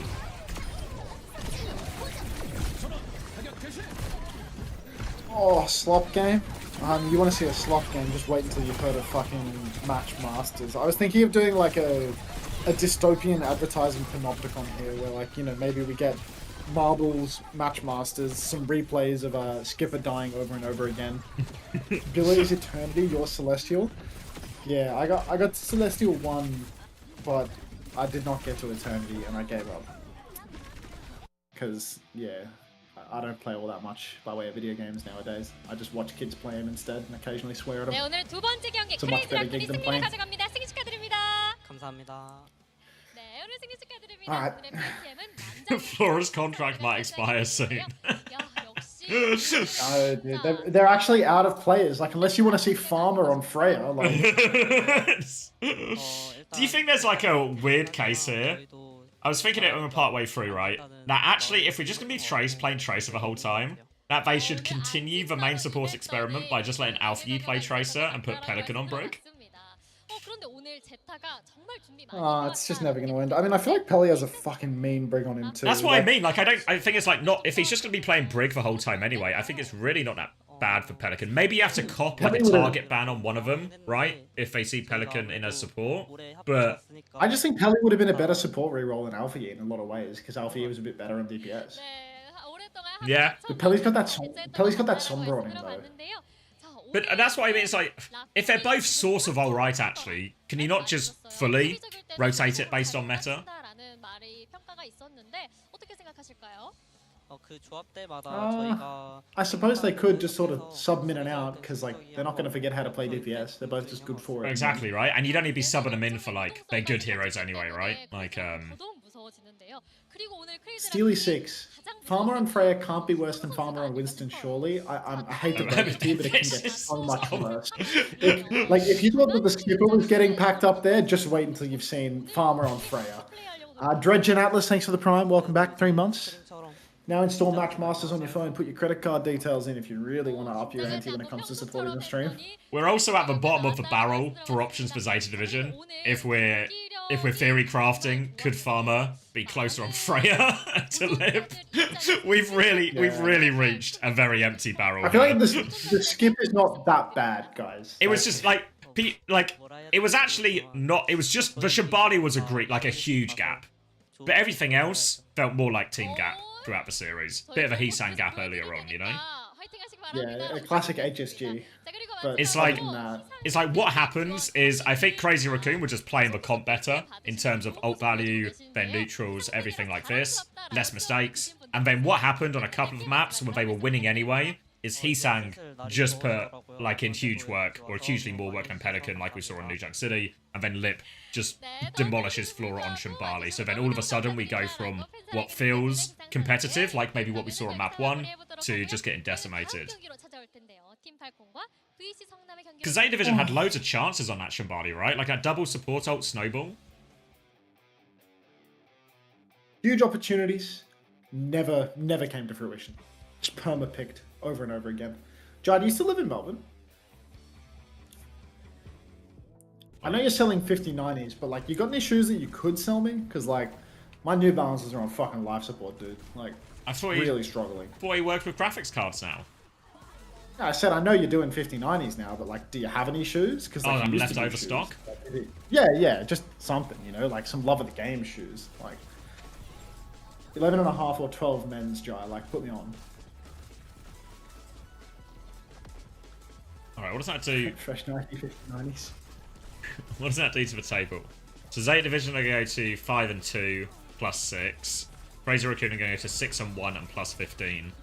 Which means Crazy Raccoon probably gets seeding tournament regardless of what happens on the Falcons match on Sunday. Give or take some math. Zeta Division are in a must-win. I mean, it's the truth for both teams, but Zeta Division versus AG tomorrow is must-win for both teams.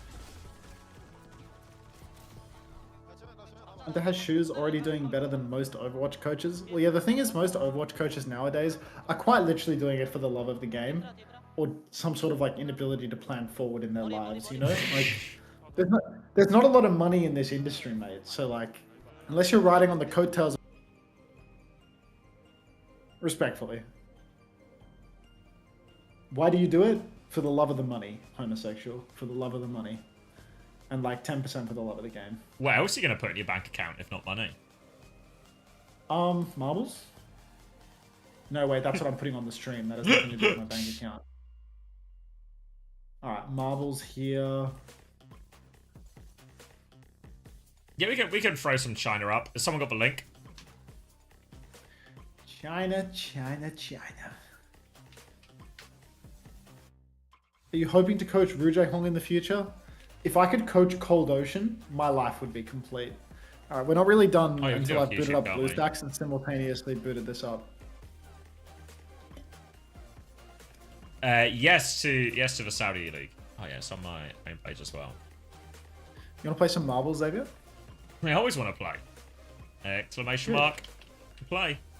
Nope. Don't you think the marbles is too big? Yeah, well, I'm thinking about how I need to fit the masters in. So I might just do this here. Like this.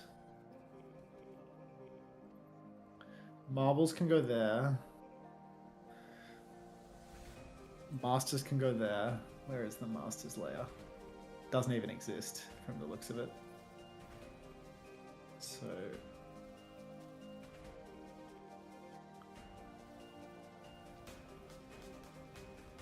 Do you think Zeta gets cut again this season?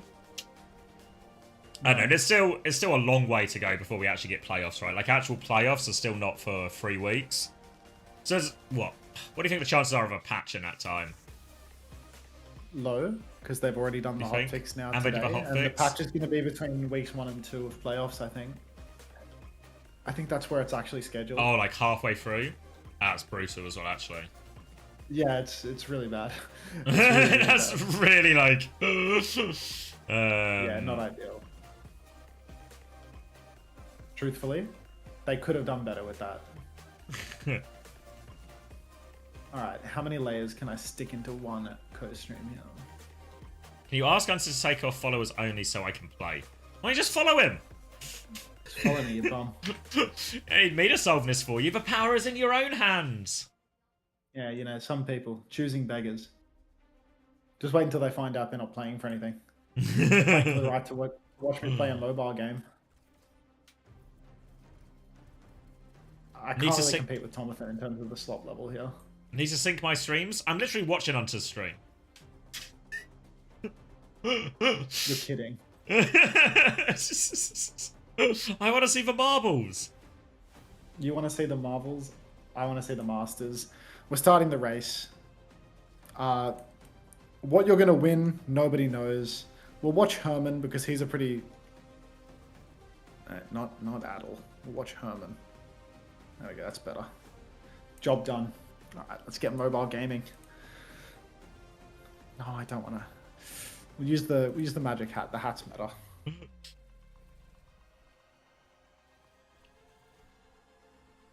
Whoa. What's my opponent's name? Where'd they go? Wait, what the fuck is this? I'm not even versus a person? Are you familiar with these sorts of rounds? Oh, you're in the solo I can't see my challenge, that's opponent's why. name. How have You're I on a managed solo this? challenge. How did I stumble into this? Bro's lost.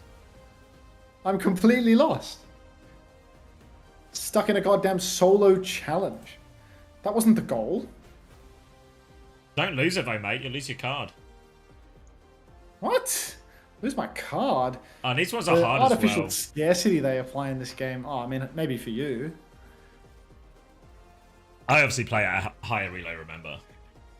Yeah, of course. Higher This relay one for the is- solo challenges. I can only imagine the matchmaker goes pretty insane for these. I'm pretty sure this is just actually... This is about turns, not about time. Yeah, this is a turn-based combat, not time-based combat. Is I believe the way that it plays. Yeah. But we're deep in thought on how to fiddle around with the hat to close the gap here. There's probably just been like a triple staring me in the face this entire time that I've refused to acknowledge as well. Oh, that didn't help at all, did it? That's actually just made things tremendously worse for me. Or better, or better. Maybe the optimism was actually super reasonable. Ah, you nearly had an extra move. Just didn't clock it because I'm simple. Ah, no, it auto disappeared. Or like something else. It's one of closed. those. Well, I got a bronze medal, so I'm a bum. Oh, the bomb was open. Oh, why is he shuffled? Bomb's still open. You're way it's the game's I'm over, way mate. behind, Now I have to yeah. gamble. Yeah. Now I have to gamble. Wait, you're washed?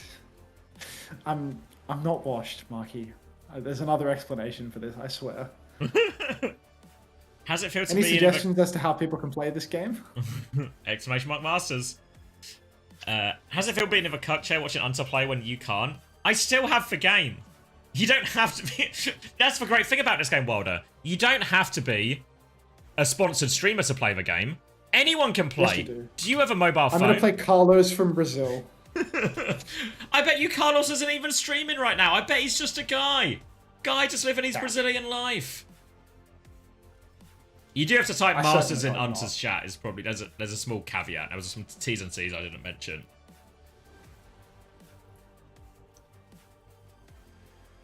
Has anybody typed Masters in my chat? You know, like have they gotten theirs? That is quite crude. Oh my days, we're cleaning up. We're cleaning house. Let's hammer this bitch. You rolling Carlos? I am absolutely trashing Carlos in the opening round.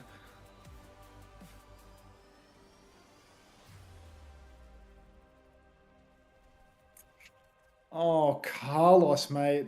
I wouldn't be happy with it. You ever had anyone concede against you before?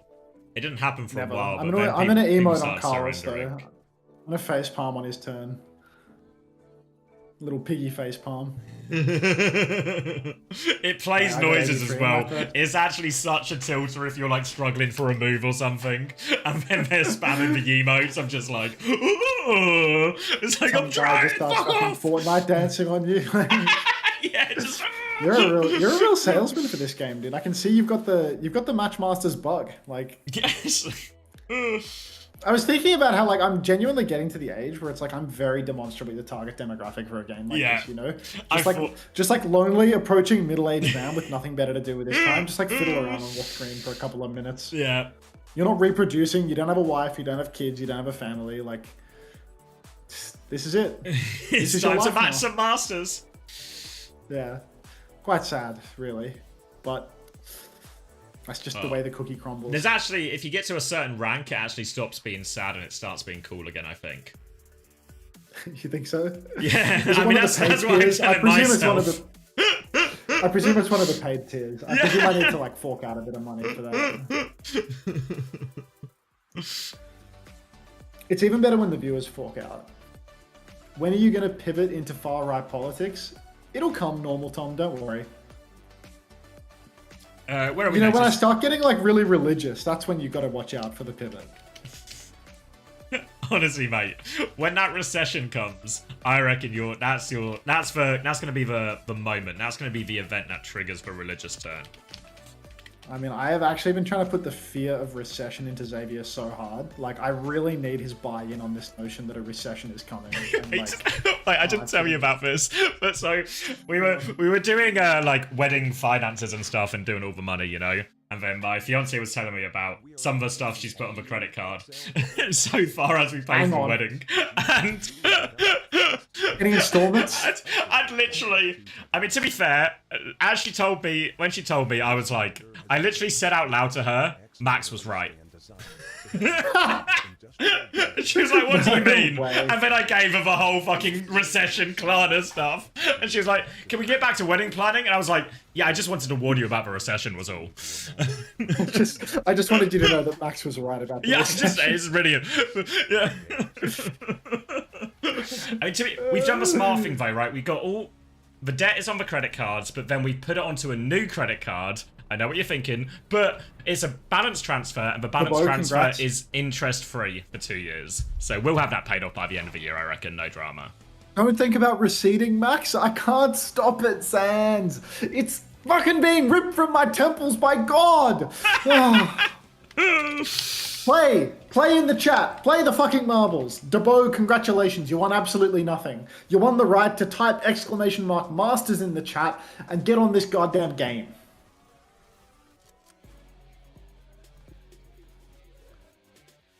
Thirty seconds till the race starts. Who is Max? Max is Hunter. You see this piggy bank here? Break the piggy bank? You could be my piggy bank if you just installed this game and bought the microtransactions. 1,500 coins for only $4.49?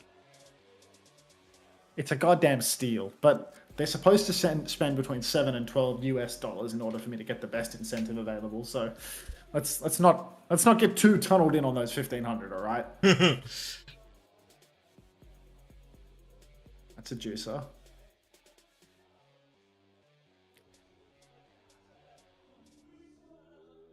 It's a lightning strike. We've thunderstruck the.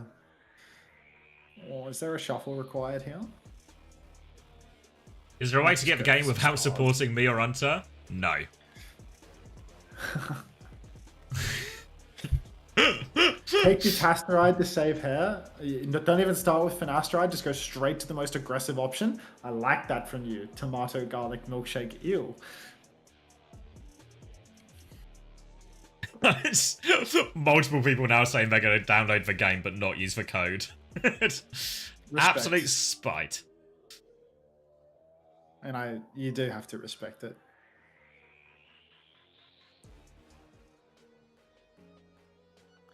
Ah, the wise owl. That's not even that good. Whatever you say, mate. Whatever you say. I'm not saying it's bad. I'm just saying it's not good. What's good? What's the best? Why would you take the extra this? move there? What do you mean? I'm a little bit behind. Okay. I swear it was I one can of see you're getting a bit heated about this game now. Like I can see that you have what would you call this? Matchmasters fever? Yeah, MMF, yeah. MMF, yeah. Don't Google MMF if you want to play if you want to play Matchmasters. Type it out in full. I'm low-key taking this guy to Pound Town right now. Please keep it low-key. Don't. Oh, there's a move right there. How many code uses to get Yaki on the podcast? You're thinking too far in the future. The first question you need to ask is how many code uses for us to actually do the podcast? We need the podcast is so far away. Like in light of this wedding that's coming up, the podcast is genuinely a million miles away right now. It's so tough. I came second. What played me? Yeah, I can't. Well done, Xavier. Can't begin to tell everyone that the podcast not being recorded this week is going to cause big follow-on damage for anyone who wants to listen to the podcast. Deeply concerning for any of the podcast heads here. Oh god, I can't see any of the moves. Let's shuffle.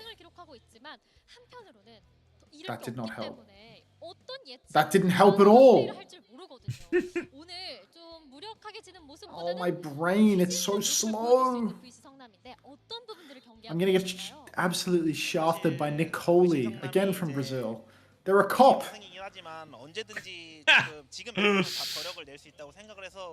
IRL podcast in the barn at Interact Commander X.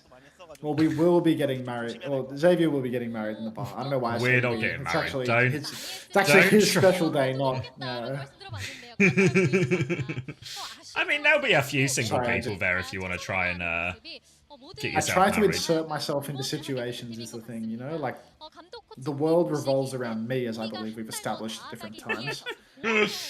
Protagonist syndrome. Exactly. It's not easy being the main character, Xavier, but somebody has to be it. Can you record the next Uncoachable with everyone in person? No. See, again, you guys are reaching so far for like, can we get Yaki? Can we do a live version? We need to take a step back. You need to be asking, can we record the podcast? Unfortunately, the answer would still be no. But we need to baby steps this. Should I unsubscribe from a Patreon? No. The more Patreon fans, the more likely we are to come back. Truth. Oh, that was a free move there that I missed. Imagine finding the love of your life at Commander X's barn wedding. Maybe there won't be that many single people there. Really? I'm running the numbers now. The children will be single. So don't give me that. I'm gonna sit you on the singles table, but most people will be calling it the children's table.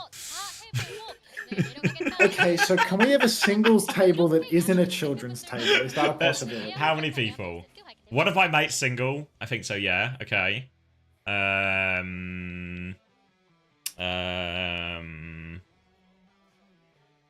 Ooh! Third person single. Actually, not Australian, but from Australia. Maybe Natsa. Natsa an option, right? Sure, mate. Sure. What? Did the grid get bigger? Is the game getting harder? No, it shouldn't Is this do. becoming more attentionally demanding? Are you in the single challenge again? It looks like it. How have I stumbled in here again? How is someone from Australia not Australian? They're British. They live in Australia, but they're not Australian. They're British.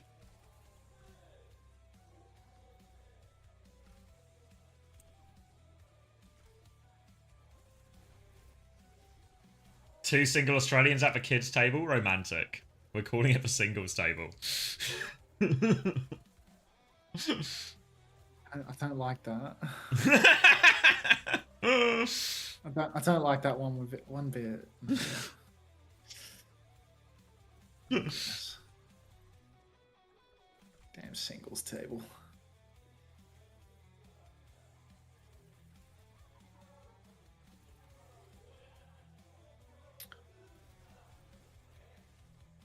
Oh, there is another single person, but they are a lesbian, so... I don't think I have the power to turn uphill. that situation, Uphill. you know? Yeah, that's like a high elo. Yeah. High elo Yeah. flirting situation. I am a low elo. Bob Low. So, yeah, I am com low, if you will. So, a cum low flirter is not a pretty sight. yes, and that is usually how people describe me after meeting me. Not a pretty sight is the go-to. Just wait until you've seen me feeling lonely at somebody else's wedding, then you'll see what a real unappealing sight can look like, mate. Is there any way to pop this bomb? Is there any way to pop this? No and no. I have unlimited time here. Wait, all I need to do is get 2, and I'm actually good for the max points. And this is 3, right? So I maxed the points.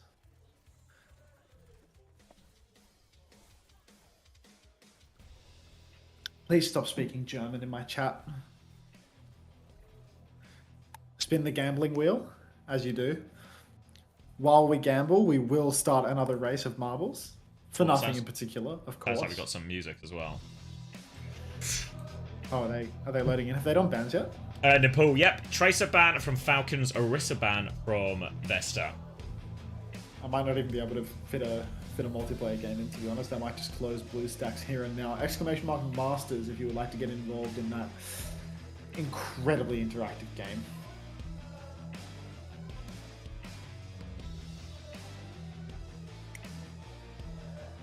I'll think about it, Sam. Wait. Man. Hold on.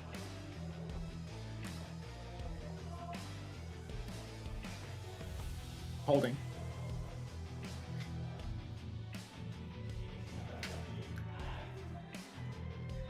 Oh, that's sort of a hold on. Okay. I don't know if you actually have the opening law for this, but it's good if you do.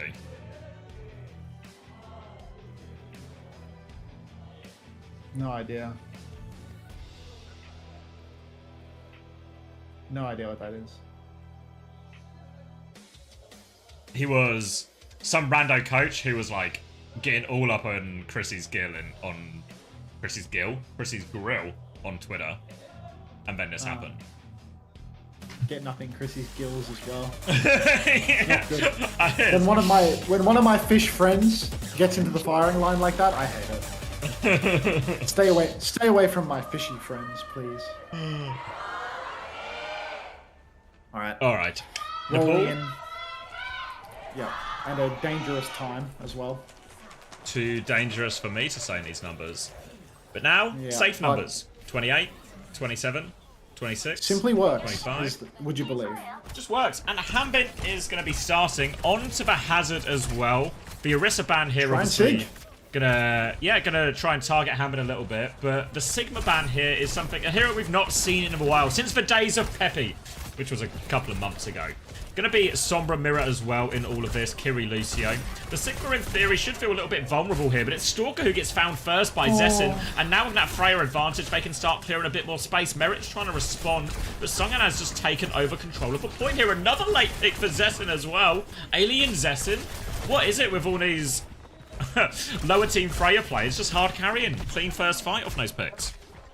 Fellas, strap in. You're watching the collapse of the Team Falcons dynasty in real time right now. Proper kicked off the team for his outrageous toxicity. And now Team Falcons up against a 0-6 roster that has the audacity to roll out playing Sigma on Nepal Shrine is going to take over. Yeah, a classic tank gap there as DPS 1 gets gapped by DPS 2 and dies pre-fight. Sogan is actually 65% of the way to the 70% of the way to a oh my god, what's it called? Gravitic Flux. But both tanks appear to have been traded. Fielder goes down to Scarlet though. So Vesta just blow for blow right now. 3 versus 3, 2 supports and a Zessin alive. Wuchang goes down to Sticky Stalker though, so Falcons are slowly winning this scrap. A cross-map bolt from Merit catches Zessin. A Virus at close range takes down Sticky Stalker, but no kill converted. And Falcons, without the use of their Hanbin, they are able to take the fight. DPS talent goes a hell of a long way. Slightly different Falcons roster, but the same old trick. Send Hanbin into his death, allow everyone else to thrive. They're now going to have to try and retake from this coast area, poke out Hanbin, who's brought the wall behind him. It will back up now, a bit of space for Vesta to work with. Zessin's going to swing this one now. They're moving up towards the point, but the further they come out, the opportunity will be open for Hanbin. Hat goes through onto the Freya, and there is Hanbin, the setup for him from Stalker. Kitsune rush from Fielder as well to chase down these kills. They don't have any ults to respond with just yet. They're going to bully this Sigma back in the corner, and a clean, efficient hold for Team Falcons. Yeah, that was an easy one for Team Falcons, only cost them Fielder's Kitsune rush. Hanbin, he's not so much hooning as he is crawling his way to this first downpour, but it's better late than never, right, folks? So, by next fight, Sticky Stalker's probably going to manage to hit a 5-man EMP. Simultaneously, Ajax Search, who's in the middle of popping his beat in the open, or perhaps Scarlet will be able to find some early tempo value with his own ultimate. Sungan retaking through the coast angle right now. It's an absolute nightmare to get the Gravitic Flux off here. But he has seen Stalker use his TP up on the high ground. Now there's a Kitsune rush on the point for Wuchan. Manual hack onto Stalker, but he somehow manages to throw his TP away in the process. Sungan pops the Flux. He does not brood it, actually. He catches Hanbin. Scarlet goes down without popping the ultimate, though. Stalker 1-for-1 trade, but Scarlet goes down as well. And that means the Vesta, they've got no EMP for this turn. EMP's not yet used. Hanbin jumps in to his death, presumably, so now it's a 3v3. No support ultimates available for either side. Merit swings with the bolts, but catches nothing. Swings a second time, manual hack onto Sungan. He somehow survives ever so slightly. 1-for-1 trades again, but Scarlet, is that an EMP, Jax? I know they both dropped it at the same time, and Wuchan seems to be coming out on top, but Stalker still gets 2. Now still battling it away. They need to find a way to win this fight, Vesta. Hanbin is back on Reinhardt. He's definitely helping. Ball back on point to extend this fight even further from Vesta. They're not giving it up, but they are losing players quickly. There's the body block in the final kill. Penultimate kill. There goes Scarlet. They will close it out in the end, Falcons. And a few missteps from Hanbin there punished a lot, but big picture, Falcons never look too uncomfortable.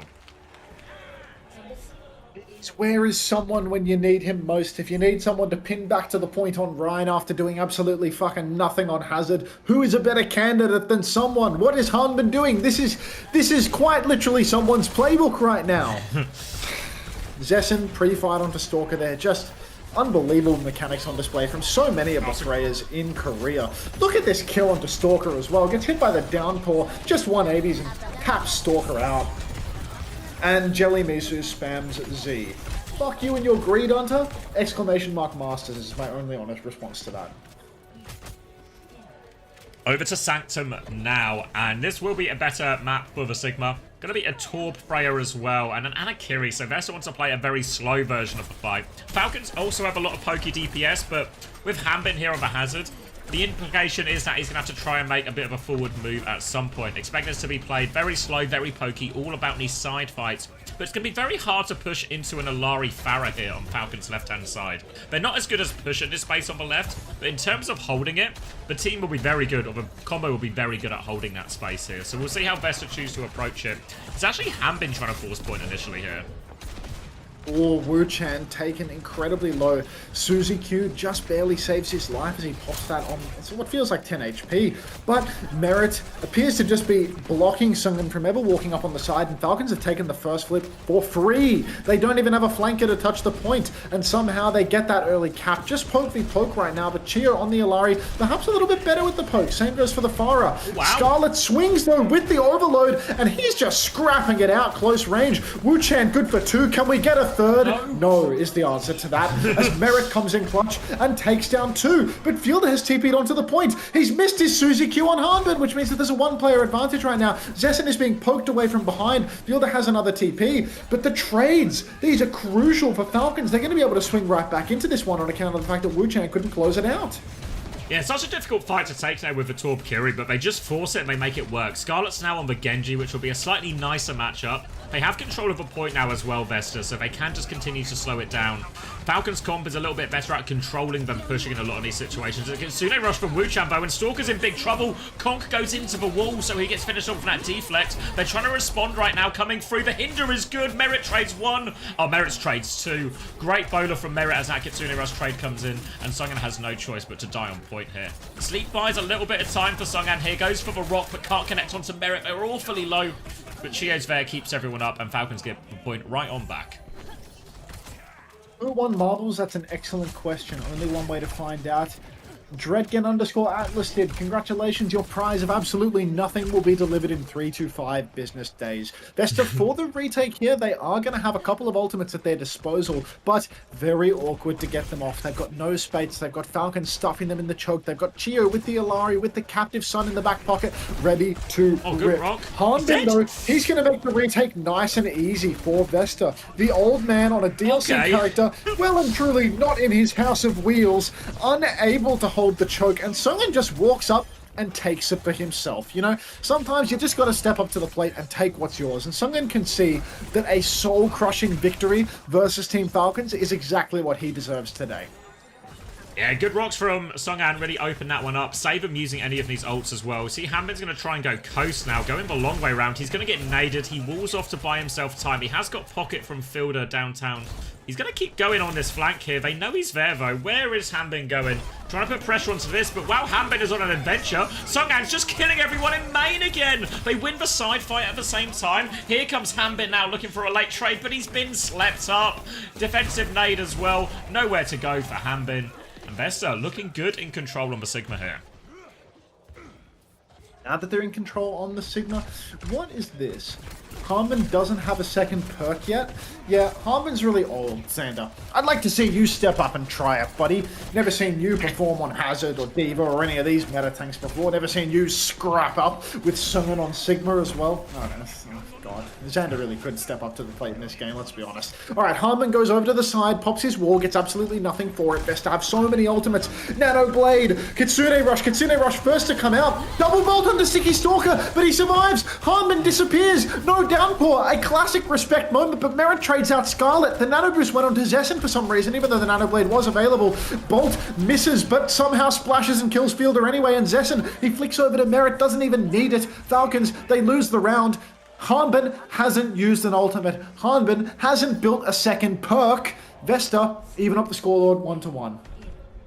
Yeah, good luck for Vesta. The Sigma obviously better on Sanctum than the previous ones. We saw once they got in control, they were able to really slow it down and then just hold both sides at the same time. Anytime Hanbin tried to flank to try and make a bit of motion on one of these sides, Sungan was able to just push forward, bully everyone out, and they convert that one. I imagine they're just going to keep playing the Sigma here. It's going to be more difficult onto Village as we get the replays here. But, I don't know, right in it actually. And this is another falls into the unconvincing so far for Falcons category, particularly from Hanbin. I would love to see the Hanbinston come out. Dead serious right now. Yeah, it's a good swap. It would be a great swap into the Sigma, but he is actually just going to stick it out on a hero that he quite literally can't play. Zessen swings up on the high ground, immediate bolt onto Chio. Not sure if that was Suzy Q off. His health bar looked quite good. Hanbin instantly rocked. No, there was a Suzy Q available for Fielder there, but Merit is missing every bolt. And look at how low Chio is. Fielder rather. 1-for-1 trades. Zessen trades with Fielder, but Search is going to go down as well, and that is not a great look for the side of Vesta. Falcons are going to be able to get their bodies on the point here, probably leverage that first cap off the back of this. Despite the first cap being leveraged, Sungen, he wants to step up, he wants to step out. TP on from Wu-Chan, Suzy Q not going to get anything done, and that's going to be a couple of slow deaths here at the back of the first fight. Yeah, more pressure onto Scala as Stalker and Chio really want to try and get that one. 1 HP left as well. Thank you, Olives, for the 3 months as well. And you just saw, as soon as Sungan swung that corner, there was a wall put behind him. He was manually hacked. He was just put in the corner. This is the problem that Sigma's going to have a lot in these situations against these really narrow chokes. As these walls from Hanbin can do so much damage if they can't get the whole team out there. Going to try and play a little bit wider here with Genji Lucio group, taking the left-hand side. Scarlet trying to create a bit of an opening here so that Sungan can safely walk out one of these chokes. But so far, they've contained it. Scarlet's actually 1 HP running for this Mega. But Zessen's used his opportunity to swing on the other side. He's won the duel. All of a sudden, Vesta have space. Sungan's on the high ground. Fielder's going to be forced back, but they've crushed this Lucio Genji group. Falcon sent the whole gang to get revenge there, and they'll pick that one out. Sungan still finds a trade. Not over yet. Virus is good. Pressure coming out. Downpour there as well. Doesn't find anything, I don't think. Stalker's been forced back. Kitsune rush on point. They don't have their support ults yet, Falcons. Sungan is walking forward. They're trying to buy time. Stalker has the EMP if he wants to use it. He's cloaked up on the high ground. There's a timing here. There it is. Stalker drops it, but no kill. The boot sent back. He's forced away. They found the Wu-Chan kill elsewhere. They do kill the supports. They just about get it over the line with that EMP in the end. A late bowler from Zessen as he tries to clutch it out 1v4. The Falcons will get the point right back. Only 22% gain there for Vesta. A little bit optimistic for young Zessen. They're going for the bowler shot in the back end of that Vesta. They can't be too unhappy with the 22% that they've managed to post up on the board, though. Team Falcons, they spent 2 of their biggest ultimates. All we need is a blade, a little bit of Search magic. Search is well known for his magic. Scarlet flanking over on the left-hand side right now with Search. Mind you, this is a 0-6 team going toe-to-toe with Team Falcons right now. 73% and counting, so this is more than likely going to be the final fight. Vesta retaking through the inside angle right now, which is not great for them, but if Harmon comes and fights inside, it won't be perfect for either side. Scarlet just juking out the Sombra on the low ground. Sungen swinging top yet again. Manual hack coming for young Sungen, but the flip has come through. Kitsune rush comes out from Fielder, but the trades are benefiting Vesta. Beat comes out from Search, counter beat from Chio, but they do not have players and they do not have ultimates. Harmon is taking a beating. It's a WWE SmackDown versus Raw situation, and now we've got Scarlet chasing down Harmon. Search and Wu-Chan take down Stalker and Cheer respectively, and this is the worst case scenario for Team Falcons. Staggered deaths, ultimates kept in the back pocket for Vesta. 3, nearly 4 ultimates for the final or second last fight. A great position for Vesta to be in, all things considered. The flip, so crucial. So crucial there. It's going to be pretty much a last fight situation, and Vesta, they have the blade, they have the Gravitic Flux to throw into this one here. They're going to have to rely on less consistent ultimates here, Falcons. The Bowler, the Downpour, maybe even just a bit of magic outside of that. Mid-fight, they'll get EMP if they can buy that time. But Zessen already on the flank, forced for TP early. Fielder's committed in. Now the Downpour comes through from Hanbin. Who has he found? No one. Scarlet is on the back line here. Bowler does get one from Zessen. Scarlet finds it. It's an absolute scrap. The Flux is coming through. Hanbin is low. He goes down. Scarlet finishes it off. It's just Merit and Stalker. The DPS have to do it. But they might do it. It's a 1v2. Songan has to hit this rock. Tried to bait out the Sombra, but Stalker was patient. The Falcons DPS save it for him. Falcons DPS so good in the clutch. It's a 2v2 and they just play double angle permanently. Stalker hacks up the mega health pack. EMP available. Searches wall riding in at absolutely breakneck pace for a man in a wheelchair. No touch! He was body blocked. It's an insane body block there. Songang just can't give him the slip. He can't find a way past. They body block him for like a full 5 seconds there. How did he not get past him? That is an awful C9. Like, just the fattest body block. What happened to playing someone? They went with the forbidden tech where they say they're going to play someone all the time, and then they kick proper and play Harmon anyway.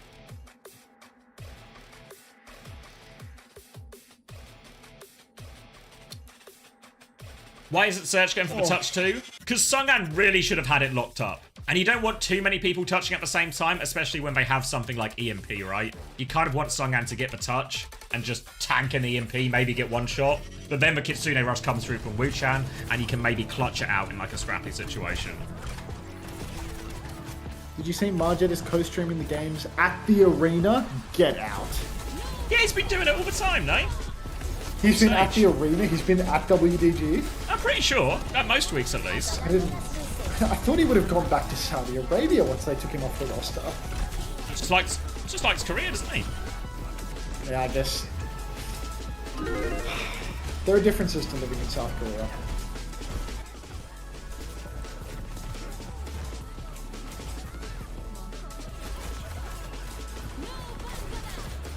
I know that it'll be obvious for people from body blocking. Yeah, but this was like an egregious amount of body blocking. This was like about 5 times as long as I would normally see someone get body blocked for. Who would want to go back to the Kingdom of Saudi Arabia in the summer? Me! I want to go to the Kingdom of Saudi Arabia in summer. Your flight ticket's looking a little bit more skeptical than Magic's, I think.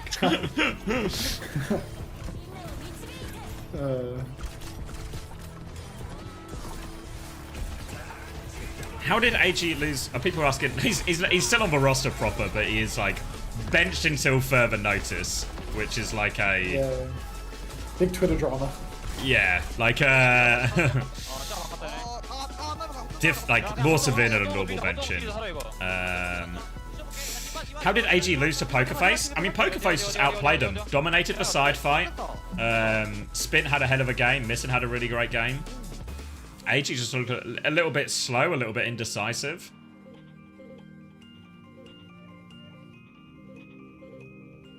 I might be going to Riyadh though. Are you lying, homosexual? Or do you mean that? Don't tease now. Don't tease. If Cold Ocean is going to Riyadh, homosexual is going to Riyadh, surely. I have a friend that lives there. I see. Is his name Marjet? And if you don't want to say his name, how many airports are named after him? Any international airports? Perchance? We can detective our way to this answer, maybe.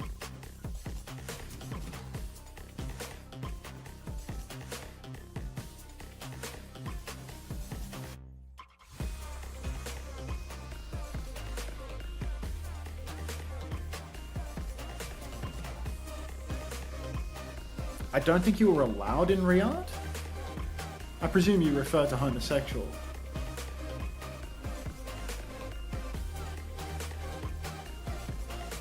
Riyadh must be a crime haven if the Batman of Riyadh is still in Korea. No, the thing is, Riyadh is such a crime-free place that the Batman of Riyadh is more of a symbolic, emblematic figure than anything else. He doesn't even have to fight any crime. It's kind of like his placement on the Team Falcons roster, where he doesn't really do anything, to be honest. But he doesn't fight any crime on that roster. Exactly. Just happy to be there, really. When push comes to shove, they just call up a Korean guy and pay him $500,000 to fight crime. It's a classic solution you see a lot in esports, a lot in traditional sports as well, of like, we really do seem to be having a problem with our results. Could money solve this? Maybe. Often yes. Often yes.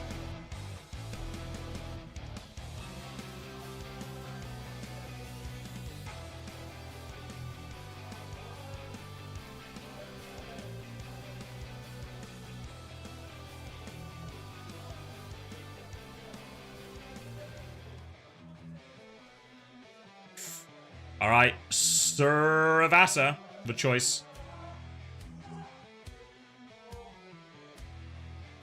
I'm just gonna keep trying to force Sigma. I guess on like in a bubble, it's not the worst matchup into an Orisa, even if he can play it. But it just feels these type of like faster paced maps just really rough, especially into the Sombra type stuff.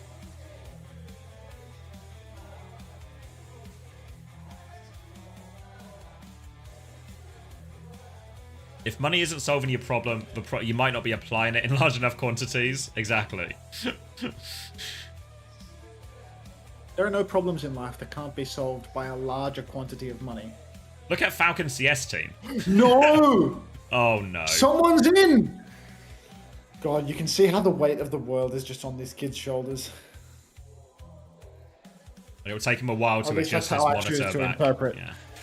Yeah, his monitor has been positionally fucked by hand and being in the chair. Most of the delay between Falcon substitutions coming in and out is just the monitor being positioned one way or the other.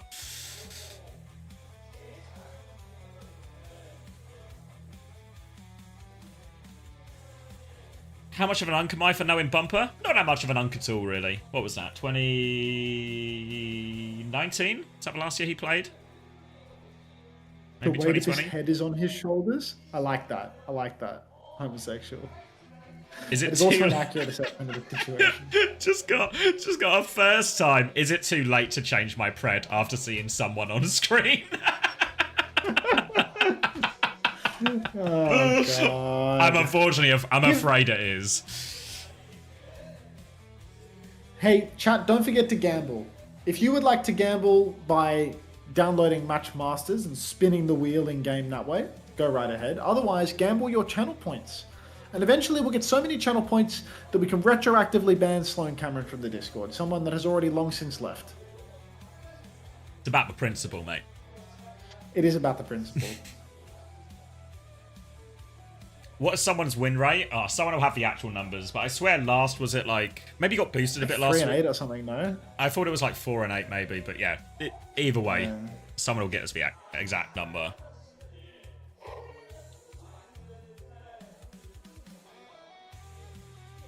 Why did Sloan leave? Unhealthy community member meets unhealthy community. People in the crowd hiding behind their Falcons jerseys. Love to see it.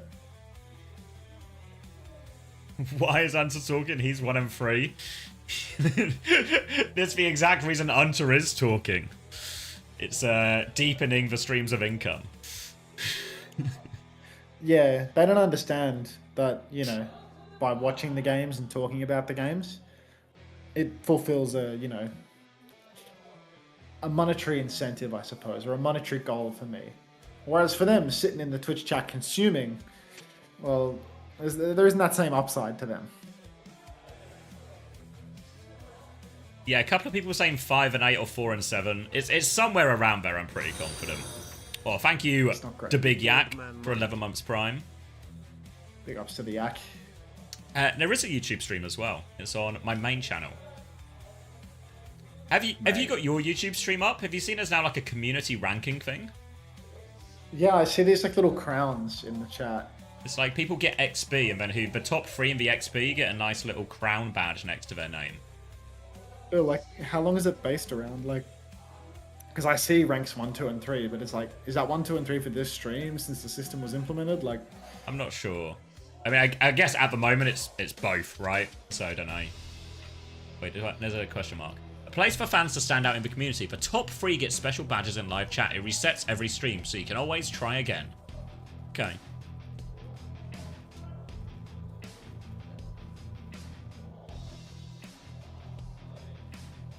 Thank you, Ad Alex, the number 2 community member. need more ads? Literally impossible. Someone update me on the Proper and Sloan drama. Well, you see, the Proper and Sloan dramas are actually completely unrelated, because Sloan Cameron is someone in my Discord, and Proper is a professional Overwatch player. It has no connection to Sloan Cameron at all. Damn, another lead scuppered. It can happen. Do I have any inside info on if Simple is hard feeding scrims lately? Yeah, no inside information on this. Last I heard, TM were very much on top. Oh, bit of Overwatch. Had it all set fighting sort of situation right now, from the sounds of it. Yeah. I feel like they've improved the crowd mics either, like over the last couple of weeks or something, because the crowd seems to be so much louder than they used to be. They're so good at capturing the 100 set fightings. Looks like we are just going to see someone subbed in to play the exact same hero that Tanban was playing on map 1, which is always an interesting change. So much Hazard in Korea right now. So much Hazard. These teams love to play Hazard. The Freya counter for the ages. You can play a little bit of a divey style. You can press right click when you get hit by 15 bolts that would otherwise shred a tank. Classic, really. No Orisa from either team because neither of these teams can fucking play the character. And Falcons, they are just going to instantly lose Sticky Stalker as the first pick of the fight. Surge catches a bolt from Merit, but not enough for a kill. Zessen burns all of his bolts, but finds no kills. Bear in mind, Vesta do have a one-player advantage right now, so they do have bodies on point, and they are going to push Falcons back, get that first cap.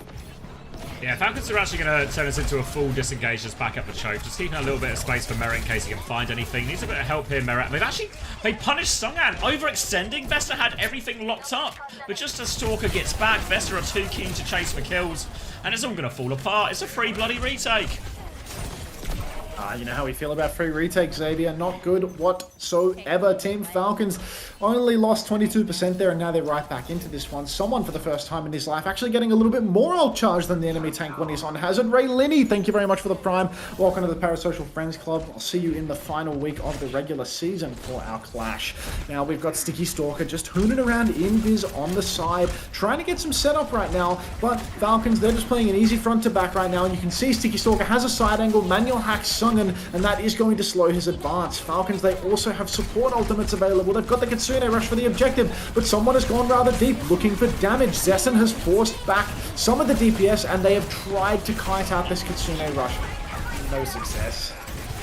No, didn't quite have the Kitsune Rush in time to mirror their Wu Chan, so they try and disengage, but Falcons, often so good with these support ult pushes, hunt them down, chase them out, and now they're swapping onto the Orisa here. Should be a pretty reasonable matchup into the Hazard, but the touch is the difficult bit here. Scarlet is only just spawning, so I don't know if they can even really go for this unless Search can find a way to wiggle through. Right now, Stalker is camping the right-hand side, and yeah, they're just going to have to let this one go through. Move over to the next point. Looks like, where are we heading? B? We're heading to B. Falcon's going to get his setup first. I love B. B for Beach, as you know, many people have been saying recently. Vesta over to the Orisa. This could help them survive both the downpour and the EMP turn, but at the same time, it could just result in Sungan getting EMP'd and wiped off the face of the earth in no time. It all depends on whether or not he can react to Stalker coming out of stealth. Lots of ultimates on either side. Kitsune Rush advantage for Vesta, but of course, with the EMPs, that could easily be equalized. Really depends on who gets more value out of their EMP in this neutral. Zessen swinging over to the right-hand side right now. Falcons positioning on the objective. Big push comes through right now from the side of Falcons. Downpour as well. Zessen is hammed up. Counterbeat is good from Search. Zessen, he lands the bowler. Everybody from Falcons will fall. Someone's downpour caught so many players, but the counterbeat was far too good, and Sticky Stalker retains his EMP in the back pocket for next fight.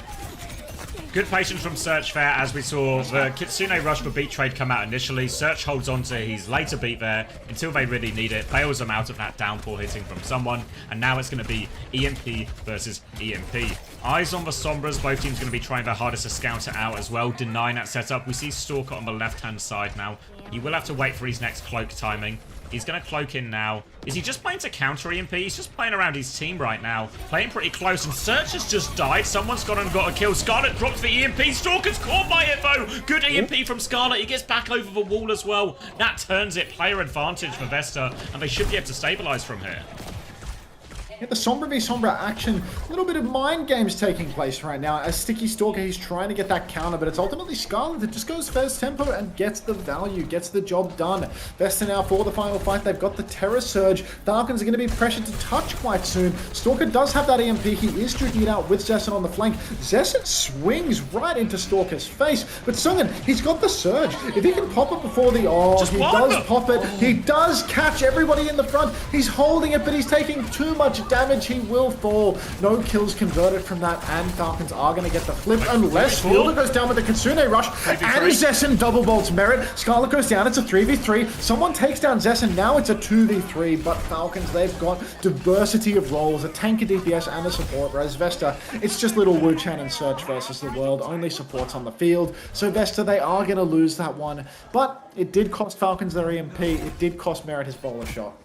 Yeah, not a straightforward fight in the end for Falcons despite the ult advantage. So now we're going to move over to a Kitsune Rush trade to come out on point. Chio's beat is 14% ahead right now of Search, so it could be pivotal depending on how quickly this one goes. Stalker just catch a bolt as he's forced out. Both Sombras jockeying for position here, but it looks like it's Zessen who wants to try and get this aggressive position from the side here as they try and poke their way through. It's going to be a Kitsune Rush to start it. Fielder will match, pressure onto someone, forces him back, booped away, but Scarlet is the first to fall.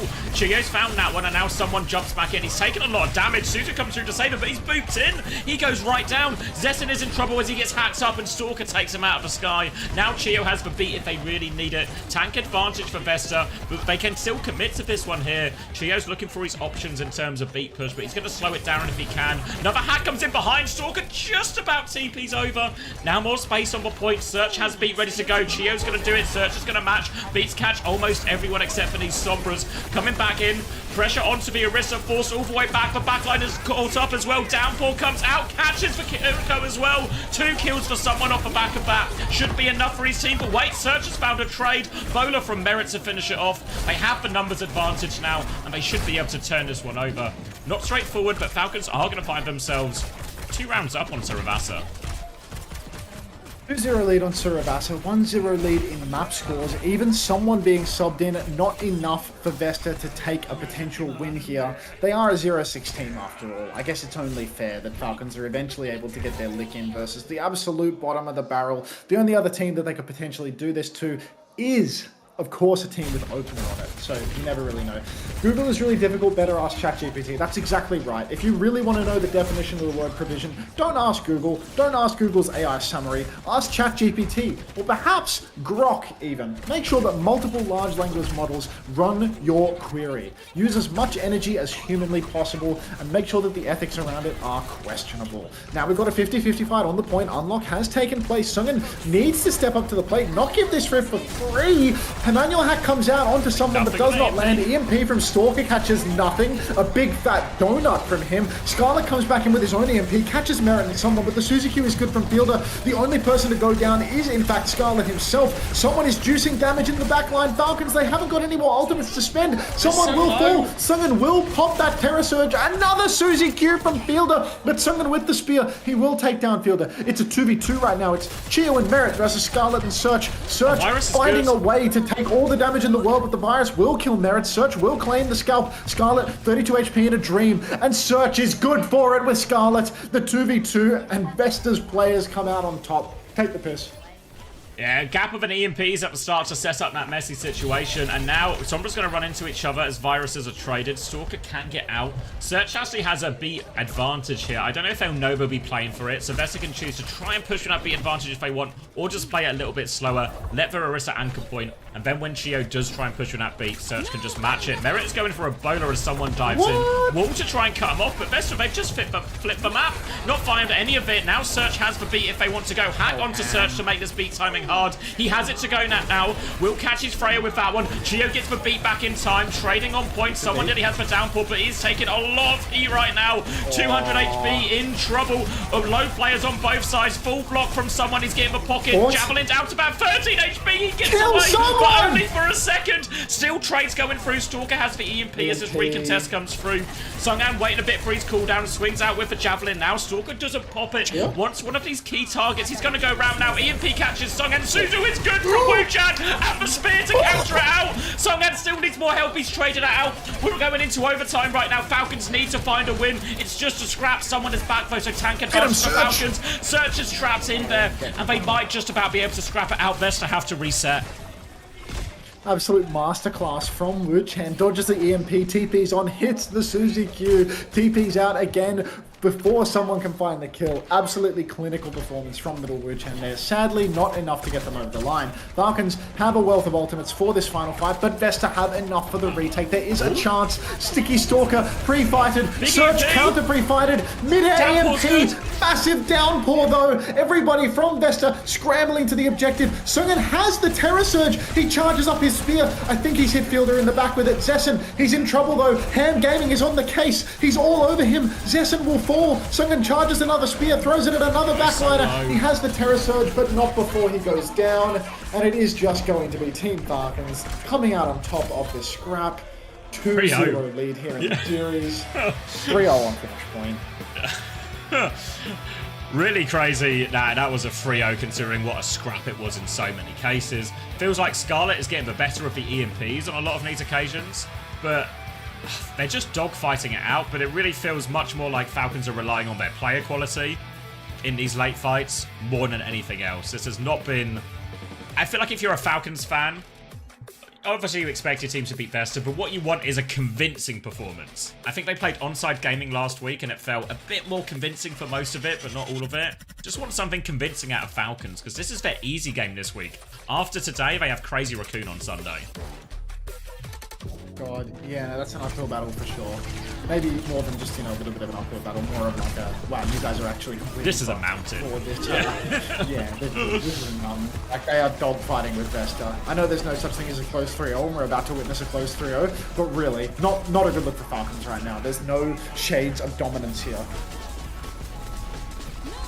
Yeah, haven't been looking particularly vulnerable to that Orisa ban as well, which puts it in that awkward situation when you have multiple tank players, is that as soon as you sub one in, if you can't do it, followed up by a protect for that player you're subbing in, you just get left in a series where you're actually subbing in a roster just to get counterbanned. Poor little Handy. Grabbing a drink. Grabbing a drink? Oh god, I wanted to grab a drink out of respect, but now I have to wait. He's left me in charge. He didn't even say it, but the implication when he goes to grab a drink is that I am in charge. As much as I would love to play Match Masters, I have closed the emulator, and I will not be reopening it for a day. Could always plug Match Masters. We'll see if anyone's gotten deep into the game yet. Let's see if anyone is in the throes of addiction. Let's have a look at the sponsorships tracker. Nobody has earned 2,600 trophies yet. 2 people have earned 1,700. So, Braven managed to get up to 3,800 for Xavier. But nobody is up to 2,600 yet. So, I got a lot of sign-ups. I got 65 people that have installed the game. And somehow 65 people installed, only 49 managed to get through the tutorial. But, look, at the end of the day, 1,700 trophies, 2 people. What is that? That's got to be like more than an hour of their time. What is Match Masters? Silly sponsored content. I am watching you, so I cannot play exclamation mark Masters. Do we need to lock in? I do feel like you need to step it up, X23 Beast. I feel like the community does need to step it up. Herman, I can't see the specifics, but I do trust that you will. If you are playing the game, you are there. There is no doubt. 65 out of 1.5k, bro, is not getting another sponsor. We will find a way. By the end of the month, I will have quite literally begged my way across the line. Don't you worry about that. Maxman 126, thank you very much for the prime. Welcome to the Parasocial Friends Club.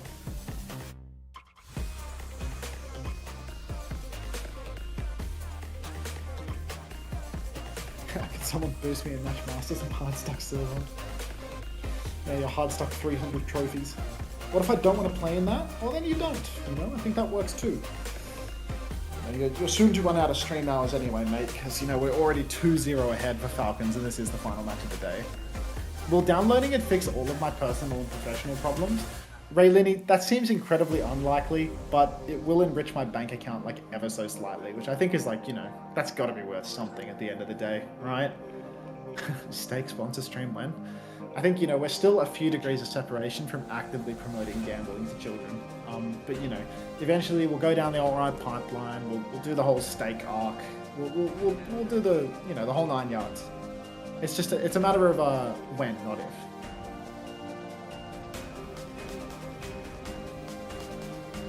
Will Match Masters improve my aim? Certainly not. Everyone loves gambling, it's human nature.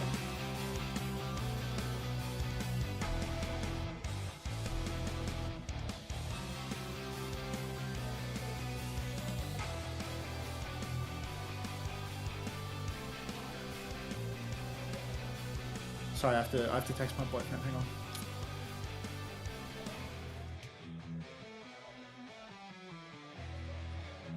I'm back. You're the boss. Take it away. I'm bossing. Circuit Royale is the choice. Presumably a Sigma Protect going to be combined with this as well for Vesta to get Sung An on that Sigma. Counterbalance response from Falcons. They probably have like a few, no like overwhelmingly good options, but a few where they can just play to sort of strengths. Gonna see Hanbin coming back in for this one as well. Really could just take the Sigma if he wants here, Hanbin, but we've also seen him play Ram in the past before. But most likely is for Ram is going to be Band / Protect for Vesta, so might just be a Sigma, all things in. Could go a maybe different way. I'm trying to think. Could potentially ban Brig, honestly, and play like put Hanbin on Diva or Hazard or something. Again, we'll get the delay while the Falcons tanks have to dramatically reposition their monitors from each other.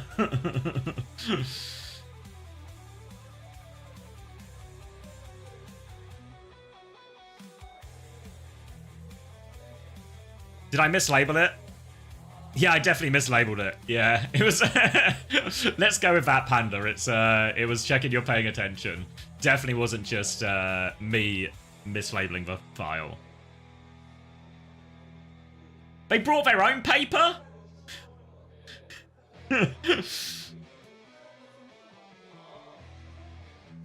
That's actually what the coaching documents say.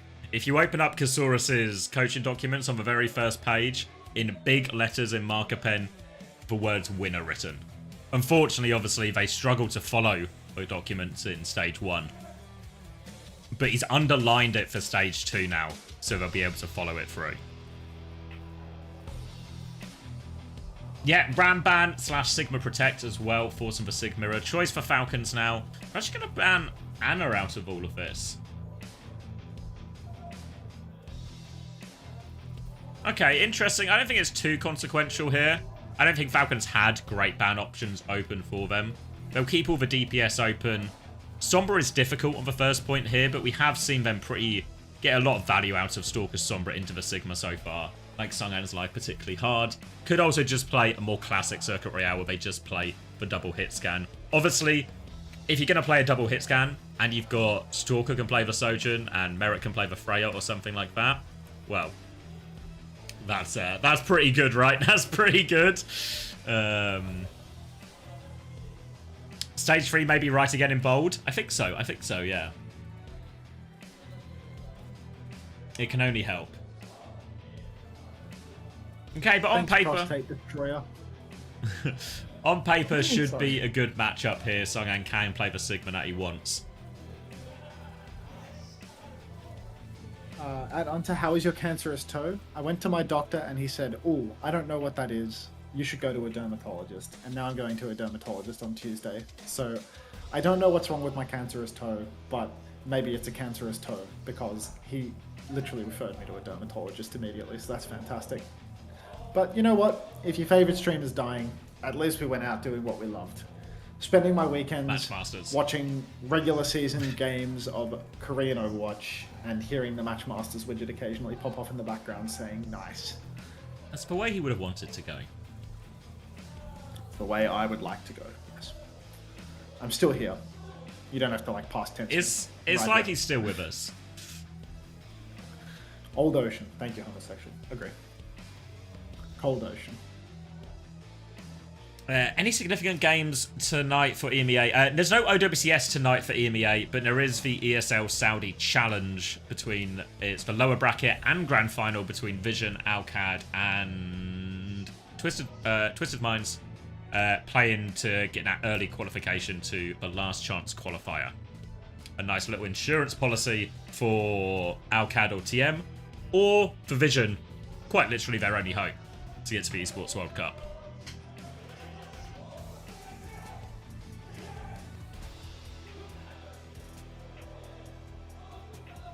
Oh, will Christopher ever live up to his promise? Extremely doubtful. Extremely doubtful. Classic Chris theory is when you let down the people, basically. So not the people; they're my favourite. We love the people. And patch on my master until I alert. Will be co-streaming the ESL Saudi Challenge. What was Chris's promise? I think it was to get his cock out if Violet joined Vision. Promise which... Oh, God. which he may regret now. as given the announcement video of and the fact that Violet has made several appearances, it started to seem like we're in a Chrissy Cop situation.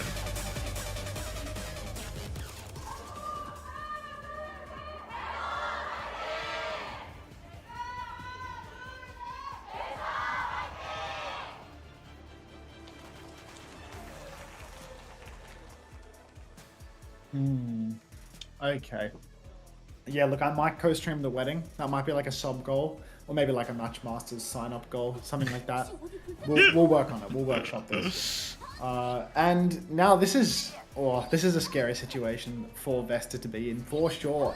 Ramban and Arnaban, but Falcons are rolling out on the Zarya, and we've seen a bit of an uptick in Zarya gameplay. Zarya, D.Va, heroes like this on Circuit Royale, where you just put a bit more resource into some of your DPS. Maybe Humble will even make a swap here. Yeah, there we go. D.Va straight away. Juno Brig D.Va, and they are just going to try and run over the side from Vesta. Really eyes on Wu-Chan and Search, because they are the ones that are going to get shifted on, that are going to be in trouble. Scarlet has a huge responsibility to shut down the enemy push on the Mei, to slow their advance. And it's really a case of, can these fast pushes from Falcons get it done or not?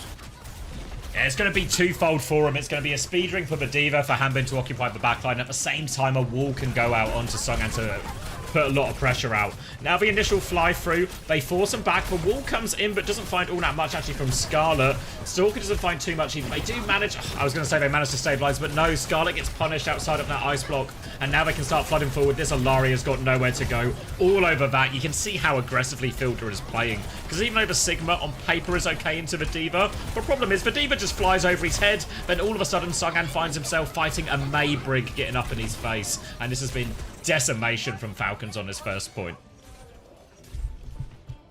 Oh, look, they made it look easy. It took one fight. There's 5 minutes and 20 seconds for the second point now. And honestly, it's very concerning for Vesta. They're down 0-2 already. Falcons have walked out of the spawn and instantly counter-swapped them, instantly taken them to the cleaners. And you can see that Vesta, it's not just that they've been counter-swapped. They haven't changed anything about their comp for the retakes here. They're walking back in on the same comp, which means that Hanbin is just going to be able to do it all again. Sunghan, he is the Sigma man. He is just going to keep walking up on Sig. No brick swap coming out from the Vesta backline means that Falcons can just keep on pushing the card, and once Vesta step, in comes Hanbin again, Orbital Ray in the back pocket as well. Here's the speed ring, deep Orbital Ray from Chio, wave of torpedoes comes flying in over the top ropes, but the bowler shot comes into the back line, Hanbin is in the front line, and the card has two players pushing it all along. We're about to be looking at what is nearing a 6-minute time bank for third points up. Yeah, you can just see Hanbin decimating this backline as well, eating all their heals onto Wu-Chan to keep him low, finishing him off. Now he is going to get rocked there in spawn, has for self-destruct if he's in big trouble, but off-screen the cap has gone through. That's a 5-minute, 40-second time bank. About as fast as we've ever seen on Circuit Royale, really. And they have all their ults coming up, Vesta, but my god, are they on the ropes. Ropey is an understatement here for Vesta. Oh, Sunghan pops the flux, but it's on a Juno that's around a corner. He can't even finish the kill. Can't find the kill onto Merit as well. Hanbin goes deep. Actually will go down. Orbital Ray comes out from Search now. A re-push for the side of Vesta. Blizzard from Sticky Stalker appears to be good though. 1-for-1 trades. The Scarlet will fall. He kept his ultimate in the back pocket for a rainy day. Bowler shot comes out from Zessen as well. Merit is incredibly low, but Fielder pops the rally. Captive Sun from Wu-Chan. It flies in over the side. Catches absolutely nobody from the looks of things, and the cart just keeps on rolling for Team Falcons. Enormous ult exchange, but no stop in the momentum. There are no breaks on this train, Xavier. There's a 4-minute 50 time bank, and the cart is still moving. It's all on Scarlet's ultimate, and he's playing against the D.Va and a bunch of heroes that can fly. So hard to get this Blizzard off. The Mei is going to be the best target if he can find it, but he's had to ice block early already. Makes it difficult. Hanbin is on the hunt. Defensively, wall, but TK Bolt finishes around the corner. Now the wall comes through in main, and look at him pounce on this. Another Ray from Chio comes through.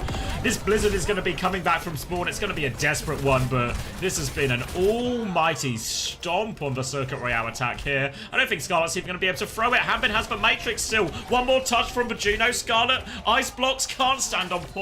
No Blizzard to be seen. 4 minutes, 14 seconds for Team Falcons. Yeah, just pure rivals theory there from Scarlet at the end as he decides to just, hold on to it for the next round. It wasn't working on the defense, so might as well hold it for the attack. Scarlet doesn't even get the touch, and that's just going to be all she wrote right then and there. Honestly, an overwhelming advantage for Team Falcons. You always would have picked them as the favorites in this series, and at this point, you know, all steam has left the engine for the side of poor Vesta Esports crew. They're about to go from 0-6 to 0-7. As, I mean, this is not the grand finals in China. We're not going to see a Miracle Zaro mirror to turn the series around right now. It's packed, mate. Yeah, that was pretty convincing, and probably going to start Brick here, potentially. Actually, I was thinking about for Vesta, really, but to help deal with the Diva in some of these situations, but it's actually going to be Hanbin starting on the Orisa instead, which I think actually Vesta will be much happier when they walk out of spawn.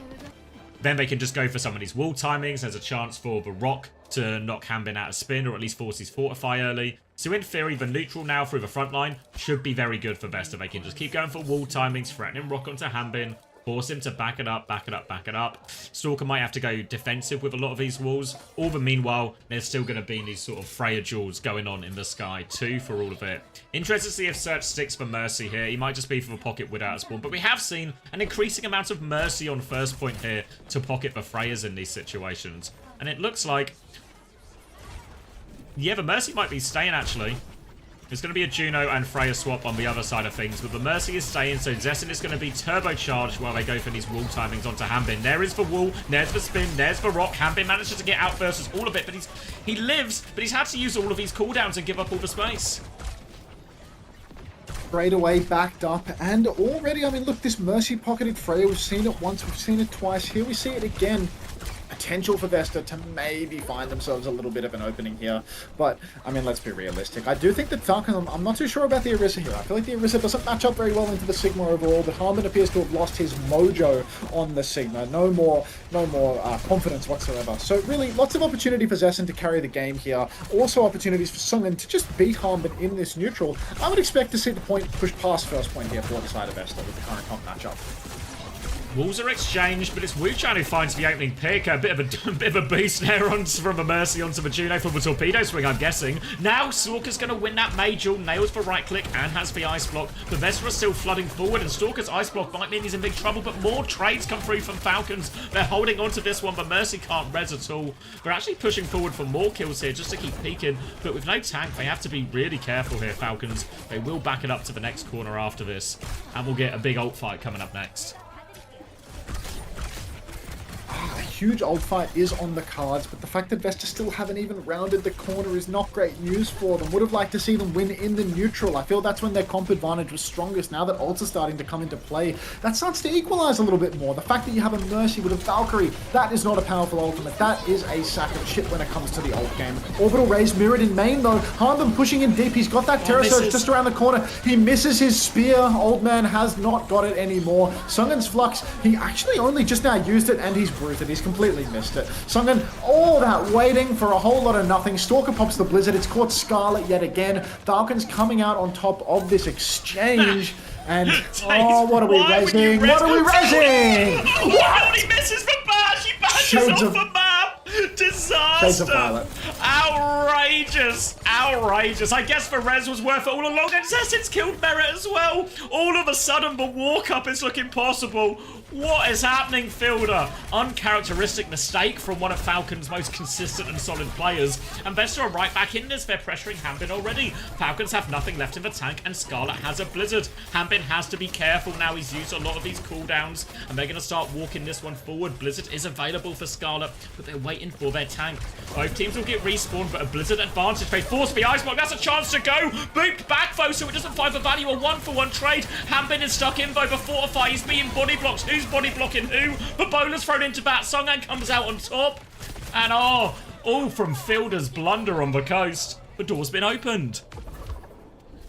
Fielder really opening the door for Vesta to at least get a point on the board before they have to walk home with their tails between their legs. An absolutely brutal start for them, but you know what? When Fielder bashes himself off the map and enables a trade from Zessen, all's good in the world, really. They do have to fight an uphill battle right now as they have to retake into Sungen with this aggressive positioning, but it looks like Vesta don't even know how to hold forward on this map. They're going to give Falcons the choke basically without any resistance whatsoever, and that's not a great start at all, because as soon as Falcons start to close that gap. As soon as they cross past these big open stretches, they're already in an advantage position. They're already in better space for the Orisa to push into their backline. Cheer has an advantage with the orbital ray. He pops it fast, but oh, no.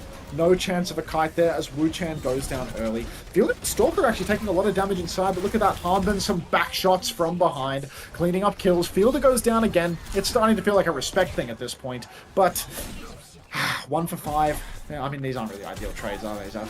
Stagger too. No, stagger as well to offset any of the damage caused by those stagger or by those trades. They're coming back with a decent ult bank now. They have Ray advantage here, Vesta. They've got a Flux to work with as well. But hard to get consistent Flux value, and Falcons have plenty of ults of their own as well. They're going to have to try and push into a Blizzard, push into a Terror Surge, push into a Rally. All ults that are typically very difficult to push in with. So Vesta might be forced to invest early here on the walk-up. They use a wall to try and help their cross. Barrett's going to deepen or move over to the left-hand side, but no great position there. Wall comes out from Stalker, doesn't find anything. Hanbin is conceding a little bit of space right now. Now the wall on Hanbin, but they're all in this Terror Surge for Ray to try and live. Ice Block and Torpedo save him, but Bolan doesn't get anything. The Flux now from Sungang. Can he find anything with this? Looking for it. He's picked up Merit. Merit is low. The Blizzard from Stalker trades 1 kill. Good rock onto Hanbin. He's low HP. The Walls come out to try and save Hanbin's life. The Wall is really good from Scarlet, and they get that kill onto Hanbin. Falcons will be dying on point here, hoping for a late trade. The Ice Block actually gets the kill onto Fielder as well. And now Vesta, a great chance for this snowball. They've got the Blizzard for this point fight. Can't afford for this opportunity to go begging. Huge opportunity here for the side of Vesta. They've got the Blizzard for the card. Harbin and Stalker both playing characters that can make the touch a little bit easy for the side of Falcons, though. Harbin can fortify his way through a Blizzard. Stalker can block his way through as well. It's important that Vesta plays strong and force cooldowns out early, but it seems that they're interested in doing nothing of the sort. They're barely swinging at all. Fielder swings wide, catches a bolt on the chin, though. Has to bash back. Harbin comes out, and here we go. Fielder incredibly low. Sungan frozen up by left-click freeze from Stalker. That's a perk, ladies and gentlemen. We do have Merit somehow taking down Scarlet, though. The man who pops the Blizzard is the one that goes down. And 1-for-1 trades. It's not over yet. Stalker comes out onto the card. Fielder goes down as well. We're now advantaged for Vesta. Manual freeze onto Sungan. Nearly nets them a kill, but nothing yet. Blizzard for Stalker. He pops the Blizzard. He gets it inside, but the corner might be enough to keep them alive. No, it is not. Falcons, they are going to clutch this one out. This is last fight, Sav. Yeah, 13 seconds left. Scarlet's going to be cleaned up, or at least forced out. Can he live? They did get the uncloak, but there's him to chase down the kill. Stalker is back on Sim now just to get back faster. Vesta, I don't know if they even have a touch here. It doesn't look like it. Hanbin's going to Terror Surge just for show. And Falcons do get a convincing hold. And it all just comes down to that Blizzard. They had all the stuff for the snowball there, Vesta. They just need to wait, force the Ice Block, force for Fortify, Blizzard someone. They force for Fortify, but Scarlet still Blizzarded a little bit early. There was like a second or two left of a Fortify. So Hanbin was actually able to kite to the little, I think it was like, you know, the little room underneath opposite checkpoint. So everyone lives for Blizzard, then it just becomes a dogfight. The ults come up late in the fight, and Falcons are able to close it out. A 3-0 for them, the result they wanted. Their real test is, of course, on Sunday, but the best result they could have hoped for in terms of this race to get top 4 in Korea. Does that secure Falcons top 4, or are they still easily knocked out of it if they lose tomorrow? It's all very much like it could go anyway. Okay. So right now, has it got the Falcons update in? Falcons are going to go to 5-2 with a +8, which means they are exactly tied with AG in terms of match record and map record. They're going to be +2 ahead of Zeta in terms of map differential, but again, 5-2. T1 are stuck on 4-2 still, but they have 2 games that should be straightforward today, potentially going to 6-2. Crazy Raccoon are on 6-1. Keep up with all these numbers. So Crazy Raccoon in best position, but all these teams that we mentioned that are going to be around the 6-2 record, they all play each other, except for T1. T1 have 2 easy games and can get to +10 map differential if they nail it. Thank you, Atori, for the raid. But tomorrow, we get AG versus Zeta, and Sunday, we get Crazy Raccoon versus Falcons. These are the 2 games that are going to be pivotal in deciding who falls out, right? Like, in reality, T1 should be safe as long as they don't get upset by, I think it's either Old Ocean or Onside Gaming. So it should be fine for T1 to get top 4. Crazy Raccoon should also be safe now, I think, in theory, because of their map differential. Unless if maybe some, like, really extreme edge case, like Falcons 3-0 or something kind of extreme. It's AG, Zeta, and Falcons who I think are actually going to get dragged down into that dogfight the most. All right, take care, Hitori. Good luck for tomorrow. When are you going to stream this Saudi match that comes next? It's in like 3 hours, so I'm gonna go to the shop and stuff. So I'll end the stream and go out. Because I was going to do like a thing of reruns, and then like I'll set an alarm when you're going to come back and do the Saudi stuff, and I'll palm it off to you, and we'll do some sort of like circular thing. I don't know if that works. How long does the Saudi stuff last for? Like a few hours. It's like Okay, cool. I don't know if it's there's at least 2 best of 5 series. I don't know if the grand final is actually best of 7. Maybe. Maybe I can find out. Okay. We'll see.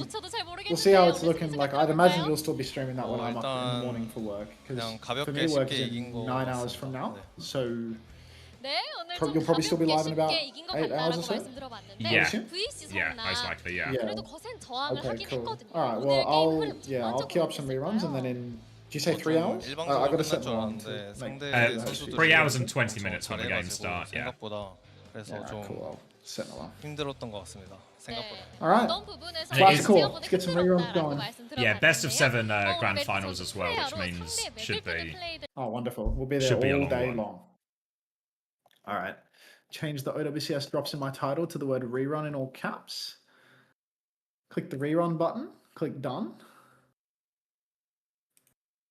All right, everybody. Thanks for watching. Install the damn match masters. Exclamation mark masters if you even care. And I will see you tomorrow.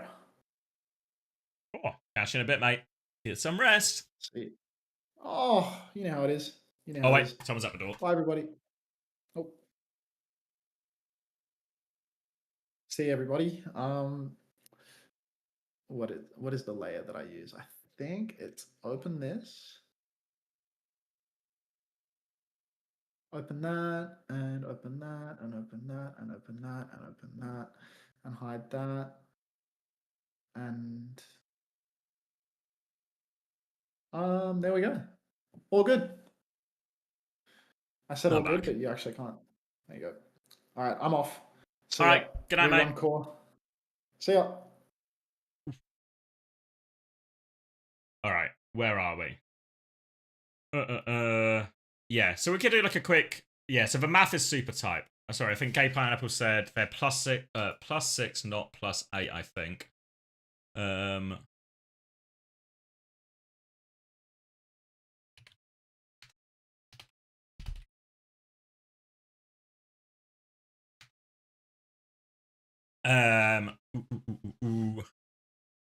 So yeah, so really all in the mix. Has it got all the scores? I don't know if it's locked for Falcons one in yet.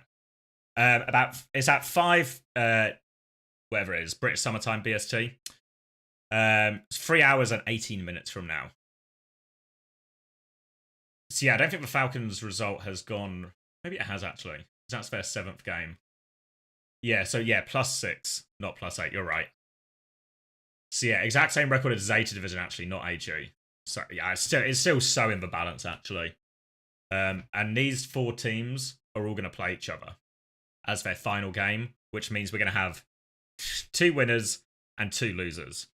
So could honestly, I mean, it's really all to play for. T1 actually are the safest of all these teams, even though they've not played any of their games yet because they've got the easiest fixtures. So I reckon T1 are safe. T1 are safe. Crazy Raccoons should be safe because even if they lose 3-0, I think their map differential might just be too much. And then it all comes down to the AG versus Zeta one is the big one. Winner of that will secure top 4. Loser of that might still get top 4, but it's going to come down to map difference. Falcons, I think given current form, have to try and upset Crazy Raccoon to guarantee it. So, yeah, I mean, if, like, so let's say AG won today, they'd be 6-1 and basically guaranteed safe. Due to all their good work. So yeah, that poker face loss is devastating for AG. We'll see exactly how devastating by the end of tomorrow, really, depending on their result. But this certainly opens the door for Zeta and Falcons a lot more. AG are safe with a 3-2 loss or better. Okay. Is that even if Falcons win as well?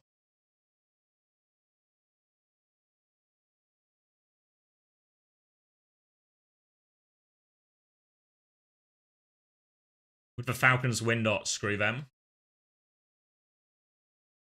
Yeah, I mean, I know that's probably one of the least likely results. You know, like Falcons over Crazy Raccoon feels really hard to anticipate that fixture coming through. But yeah. So yeah, we'll figure it out more tomorrow as the results start to come in. But yeah, now Zeta versus it's behind my camera, but yeah, Zeta versus AG tomorrow is the big one.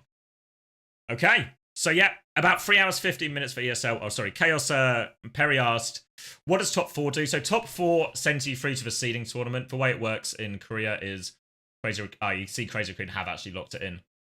Top 4 go through to seeding. They play a round robin in a little bit. Well, there we go. Couple of weeks into June. And that determines their seeding in playoffs. Top 2 go into the semi-finals, bottom 2 go into the quarters. But if you get top 4 at this point, you are guaranteed playoffs. If you don't make it, if you're in 5th to 8th, you go to the last chance qualifier where you have to play a double elimination bracket or single elimination for 7th and 8th to try and get one of those final 2 spots in playoffs. And the best you can do is start in quarterfinals. And remember, no Asia LAN this year, so this playoffs right at the end, this determines who goes to the Esports World Cup and who doesn't. So, yeah, as much as, you know, it's the normal situation in Korea where we have a group stage, when we have seeding and last chance qualifier, then we have the playoffs. So there's still plenty of action to happen, plenty of chance for power levels and form to change in all of this. But I don't know.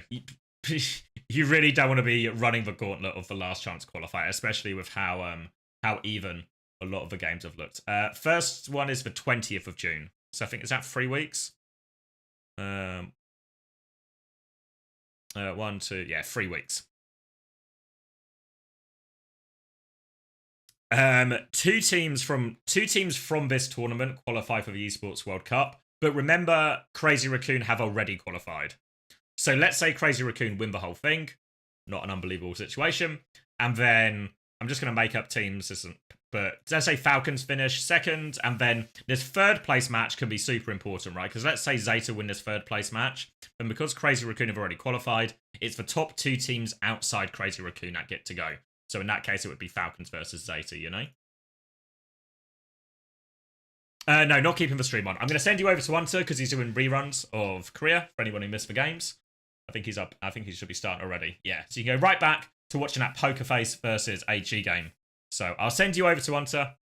I'll be back in a couple of hours, and I'll see you all there. We can figure out our first qualifying team for the last chance qualifier will be determined tonight. So thank you everyone for watching. Hope you enjoyed the stream. We'll be back all weekend with the rest of the OWCS action. ESL Saudi tonight in about 3 and a bit hours.